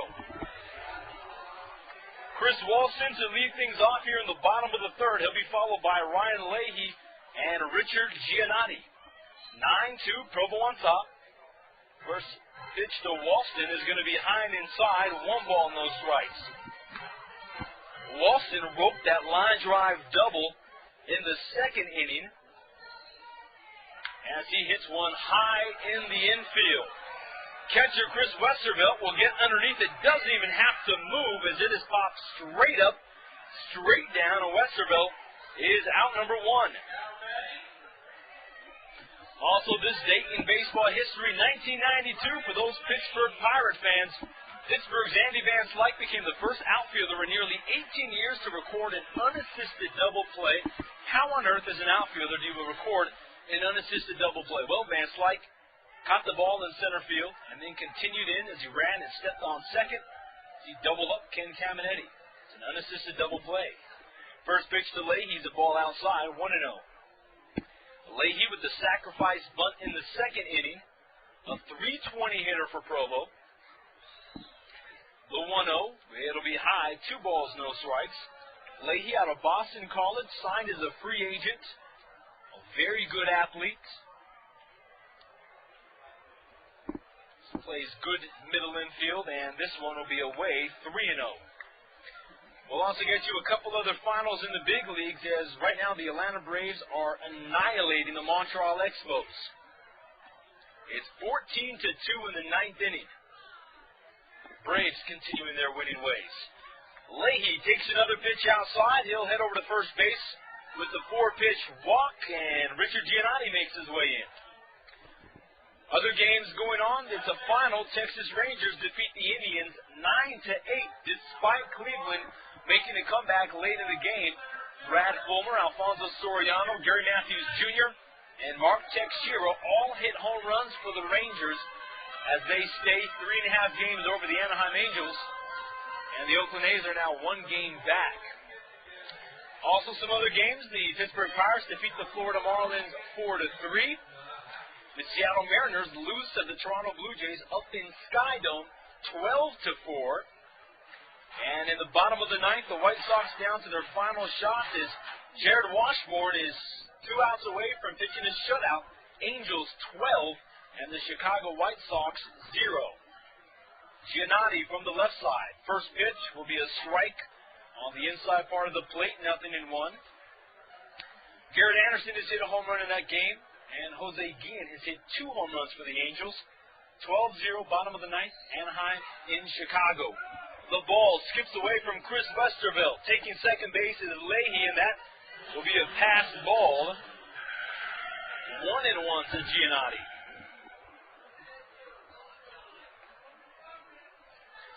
So some interesting games going on in the big leagues. And Minnesota Twins right now, an ex-farm team in Salt Lake. Twins are defeating the Royals 12-0. They're in the 8th inning.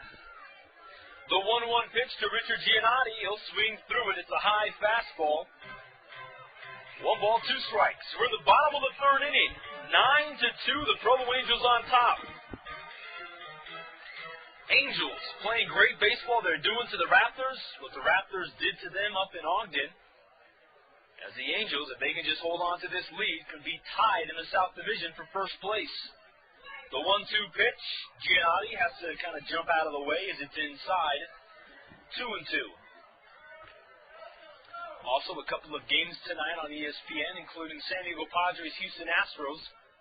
In San Diego, the Astros leading the Padres 3-0 after 1 inning. 2-2. Foul ball down to University Parkway. And the reason why I mentioned that Padres game, born and raised in SoCal, San Diego, got to root for the Padres. Roy Oswalt on the mound against Jake Peavy, as the Padres are 1 game up in the National League West. 2-2 to Richard Giannotti here at Larry H. Miller Field, and he will foul another ball back behind the plate up into the stands. 2-2. Runner at second base is Ryan Leahy. 1 out. Richard Giannotti is 0 for 2 today. Has to go back and get another bat because it looks like he just breaks it.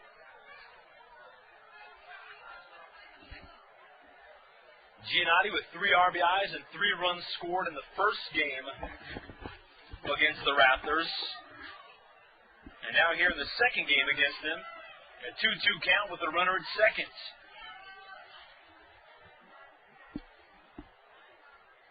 Jordan Pratt getting set. Here's the pitch. Giannotti sends it into center field.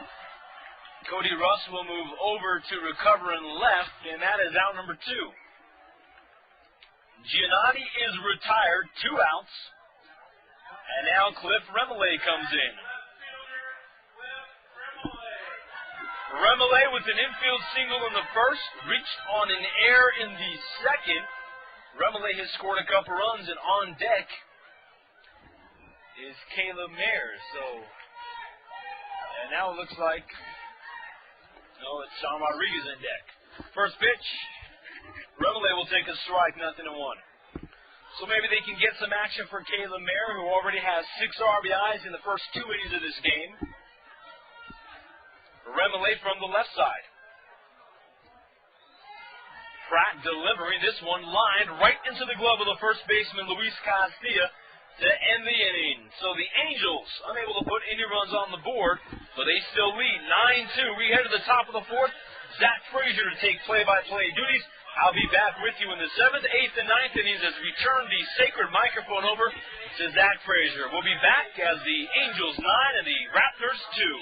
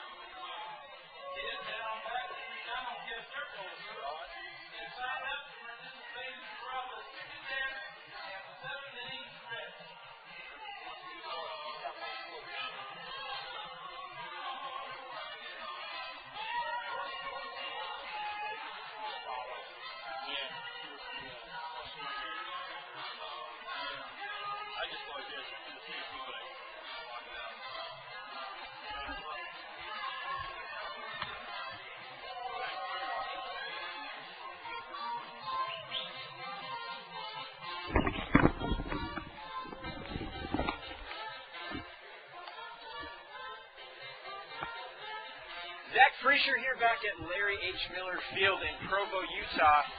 As Jacob mentioned, I picked up the sacred mic here for the 4th, 5th, and 6th innings of tonight's matchup against the Ogden Raptors. The Angels have jumped out to an early 9-2 lead thanks to 2 Caleb Mayer 3-run home runs. He has 6 RBI for the night.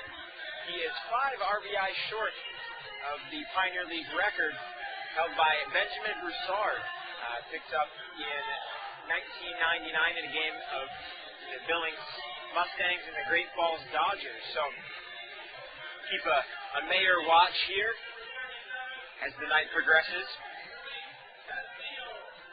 Stepping up to the plate right now for the Raptors is the big first baseman, number 37, Luis Castillo. Castillo stepping into the game, actually stepping into last night's game with a .436 average. Numbers are a little bit off because of last night's power problems, and we haven't been able to update stats. First pitch from Layman is popped up back behind home plate, drifting into foul territory and into the stands. The lucky fan has a nice souvenir for the night. You're listening to www.sportsjuice.com, Provo Angels Baseball. We've got all 76 games this year. Be sure to tune in as we have a game just about every night here in the Pioneer League, a short season rookie league. And the Angels are the affiliate of the Anaheim Angels. So the 0-1 delivery to Castillo from Billy Layman, a big breaking ball that curves into the strike zone for strike 2. So Castillo is looking at a quick 0-2 count.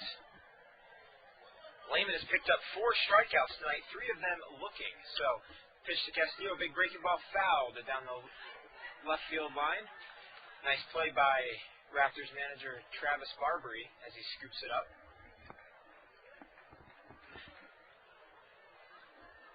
The Angels, who have struggled at the beginning of the year with their bats, have all of a sudden heated up here in the last 2 or 3 games. Here's a delivery from Layman.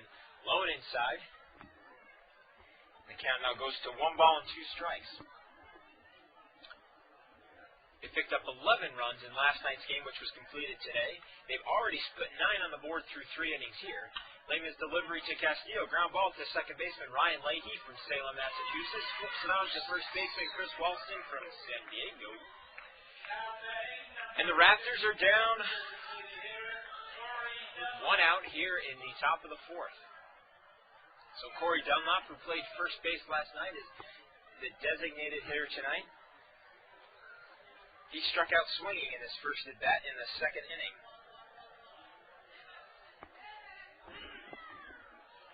Pitch from Layman is low. The count's now 1-0. Outfield runs Remole, Giannotti, and Renz, and they're playing pretty much straight up. Here's the pitch from Layman, high and outside. Giannotti is shaded 3 or 4 steps to left field. And the infield playing deep. Middle infielders standing on the outfield grass. The corners are deep as well. And they are straight up as well. Dunlop swings at a big strike. A little bit high, but swings and misses. And the count now runs to 2 balls and 1 strike. Dunlop, another big bat here in the Ogden lineup. A very good, very disciplined hitting Ogden Raptors team. There's the delivery from Layman. Fastball catches the outside half of the plate for strike 2. And now it's 2 balls, 2 strikes. And 1 out here in the top of the 4th. The Angels lead 9-2. Dunlop with his hands up high. Here's the pitch from Layman. Swung on and fouled down to the left field line, drifting out of play and onto University Parkway. Heads up, all you Audis and Explorers, as you drive by. Windshields are expensive these days. So the count remains at 2 apiece. Carl Janana seems to be throwing in the Angels bullpen, but Layman is well in control of tonight's game. Delivery to Dunlop is high and inside. Dunlop checks his swing, does not go around, and the count is now full. So save the 2-run home run by Chris Westervelt. And Layman has pitched a gem so far tonight. Ground ball to the shortstop, Sean Rodriguez. Picks it up, long throw to first. Beats him by 3 steps. And the Angels have picked up 2 out here in the top of the 4th. Sean Rodriguez has shown excellent range so far this year. He's good going to his left. He's good going to his right. Strong arm. Definitely an up-and-coming prospect, just somebody who's getting a little bit of work down here in the Pioneer League. So Chris Westervelt, who had a 2-run home run in his last at-bat, steps up to the plate. Westervelt now has 8 home runs on the season. So definitely one of the bigger bats in the Pioneer League. And he takes a ball fastball up and out of the zone. And the count's now 1-0. Here's the delivery from Layman. Big breaking ball that just misses low. And the count now runs to 2-0. Beautiful night here in Provo as we look out on Y-Mount, just above the campus of Brigham Young University in Provo, Utah. Here's the delivery from Billy Layman. Fastball in the dirt. Tim Duff does a nice job blocking it. One of the things you want to see from a catcher here is, even though there's no runners on base, you want to see him working on fundamentals, situations where if there was a runner on base, is he doing the right things, getting in the habit of keeping the ball in front of him. So a good job by number 26 catcher Tim Duff. Here's the 3-0 delivery from Layman. Fastball catches the inside part of the plate, and the count is run to 3-1.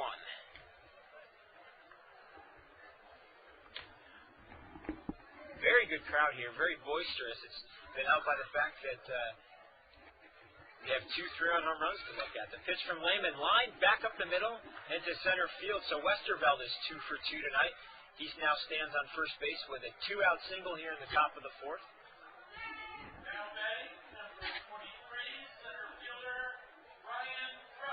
And Ryan Rush steps up to the plate, the center fielder, number 23. Only the 5th hit for Ogden. Actually, I say only, it's just the top of the 4th. So they're doing a good job hitting the ball, but the Angels have done an even better job of getting people out. Here's the delivery to Rush. Ground ball to the left side. Gets through the third baseman and the shortstop into left field. So back-to-back singles here for the Ogden Raptors. And Billy Layman is going to get a visit from the Provo Angels pitching coach, number 13, Zeke Zimmerman. Zimmerman is a native of Utah County, having grown up in Orem.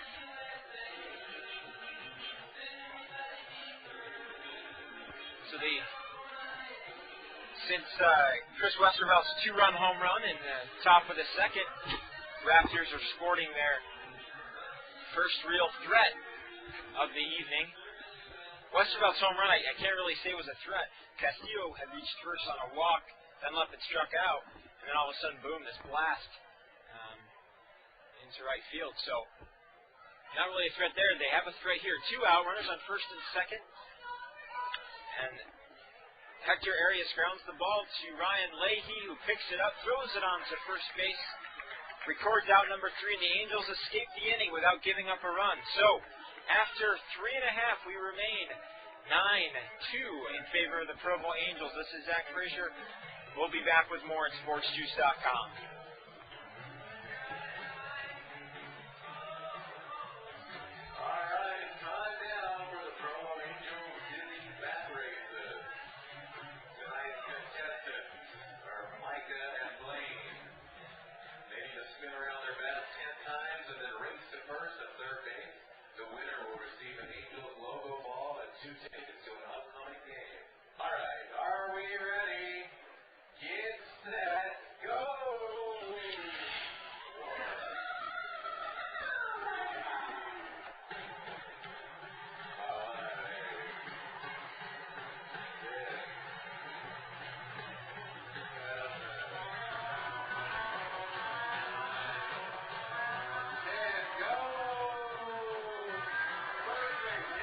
Back here at Provo, Utah, Zach Frazier at the mic for SportsJuice.com as we have the Ogden Raptors visiting the Provo Angels. The Angels lead 9-2 here in the bottom of the 4th. Let's go real quick to the American League scores. Detroit defeats the Yankees once again, 10-8. Detroit on a nice little run in the Big Apple. Tampa Bay beats Baltimore 13-3. Oakland and Boston battle it out, and Boston comes out victorious 11-3. Texas is on top of Cleveland, and it is a final in Cleveland. 9-8 in favor of the Rangers. Toronto wipes out Seattle 12-4 in the Sky Dome up in Ontario. And Anaheim and Chicago. Chicago was blanked by Anaheim 12-0, and Minnesota takes care of Kansas City by the same score, 12-0. So some interesting big run games in the major leagues, the American League. Sean Rodriguez takes the first pitch from Pratt outside and low for ball one.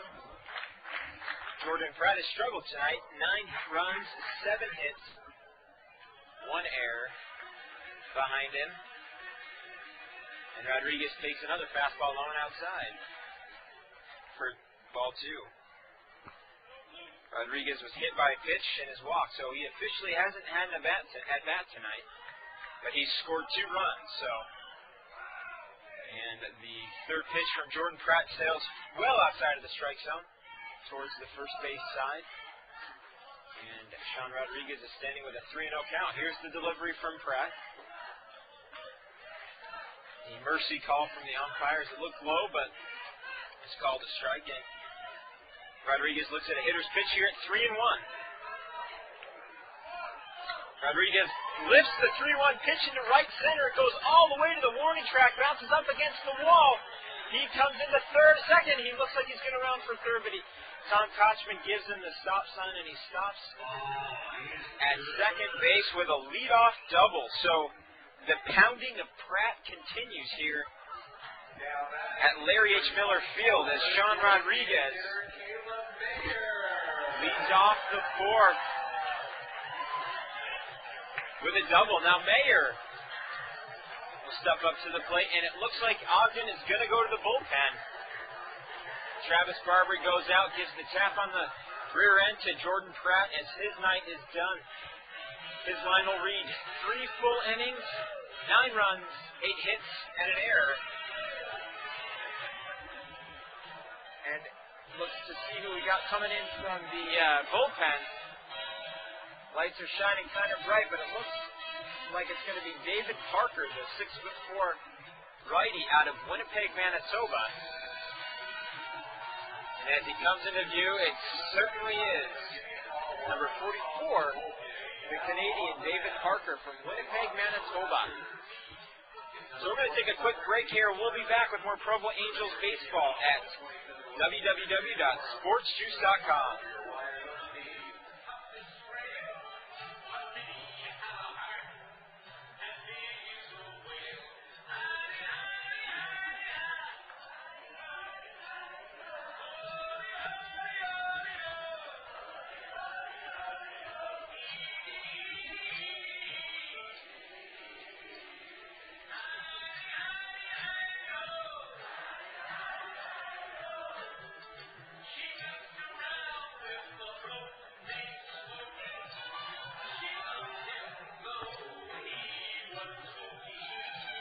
Back here at Miller Field, a beautiful July night. The kind of night you dream about when you come out to the Wasatch Front. What makes it even more beautiful is the Angels are pounding the Raptors here in the bottom of the fourth, 9-2, and they are threatening again with runners in scoring position. Well, David Parker warms up. Let's give you the rundown of National League scores. Atlanta, much to my chagrin, pummels Montreal 14-2. My poor Les Expos are struggling up north, and it looks like the run in the great city of Quebec will come to an end here pretty soon. New York is on top of Philadelphia at 10-0. Pittsburgh took care of Florida 4-3. Looks like Milwaukee is handling Chicago 4-0. That looks to be a final here pretty soon. As we refresh, we'll get some more scores here. St. Louis is up 3-2 on Cincinnati in the bottom of the 8th. Houston has a quick 3-0 lead on San Diego in the top of the 3rd. Colorado and San Francisco are tied at 1 in the bottom of the 3rd. And Los Angeles has a commanding 6-0 lead on Arizona. The Diamondbacks struggling this year. And they are in the top of the 4th in Los Angeles. So stepping to the plate is Caleb Mayer. He'll be facing number 44, David Parker. David Parker is 1-0 this year with a 2.53 ERA and 10 2/3 innings pitched. So his big commanding presence has obviously been something that the Raptors have turned to here, and they're looking for him to shut the door here and keep the team from the north in this game. So Caleb Mayer is 2 for 2 with 2 3-run home runs and 6 RBI tonight. Here's the pitch. Fastball catches the outside corner for strike one. We mentioned we're keeping an eye on Mayer tonight as he is chasing the Pioneer League record for RBI in a game held by Broussard with 11. He takes a curveball for strike two. Fans not happy with that call. So Mayer 0-2 here. Getting a chant from the crowd here in front of the press box. Here's the delivery from Parker. Big breaking ball that just misses. And he's still alive with a 1-2 count. Benjamin Broussard, as we mentioned, holding the record for RBI in a season with 11. Just to let you know, Lyle Overbay, who was ripping things up in Milwaukee for the Brewers, has the league record with 101 for the season with the Missoula Osprey in 99. And Parker's delivery to Mayer is low and outside and in the dirt, so the count is now even at 2-2. Mayer doing a good job of battling back. Be sure to see his 360 average rise after tonight's performance. Parker is set. Here's the pitch. Fastball is lifted high into right field, but drifting foul and out of play into the dugout. But again, good distance. So much credit to Brett Crane's peanut butter and jelly sandwiches in the clubhouse before and during the first game tonight. Mayer must have pumped up well on some nutrients. Showing a little bit of muscle here for the Provo Angels. 2 balls, 2 strikes, no out here in the bottom of the fourth. The Angels lead 9-2, and here's the delivery from Parker.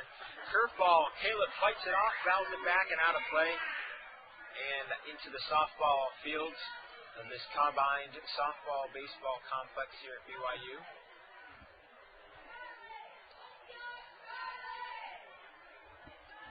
Charlie, the lovable mascot of the Provo Angels, making his way through the crowd. He's got a group of about 15 kids following him. Parker's delivery is a curveball that Mayer check swings and fouls back. Good job of fighting a very tough pitch off. Looked like he was fooled. That pitch came in a little bit higher than I think Mayer had anticipated. But he does an excellent job of fighting it off and staying alive, 2-2. Parker steps off the mound, trying to get the sign from his catcher, Chris Westervelt. Gets what he likes. He's set. Looks over at second base. Here's the pitch. Fastball grounded to the shortstop. Carter picks it up, throws to first. Castillo stretches, and Mayer is retired for the first time tonight, but does a good job of hitting the ball to the left side of the infield and moving Rodriguez over to third. So doesn't pick up another RBI, but gets a runner in scoring position. And Mayer is out 6-3 if you're scoring at home. Tim Duff, who was, after doing well in the first game, has struggled tonight, striking out twice. And he looks at a fastball over the outside corner for strike one. So 1 out, 1 strike on Tim Duff. It's a 9-2 lead here in the bottom of the fourth, and Sean Rodriguez is standing at third, ready to add to the Angels' lead. And Tim Duff check swings at a big breaking ball. Misses, but he did go around. So the count is now quickly 0-2. Parker has done a good job so far of coming in and shutting down the hot Angels' bats. Hopefully a nice Mazel Tov dance song here will get them going.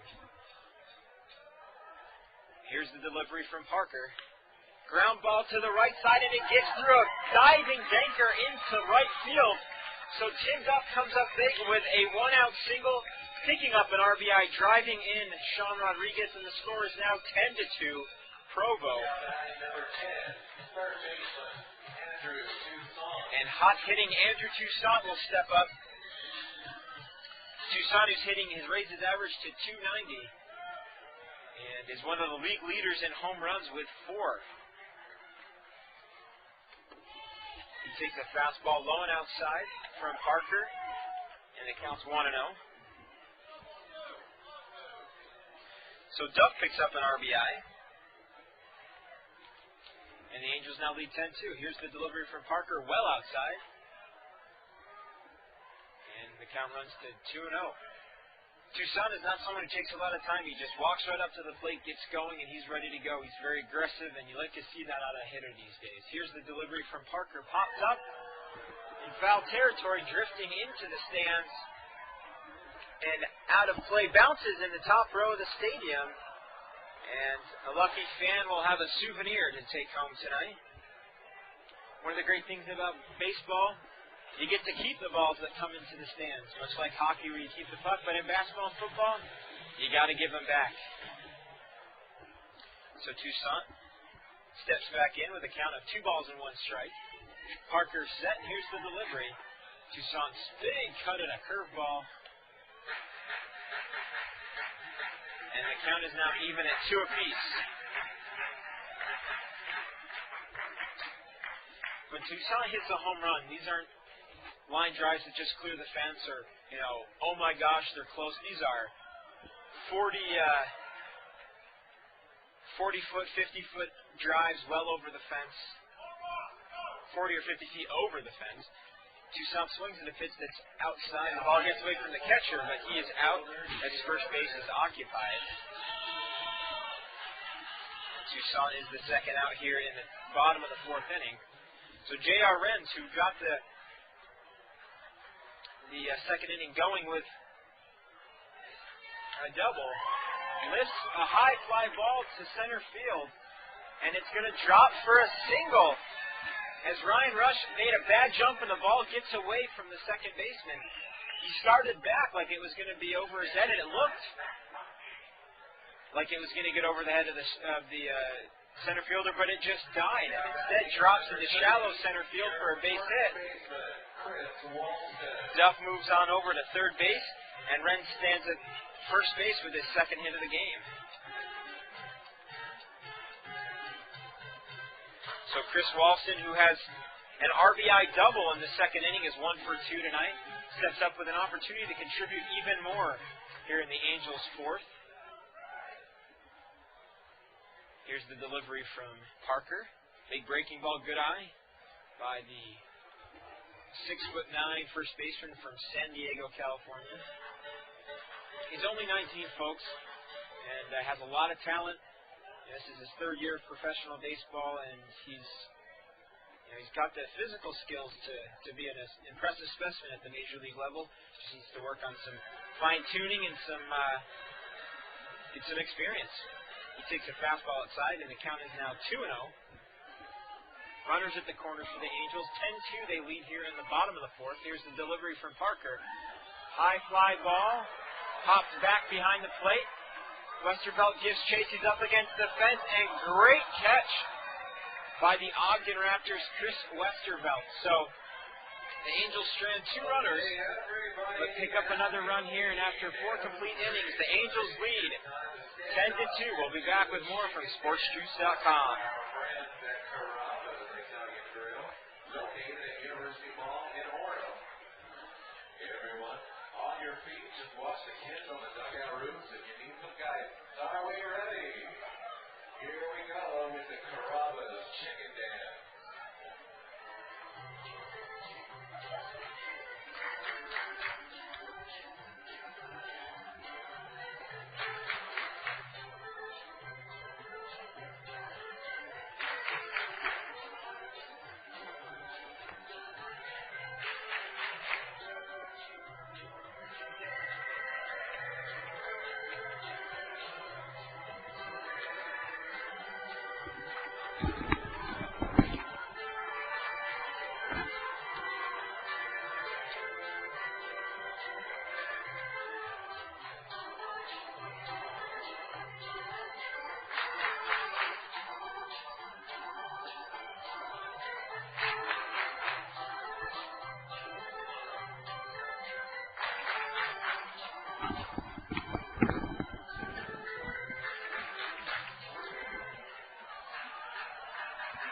Back here in Provo, Utah, Zach Frazier at the mic.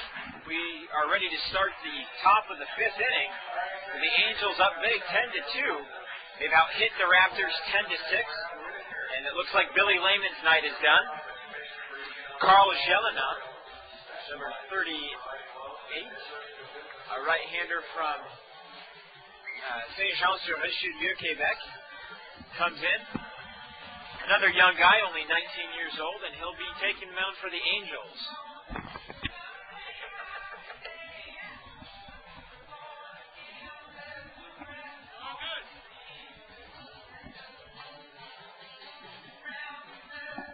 Making sure that everybody here in the press box is taken care of and that we know what's going on. Giving a heads up to our PA guy that there's a new pitcher. Carl Jelena takes the mound.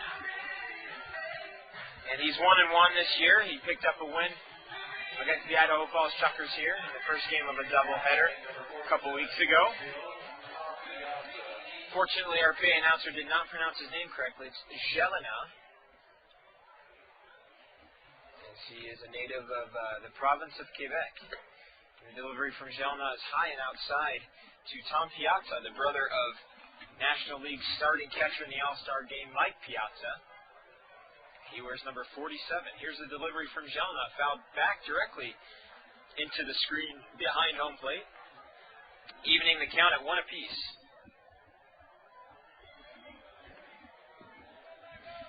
Here's the delivery from Jelena. Breaking ball that catches the outside part of the plate. And Tim Duff petitions down the right field line, and the field umpire said yes, Piazza did go around. So 1 ball and 2 strikes to the curly-haired brother of All-Star catcher Mike Piazza. He swings at a breaking pitch outside part of the plate, misses for strike 3. So Jelena comes up big with a strikeout. So Brandon Carter will step up to the plate. He has struck out looking in the top of the first and reached on a 2-base throwing error by catcher Tim Duff in the top of the third. Here's the delivery from Jelena, fouled back, again directly into the net behind home plate. And Carter falls behind, Brandon Carter falls behind. No balls and 1 strike.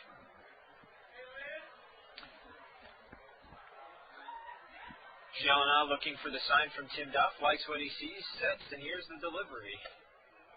Ball outside. Jelena has a very smooth motion, very fluid, very controlled. Doesn't show a lot of emotion, but fiery competitor. Brandon Carter lifts it into right center, into the gap. It's going to bounce off the Carrabba sign at the 388 mark. Giannotti throws it into the cutoff man, Sean Rodriguez. And Carter stands on second base with a 2-out double. So he gets the best of Jelena on that pitch. And Travis Denker, the second baseman, will come to the plate with an opportunity to drive in some runs. One of the things that was impressive in Jelena's last appearance here in Provo was how well he dealt with adversity. Pitched 3 or 4 strong innings after giving up a couple of runs and was able to secure the Angels' victory, a 3-2 win against the Chuckers. Let's see if he can do that here and avoid an earned run situation. Fastball catches the outside corner. Denker looks to the dugout in disbelief, but fact remains it's still an 0-1 count. Jelena sets, and Denker lifts a curveball, a little bloop over the head of second baseman Leahy. J.R. Renz comes up throwing, and they've got Denker caught in a pickle. Leahy throws to Sean Rodriguez, the shortstop, and Denker is caught in a pickle and out. But Brandon Carter is able to score from home plate. So not a bad play. It's all right. You get a 10-2 lead. It's okay to give up a run. Good job by J.R. Renz hitting the cutoff man Chris Walston, who flipped it to Ryan Leahy. And Leahy in turn turned to throw it to Sean Rodriguez, and Rodriguez pegged out Travis Denker. So Denker will reach on a single, but be thrown out 3-4-6. And Blake DeWitt steps up and he grounds the first pitch foul into the Ogden Raptors dugout.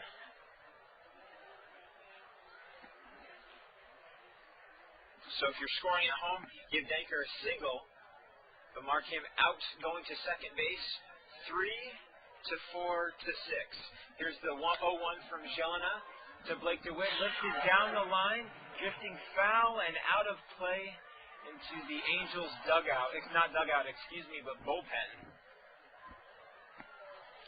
And DeWitt is quickly down. No balls and 2 strikes.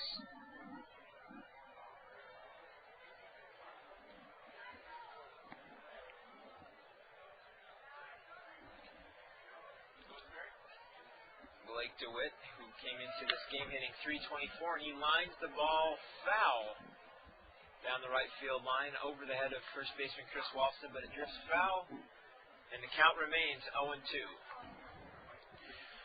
The last play, you saw one of the strengths of J.R. Wren's great arm. I mean, just a laser from right field, and good job of hitting his cutoff man. Fundamental baseball right there. Got the Angels out of a tough jam. The 0-2 from Jelena is high and outside, and the count is now 1-2.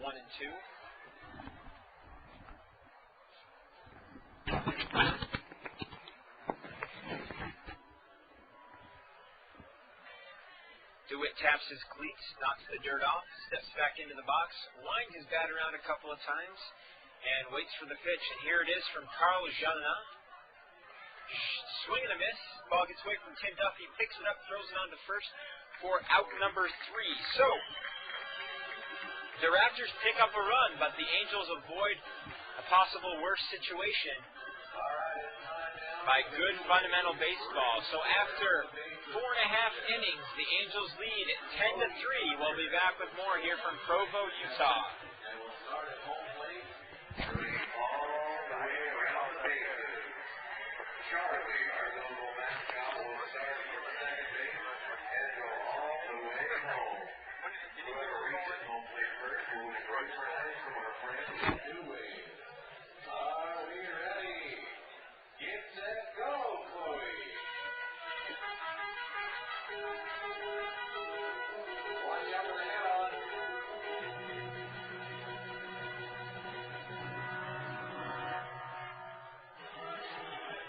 Back here in Provo, Utah, Zach Frazier on the mic here for SportsNews.com. We're in the bottom of the 5th. The Angels lead 10-3. Let's see if we can go to our webpage and check out some of the scores for the Pioneer League. Got to refresh our website here, and we'll have those for you in a second. One of the nice things about the Pioneer League website is you can go to PBL statistics and in-game scores, and they have an updated scoreboard brought to you by the Sports Network, the official score of minor league baseball, official statistician. Get through all the accepted mumbo jumbo. It doesn't look like it's going to let me check out scores. Maybe here, let's see if we try something new. The beautiful thing about technology is as we've recognized the last couple nights here in Provo, sometimes it works, sometimes it doesn't. It looks like right now it's not going to let me check the scores. We'll let our super techno geek, Jake Peters, take a look at it. Meanwhile, we'll go back to the game here. Ryan Leahy, the hustling, bustling second baseman from Salem, Massachusetts, will step up to the plate. Love watching this guy play. Sprints out of the dugout onto the field, sprints from the field into the dugout. I mean, the guy is just a hustle freak, which is not a bad thing. I say that with the utmost of respect. Celebrate his birthday tomorrow. And he fouls the first pitch from David Parker back and into the netting for strike 1. Here's the pitch from Parker. And a line drive on the right side infield, and Leahy picks up a base hit. So he's now 1 for 1 for the game. He was put out in the second inning, but on a sacrifice bunt and walked in his last at bat. So Leahy is just one of those guys that does whatever he's asked to do. Here's the beautiful thing. Last game, he was coaching first base because the coaches asked him to do it. Gotta love that kind of hustle and dedication. Giannotti steps up to the plate. He grounds the ball. First pitch, swinging down the right field line. Last couple of nights, we've seen an interesting new technique from the Provo coaching staff. They've been sending players who are sitting out the game out to coach first. It gets them a new perspective of watching the game develop from a different perspective and forces them to pay attention. It's a good teaching tool. Here's the 0-1 to Giannotti. Bounces in the dirt. And Westervelt does a good job of blocking it, keeping it in front of him. Tonight, Michael Hughes is the coach at first base.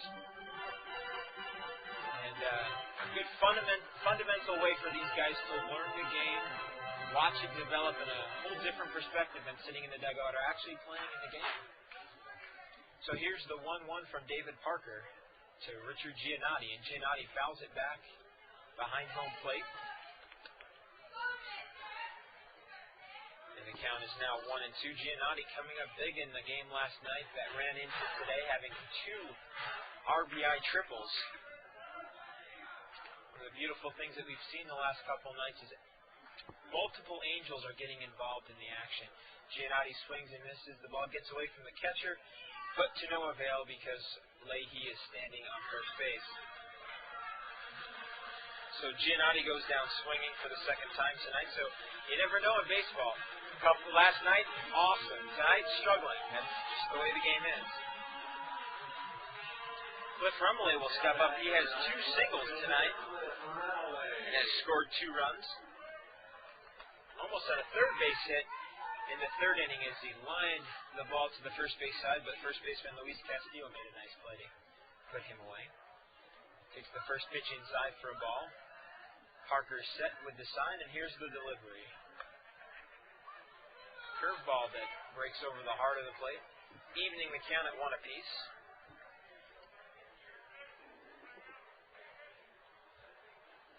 Ryan Leahy stands on first base, having led off the inning with a single. And he's looking to be moved around. Remley swings at a big breaking ball.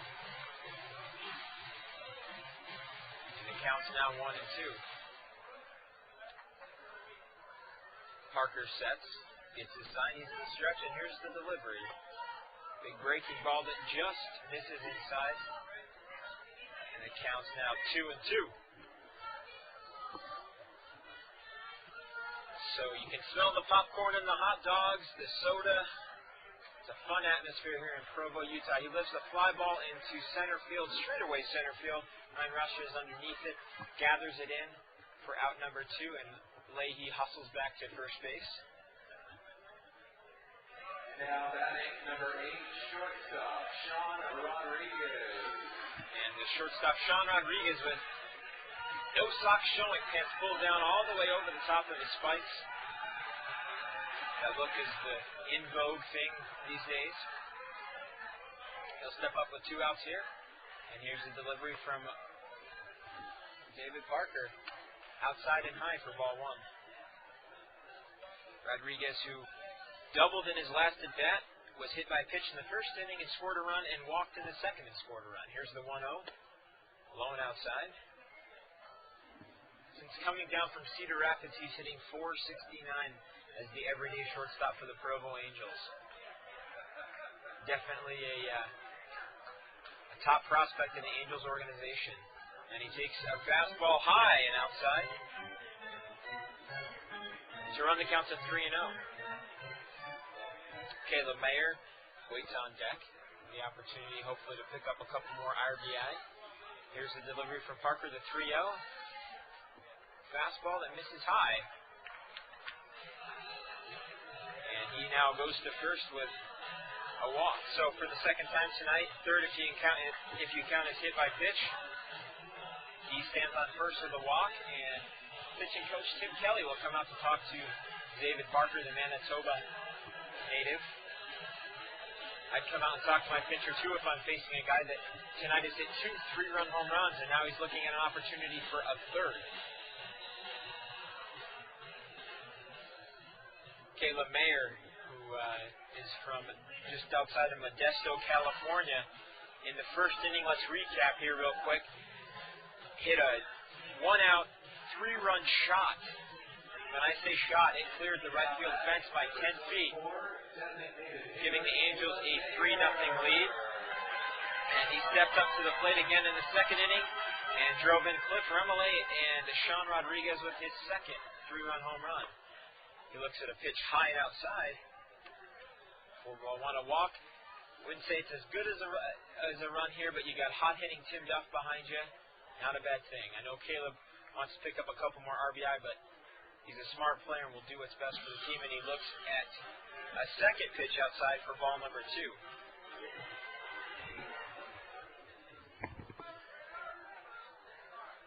Mayer steps in. Here's the pitch from Parker.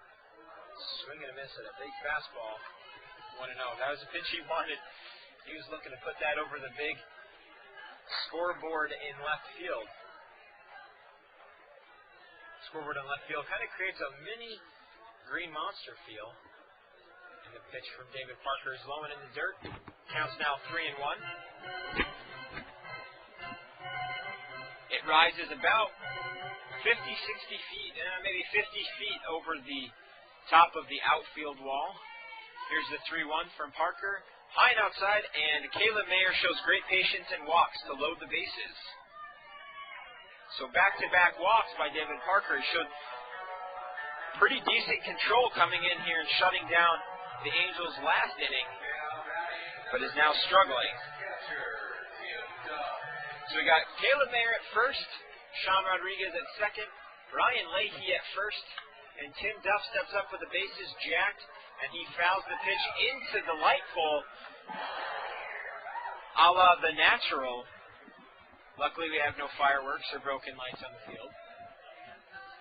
And The Natural did it on a home run. He does it on a foul ball. So, a little bit different, but you get the idea. Here's the delivery from Parker. Big breaking ball that misses up and away. He fouled that pitch down the right field line, and it was a high fly ball as it was drifting out of play. Hit one of the holders of the lights in the light tower just down the right field line. Here's the 1-1 from David Parker and a line drive. Oh, leaping catch by Brandon Carter. Robs Tim Duff of an RBI base hit. Great play by the athletic shortstop for the Ogden Raptors. And the Angels strand 3 runners here in the bottom of the 5th, but they still lead 10-3. So we'll be back with more Provo Angels action in a few minutes. Let's take a break, and we'll be back.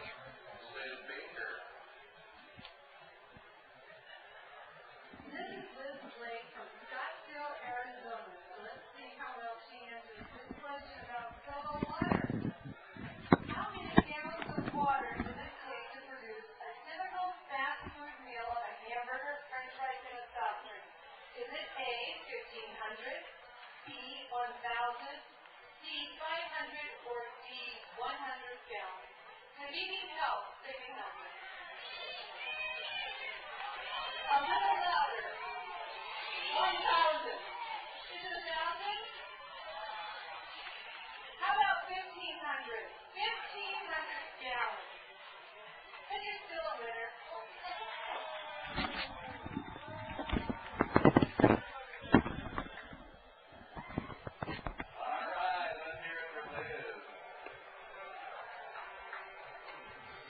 Back here in Provo, Utah, the Angels missed an opportunity to pick up even more runs last inning, but still have a commanding lead 10-3 as we get ready to start the 6th. Coming up for the Ogden Raptors will be first baseman Luis Castillo, designated hitter Corey Dunlap, and catcher Chris Westervelt. Carlos Jelena is still on the mound. Bonjour à sa famille si vous êtes en train de nous écouter. Just throwing a little French greeting out to my friends in Quebec if they're listening on sportsjuice.com. Lived in Montreal for a couple years and have some family that is French-Canadian, so very close to my heart.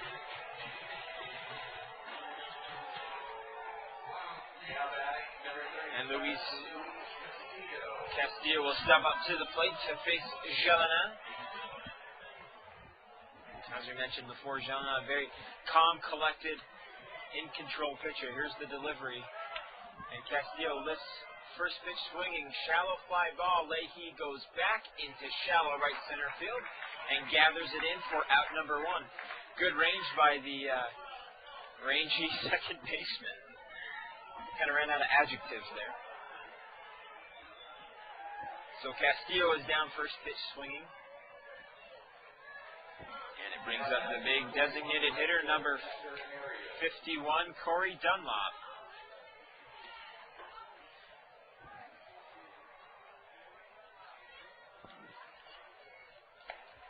And the delivery from Jelena is inside. This is for ball 1.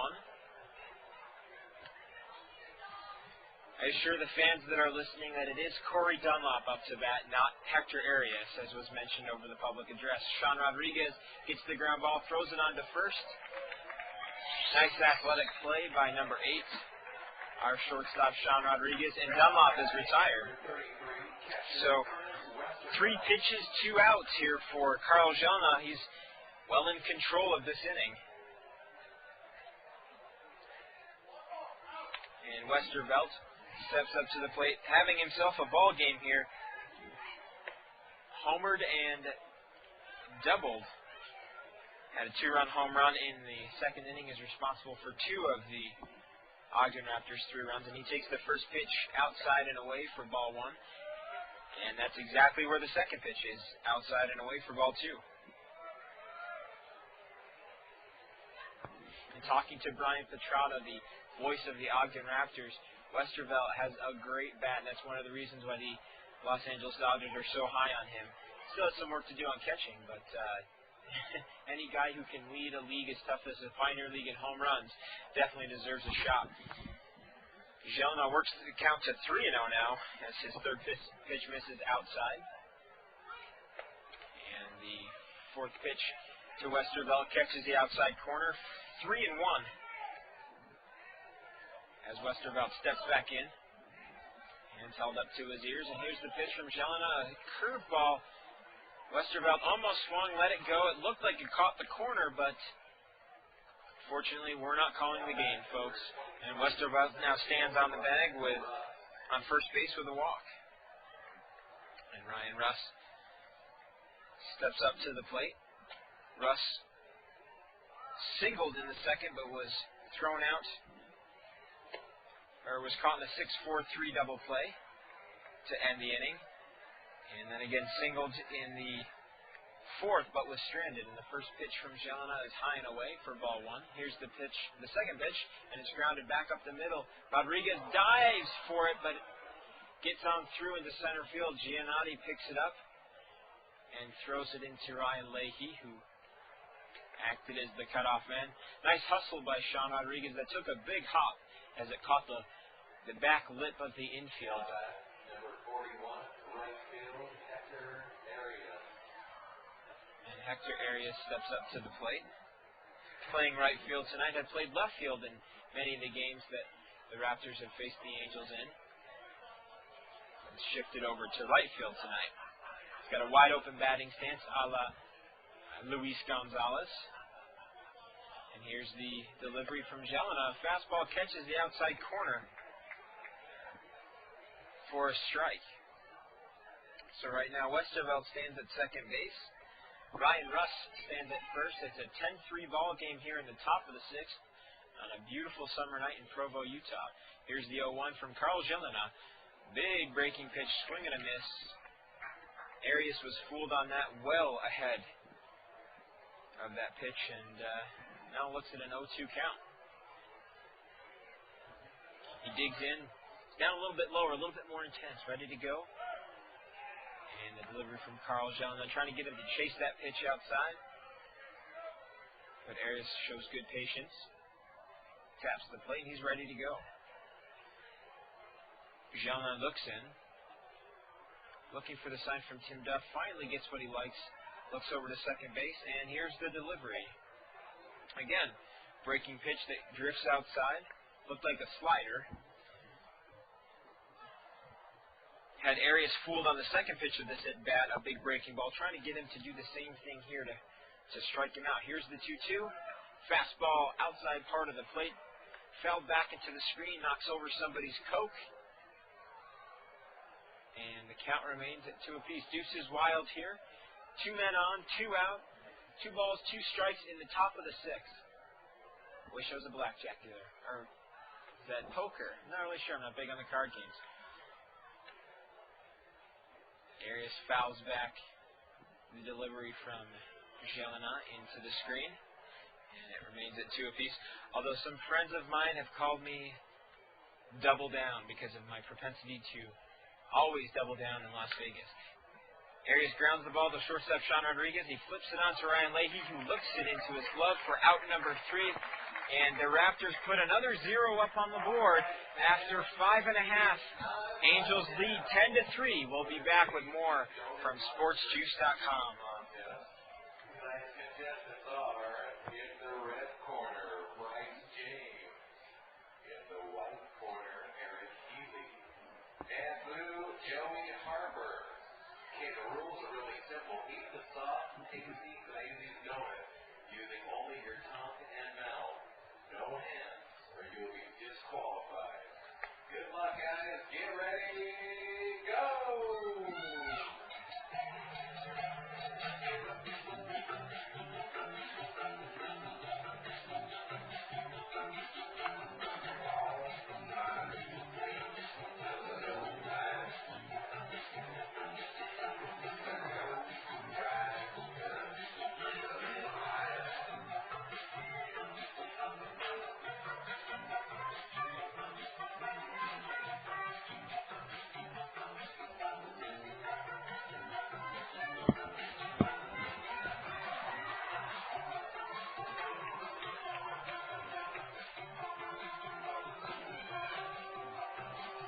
Back here in Provo, Utah, Zach Frazier at the mic for the bottom of the 6th inning for the Provo Angels. We'll see catcher Tim Duff, third baseman Andrew Toussaint, and right fielder J.R. Renz.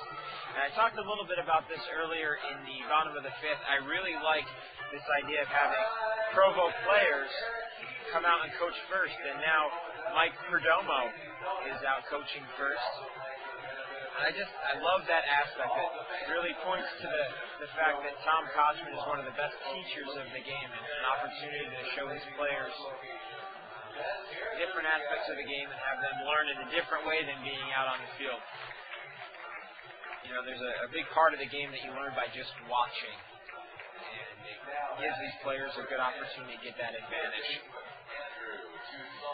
So Andrew Toussaint will step up to the plate. Excuse me, I had made a mistake. Andrew Toussaint will lead off the inning. I had in my book that Tim Duff was leading off, but guess I was wrong. Here's the 1-0 to Andrew Toussaint, high and outside. Counts now 2-0. David Parker still on the mound for the Ogden Raptors. Tim Duff had lined out to end the inning. Last inning to the shortstop Brandon Carter as Andrew Toussaint swings and misses, and the count's now 2-1. My bad, guys. Even the good ones mess up. The delivery from Parker's in the dirt and skips back to the backstop. 3-1. Well, when you've been at the ballpark for, what is it, 10 innings, and we still got 4 more to go, 3 more to go, it's going to be a long night. Toussaint looks at ball 4, and he'll lead off the inning with a walk.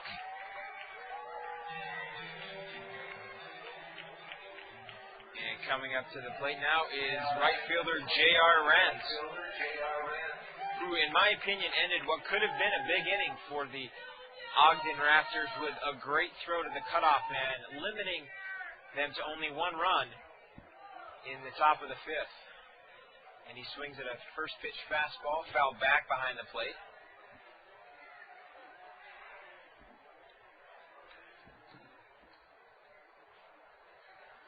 Travis Stanker had hit a single and had taken too big of a round on second base as Renz looks at a curveball for strike 2. And J.R. Renz's throw from right field hit cutoff man Chris Walston, and they were able to catch Stanker in a rundown. Here's the 0-2 from Parker, a big breaking ball, almost hit Renz, and yet it's called for strike 3. Renz not liking the call, shaking his head, kind of talking to the umpire as he walks back. A little frustrated. So Chris Walston steps up to the plate. Is 1 for 3 tonight with a RBI double in the second. He's popped out twice in foul territory to the catcher. So Renz goes down looking, And a ground ball to the left side. Shortstop Brandon Carter flips it to second baseman Denker. Travis Denker hauls it in. Andrew Toussaint breaks up the double play opportunity. So Chris Ralston will reach on a fielder's choice. Toussaint is put out at second base, 6-4.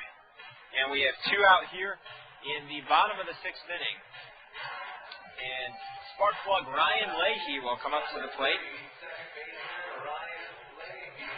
You can never look away when this guy comes up because he always produces. He's done a great job this year of doing what the team has needed and starting rallies and running the bases and hustling on and off the field.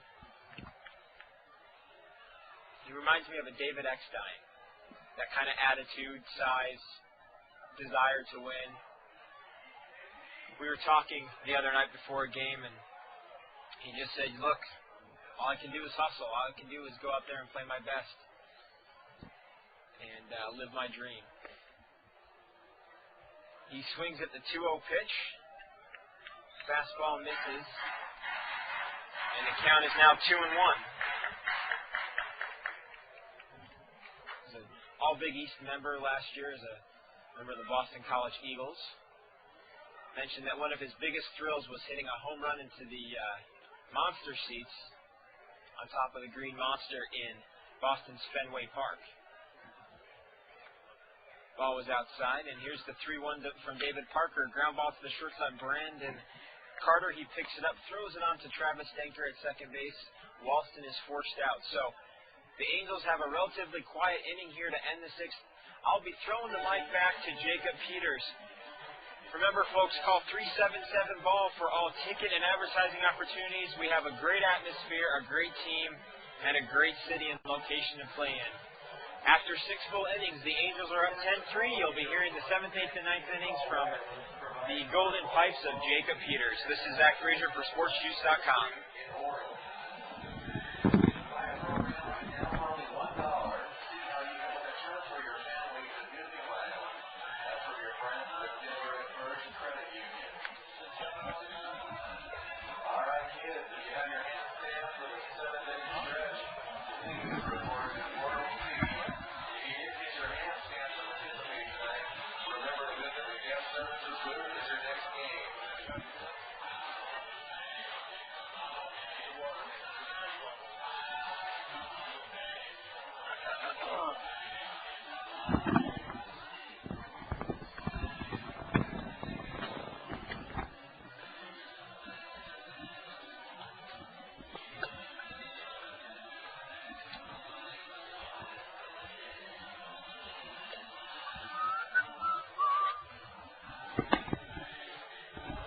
Test.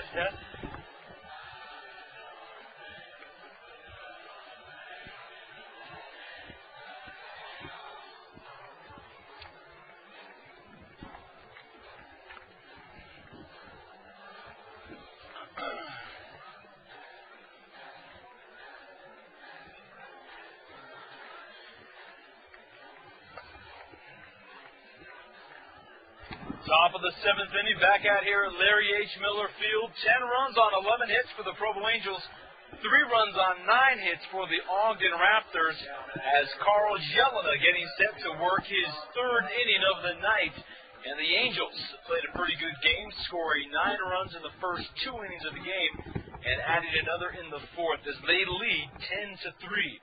Tom Piazza, Brandon Carter, and Travis Denker to start things off here in the 7th. And the first pitch to Piazza will be a strike, 0-1. Carl Jelena on the mound out of Montreal. Next pitch, and that one will be lined down the left field side, foul. Put the count of 0-2. If you're thinking about doing some advertising with the Provo Angels and want to get on board for next season as we get ready to move into our new ballpark, call us up, 735-5496. So we can get you all the sponsorship information that you will need. Piazza, foul ball behind the plate, 0-2. A lot of great opportunities throughout the season to be a part of Provo Angels baseball. Whether you want to be in the program, in the outfield, have a PA announcement, One hopper right to the second baseman Leahy. Throws over to first base. Piazza diving. Not going to get there any quicker by a dive. By the way, it's going to be 4-3 on the ground out.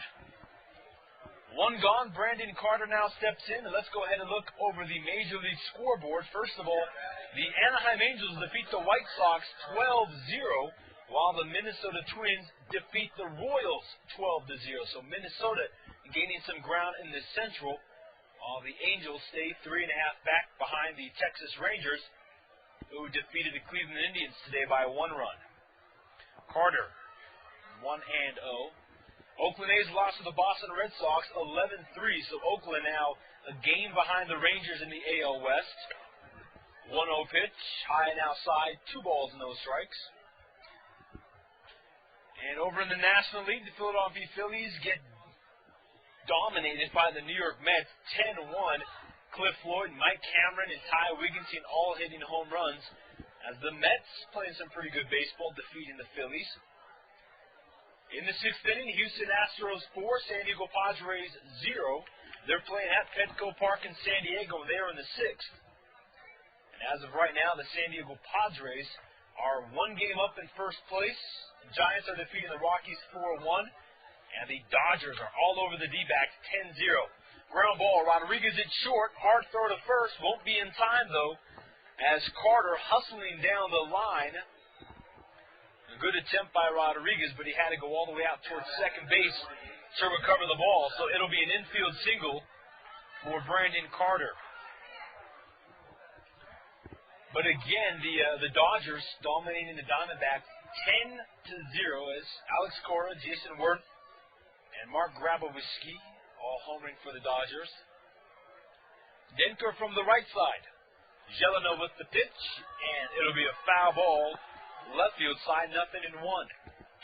So this has turned out to be a very interesting series for the Angels. They can hold on to this 7-run lead, and obviously it's getting later in the game.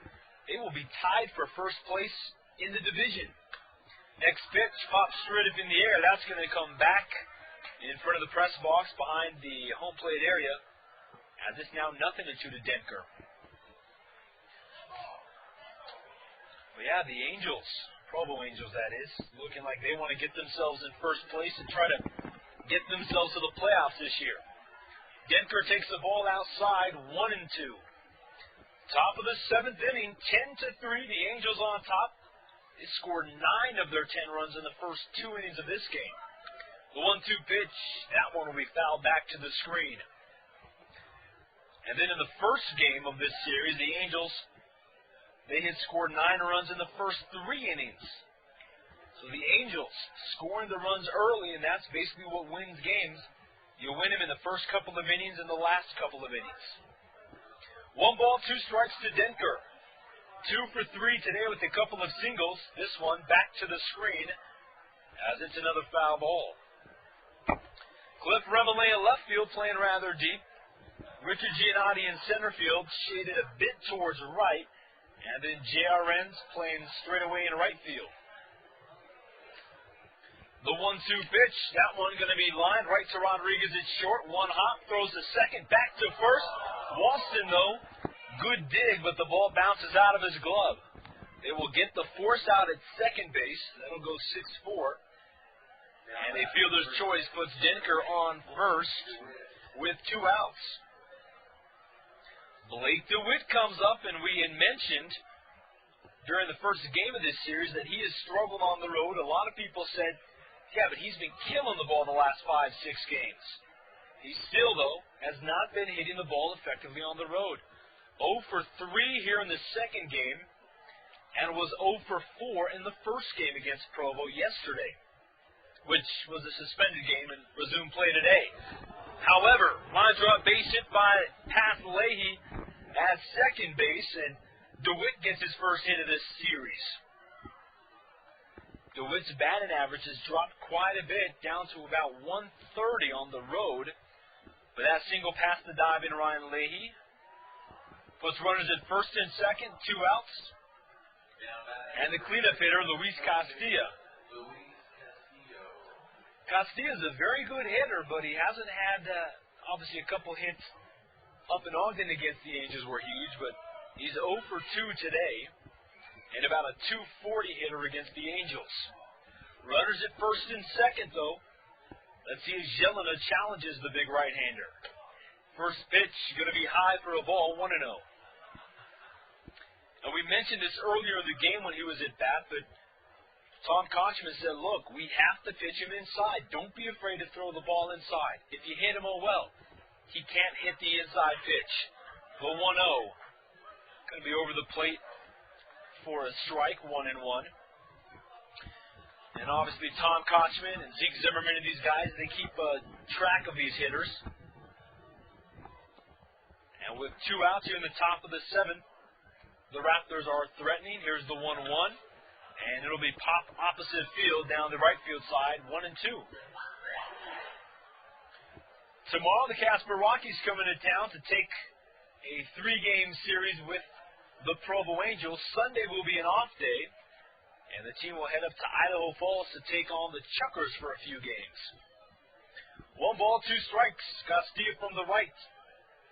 Jelena getting the sign. Here's the pitch, and again, it's fouled off. 1 ball, 2 strikes. Casper Rockies have been playing some pretty good baseball, as they have a lot of top draft picks, Seth Smith and a number of other guys. 1 ball, 2 strikes again. The pitch to Castilla, and it is fouled back again. 3rd straight foul ball for Castilla. Remember, the Provo Angels opened up the season against the Casper Rockies. Rockies took 3 of 5 against them. Angels looking for a little revenge and some close games up in Casper. The 1-2 pitch swung on and missed. Castillo strikes out.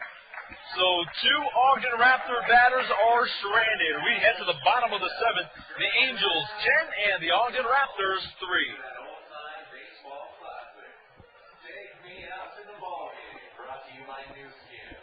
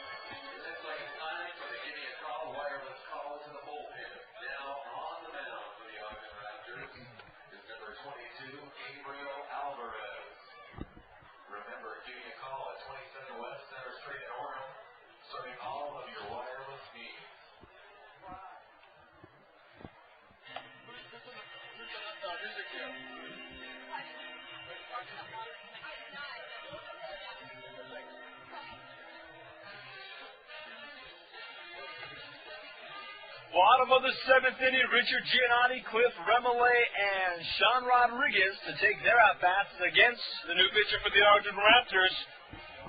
It's the right-hander, Gabriel Alvarez. So Alvarez will be coming on. This will be his 3rd game of the season, 4 innings. He has not allowed a hit all year. 3 runs have scored off of him, and those 3 runs, all of them were unearned. So Gabriel Alvarez, 1-1 on the season. 4 walks, 7 strikeouts. He's done a good job as far as pitching is concerned. He pitched here in Ogden last season. Gabriel Alvarez out of Tijuana, Mexico, just south of San Diego. So Alvarez, first time he'll be taking on the Provo Angels this year as he faces the 1, 2, and 3 hitters here at Larry H. Miller Field.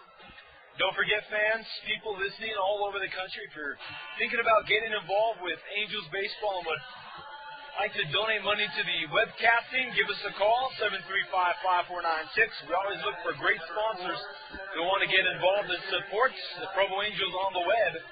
That's 801-735-5496.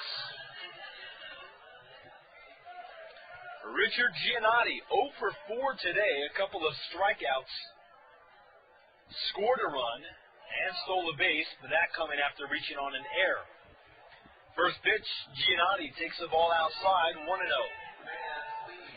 It's a 10-3 Provo Angels lead. Giannotti, a switch hitter out of the University of Miami, 38th round pick. Alvarez delivering, and it is low, 2 balls and no strikes. So Gabriel Alvarez, 4 innings, he hasn't allowed a hit yet, and he's faced 18 batters this season, and none of them have collected hits.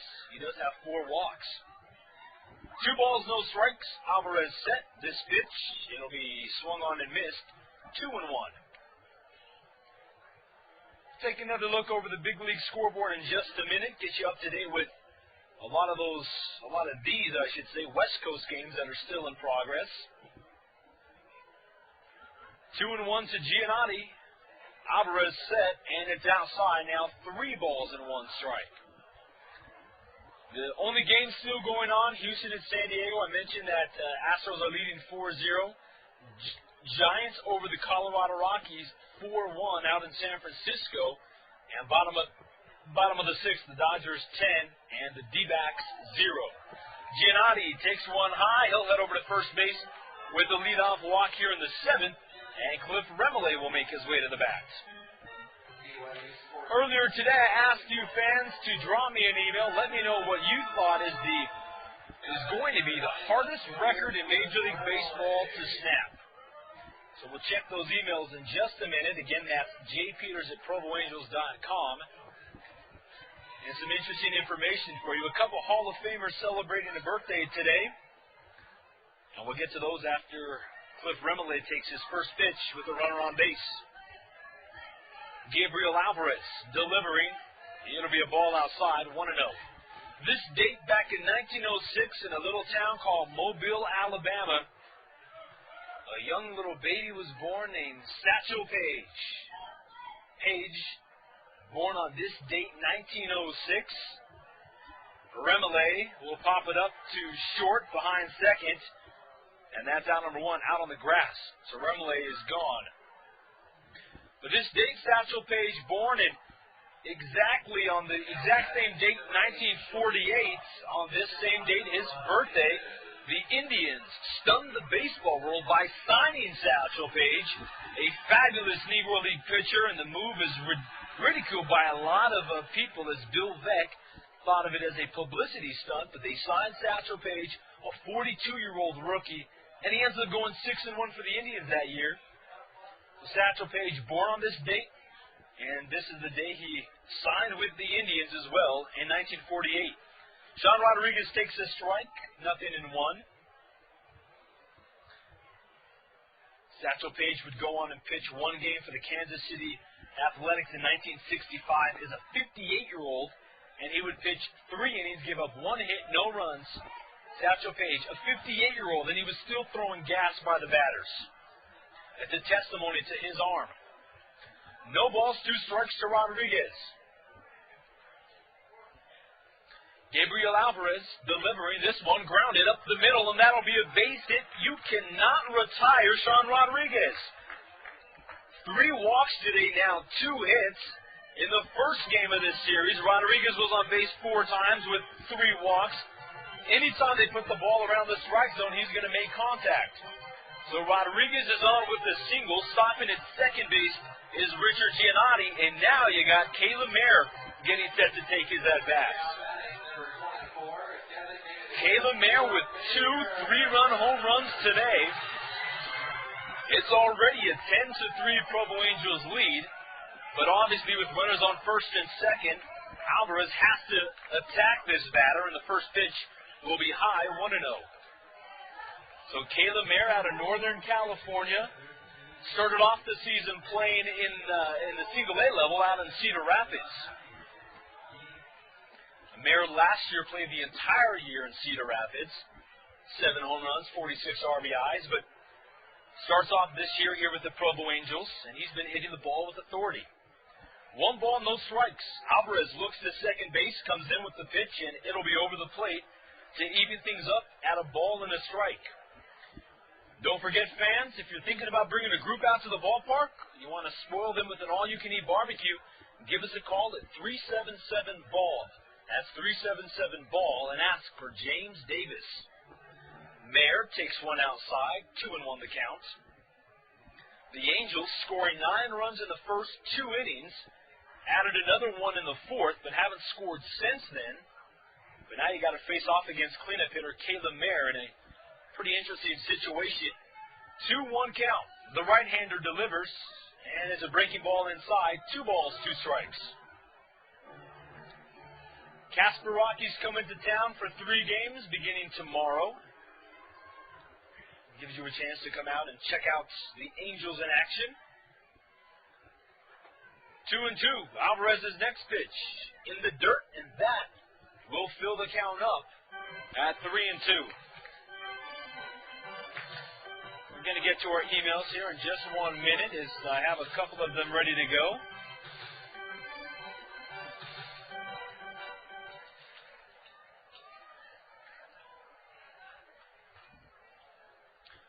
Full counts. Caleb Mayer waiting. Alvarez delivering. This pitch is sent into the gap of right center, but should be playable for Hector Arias, the right fielder. So he'll pick up the ball. Tagging from second base is Richard Giannotti. There are 2 outs, but runners are now at the corners. A good piece of hitting by Mayer, and now it's going to be Tim Duff out of the University of Tampa coming in. Your catcher, Tim Duff. Tim Duff from the right side. Tim Duff, a couple of strikeouts today, also had an RBI single in the 4th. Bottom 7, 10-3, Angels on top. Here's the pitch by Alvarez, and that's a line drive base hit into left field. So Tim Duff bringing home the 11th run of the night on a 2-out single. Right past the shortstop, Brandon Carter. It's now 11-3, and Andrew Toussaint makes his way in. So just like that, Tim Duff jumps out, gets himself a base hit. Toussaint, though, had a pretty decent game. A single, a walk, and a deep drive into center field. First pitch is a breaking ball, and he'll take that for a strike. Andrew Toussaint, out of Southern California, went to Southern A&M College, and was a standout player at the collegiate level. 13th round draft pick by the Angels, and he'll take a ball low to even things up.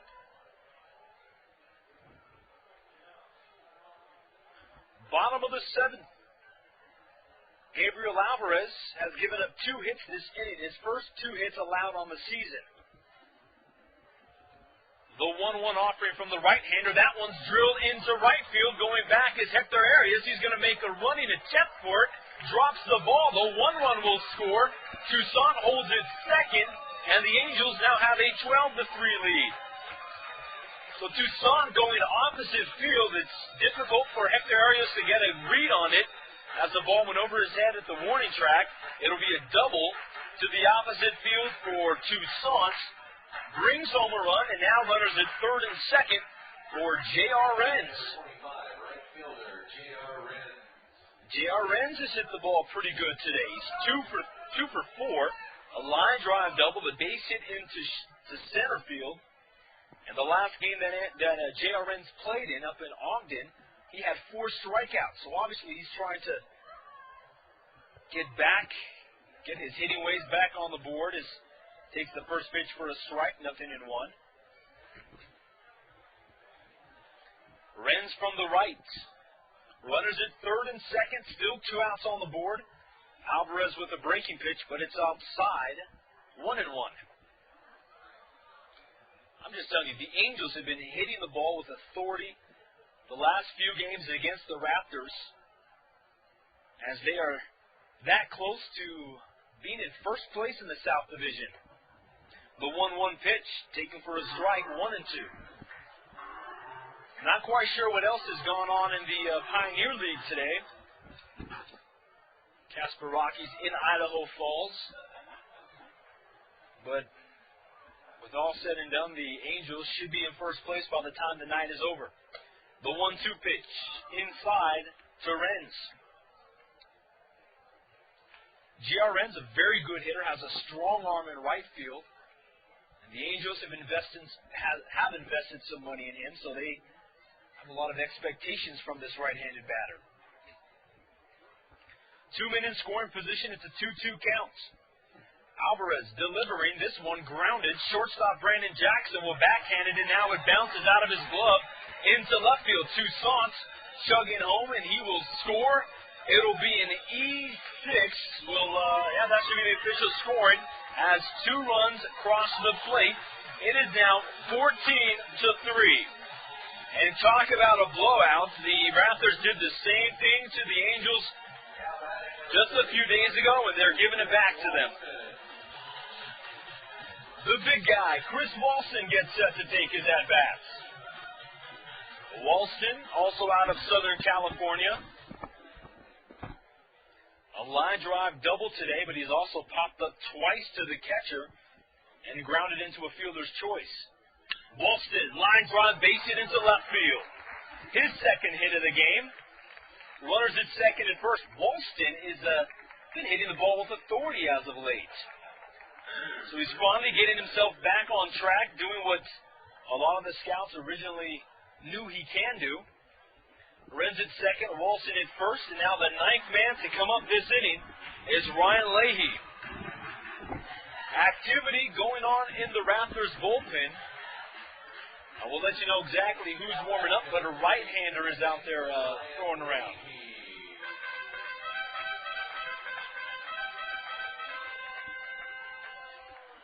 Ryan Leahy, the right-hander. Runners at second and first. First pitch, going to be low for a ball, 1-0. There were 2 outs on the board with 2 men on base, but Tim Duff, line drive, RBI single. Toussaint with an RBI double. And then Renz bringing home a couple of runs on that error by the shortstop. Obviously, they're not RBIs, but nonetheless, 2 runs score on his at-bat. And now the pitch to Leahy's outside, 2-0. And then Walston, a clean single. So the 9th batter to hit, Ryan Leahy out of Boston College. 2 balls, no strikes, a good count to swing away on. We'll wait what Gabriel Alvarez decides to deliver. It'll be a fastball, strike 1. Richard Giannotti in the on-deck circle. Provo Angels looking to go a game over 500 as they are 9-9 right now. And now have an 11-run lead over the Raptors. 2-1 pitch, roped into left field. Coming on and not able to make the play is Tom Piazza. Coming home to score is J.R. Renz. So Leahy with a clean single in front of the left fielder brings home yet another Angel run, and this might be it for Gabriel Alvarez as runners are now at first and second.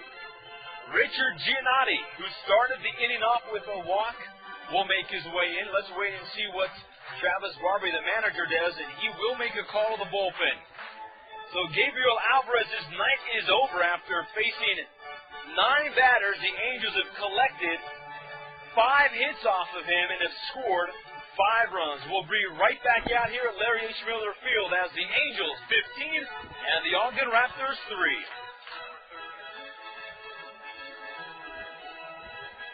It looks like it's time for the Give Me a Call wireless call to the bullpen. Now on the mound for the Ogden Raptors is number 38, Eric Klusman. Remember, call 27 Norm, serving all of your wireless needs.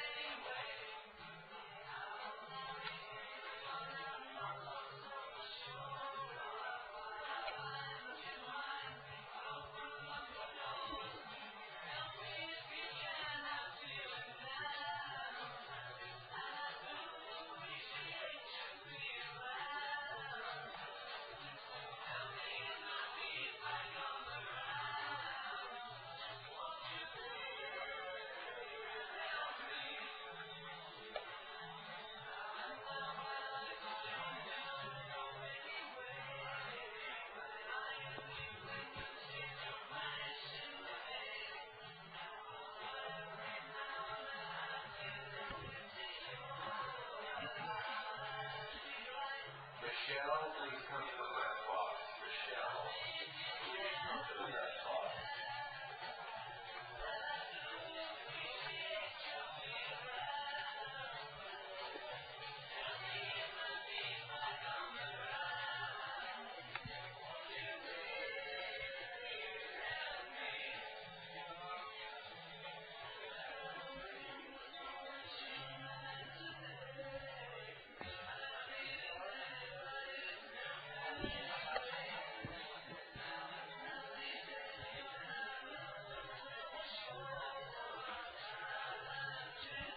Back out here at Larry H. Miller Field in lovely Provo, Utah, as the Angels holding on to a 15-3 lead. They have batted around the order with two runners on base. Richard Giannotti, the batter, and new pitcher on the mound for the Raptors. It's going to be the right-hander, Aaron Klusman.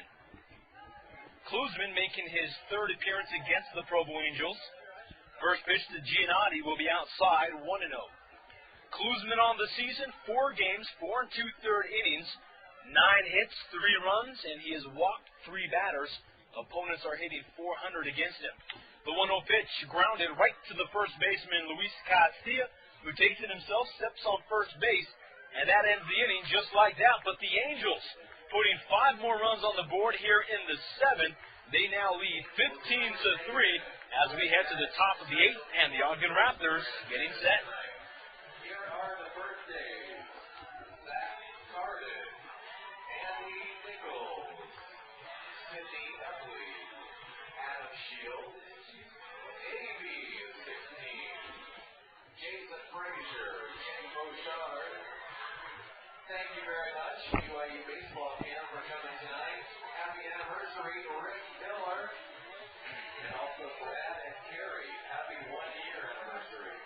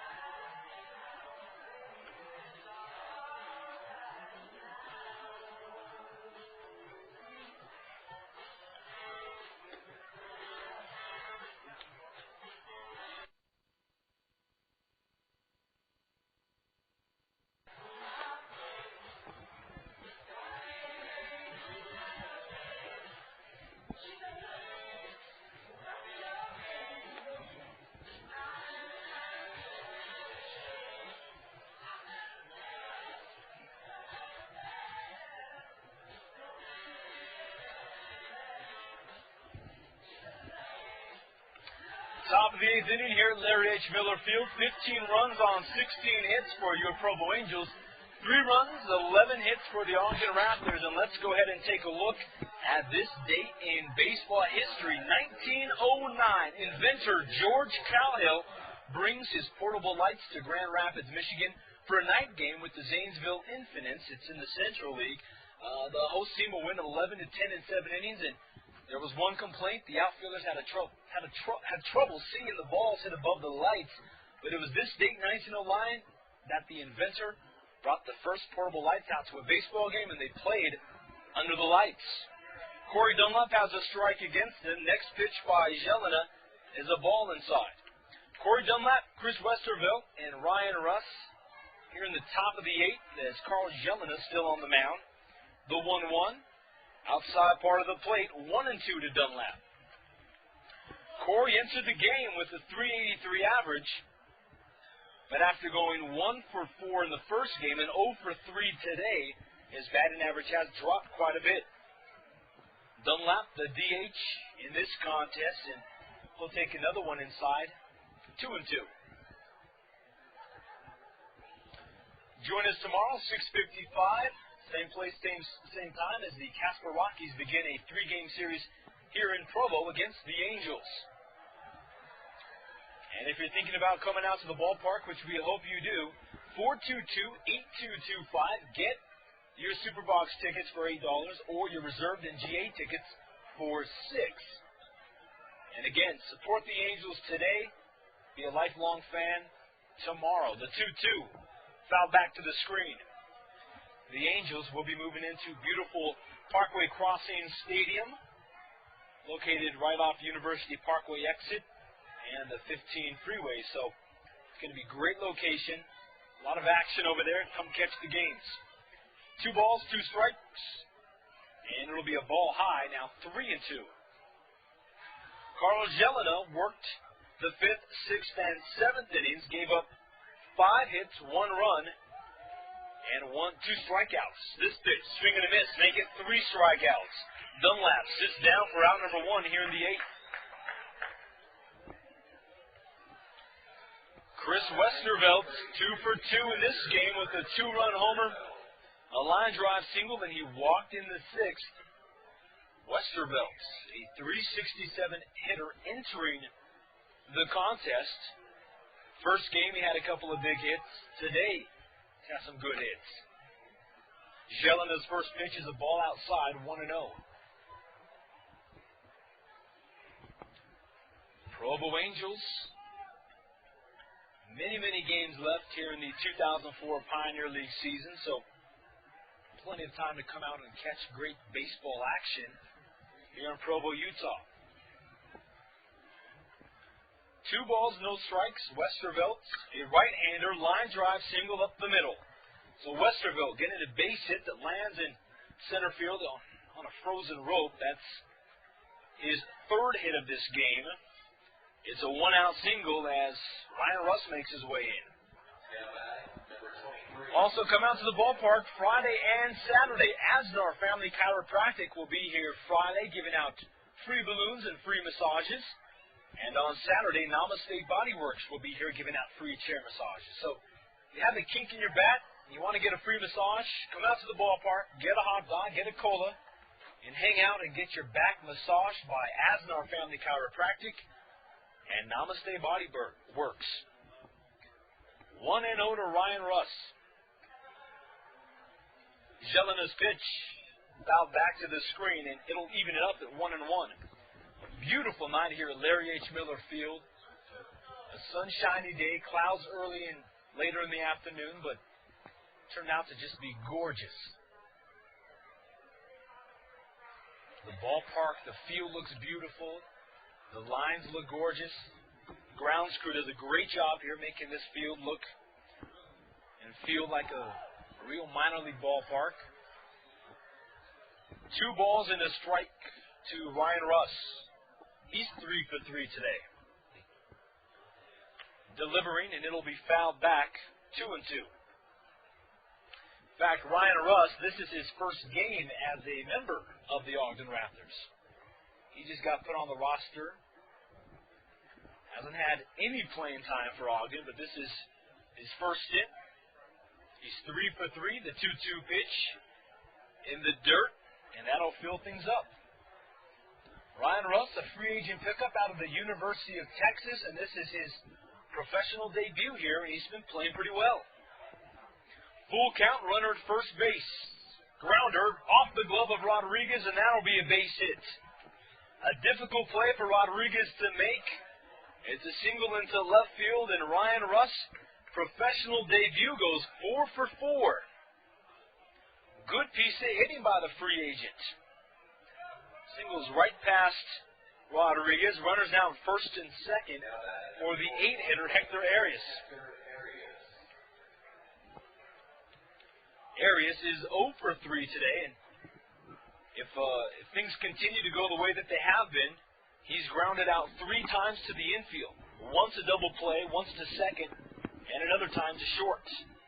The ground ball would be pretty huge right here. First pitch by Jelena is a ball outside. Top of the 8th inning, 15-3. Provo Angels playing some pretty good baseball here as they try to get themselves back into the winning circle as they have struggled through their first 17 games of the season. They were under 500, not playing the type of baseball, obviously, that Tom Koshman expects. But they're getting things going again as they're looking tonight to win their 3rd straight. First time that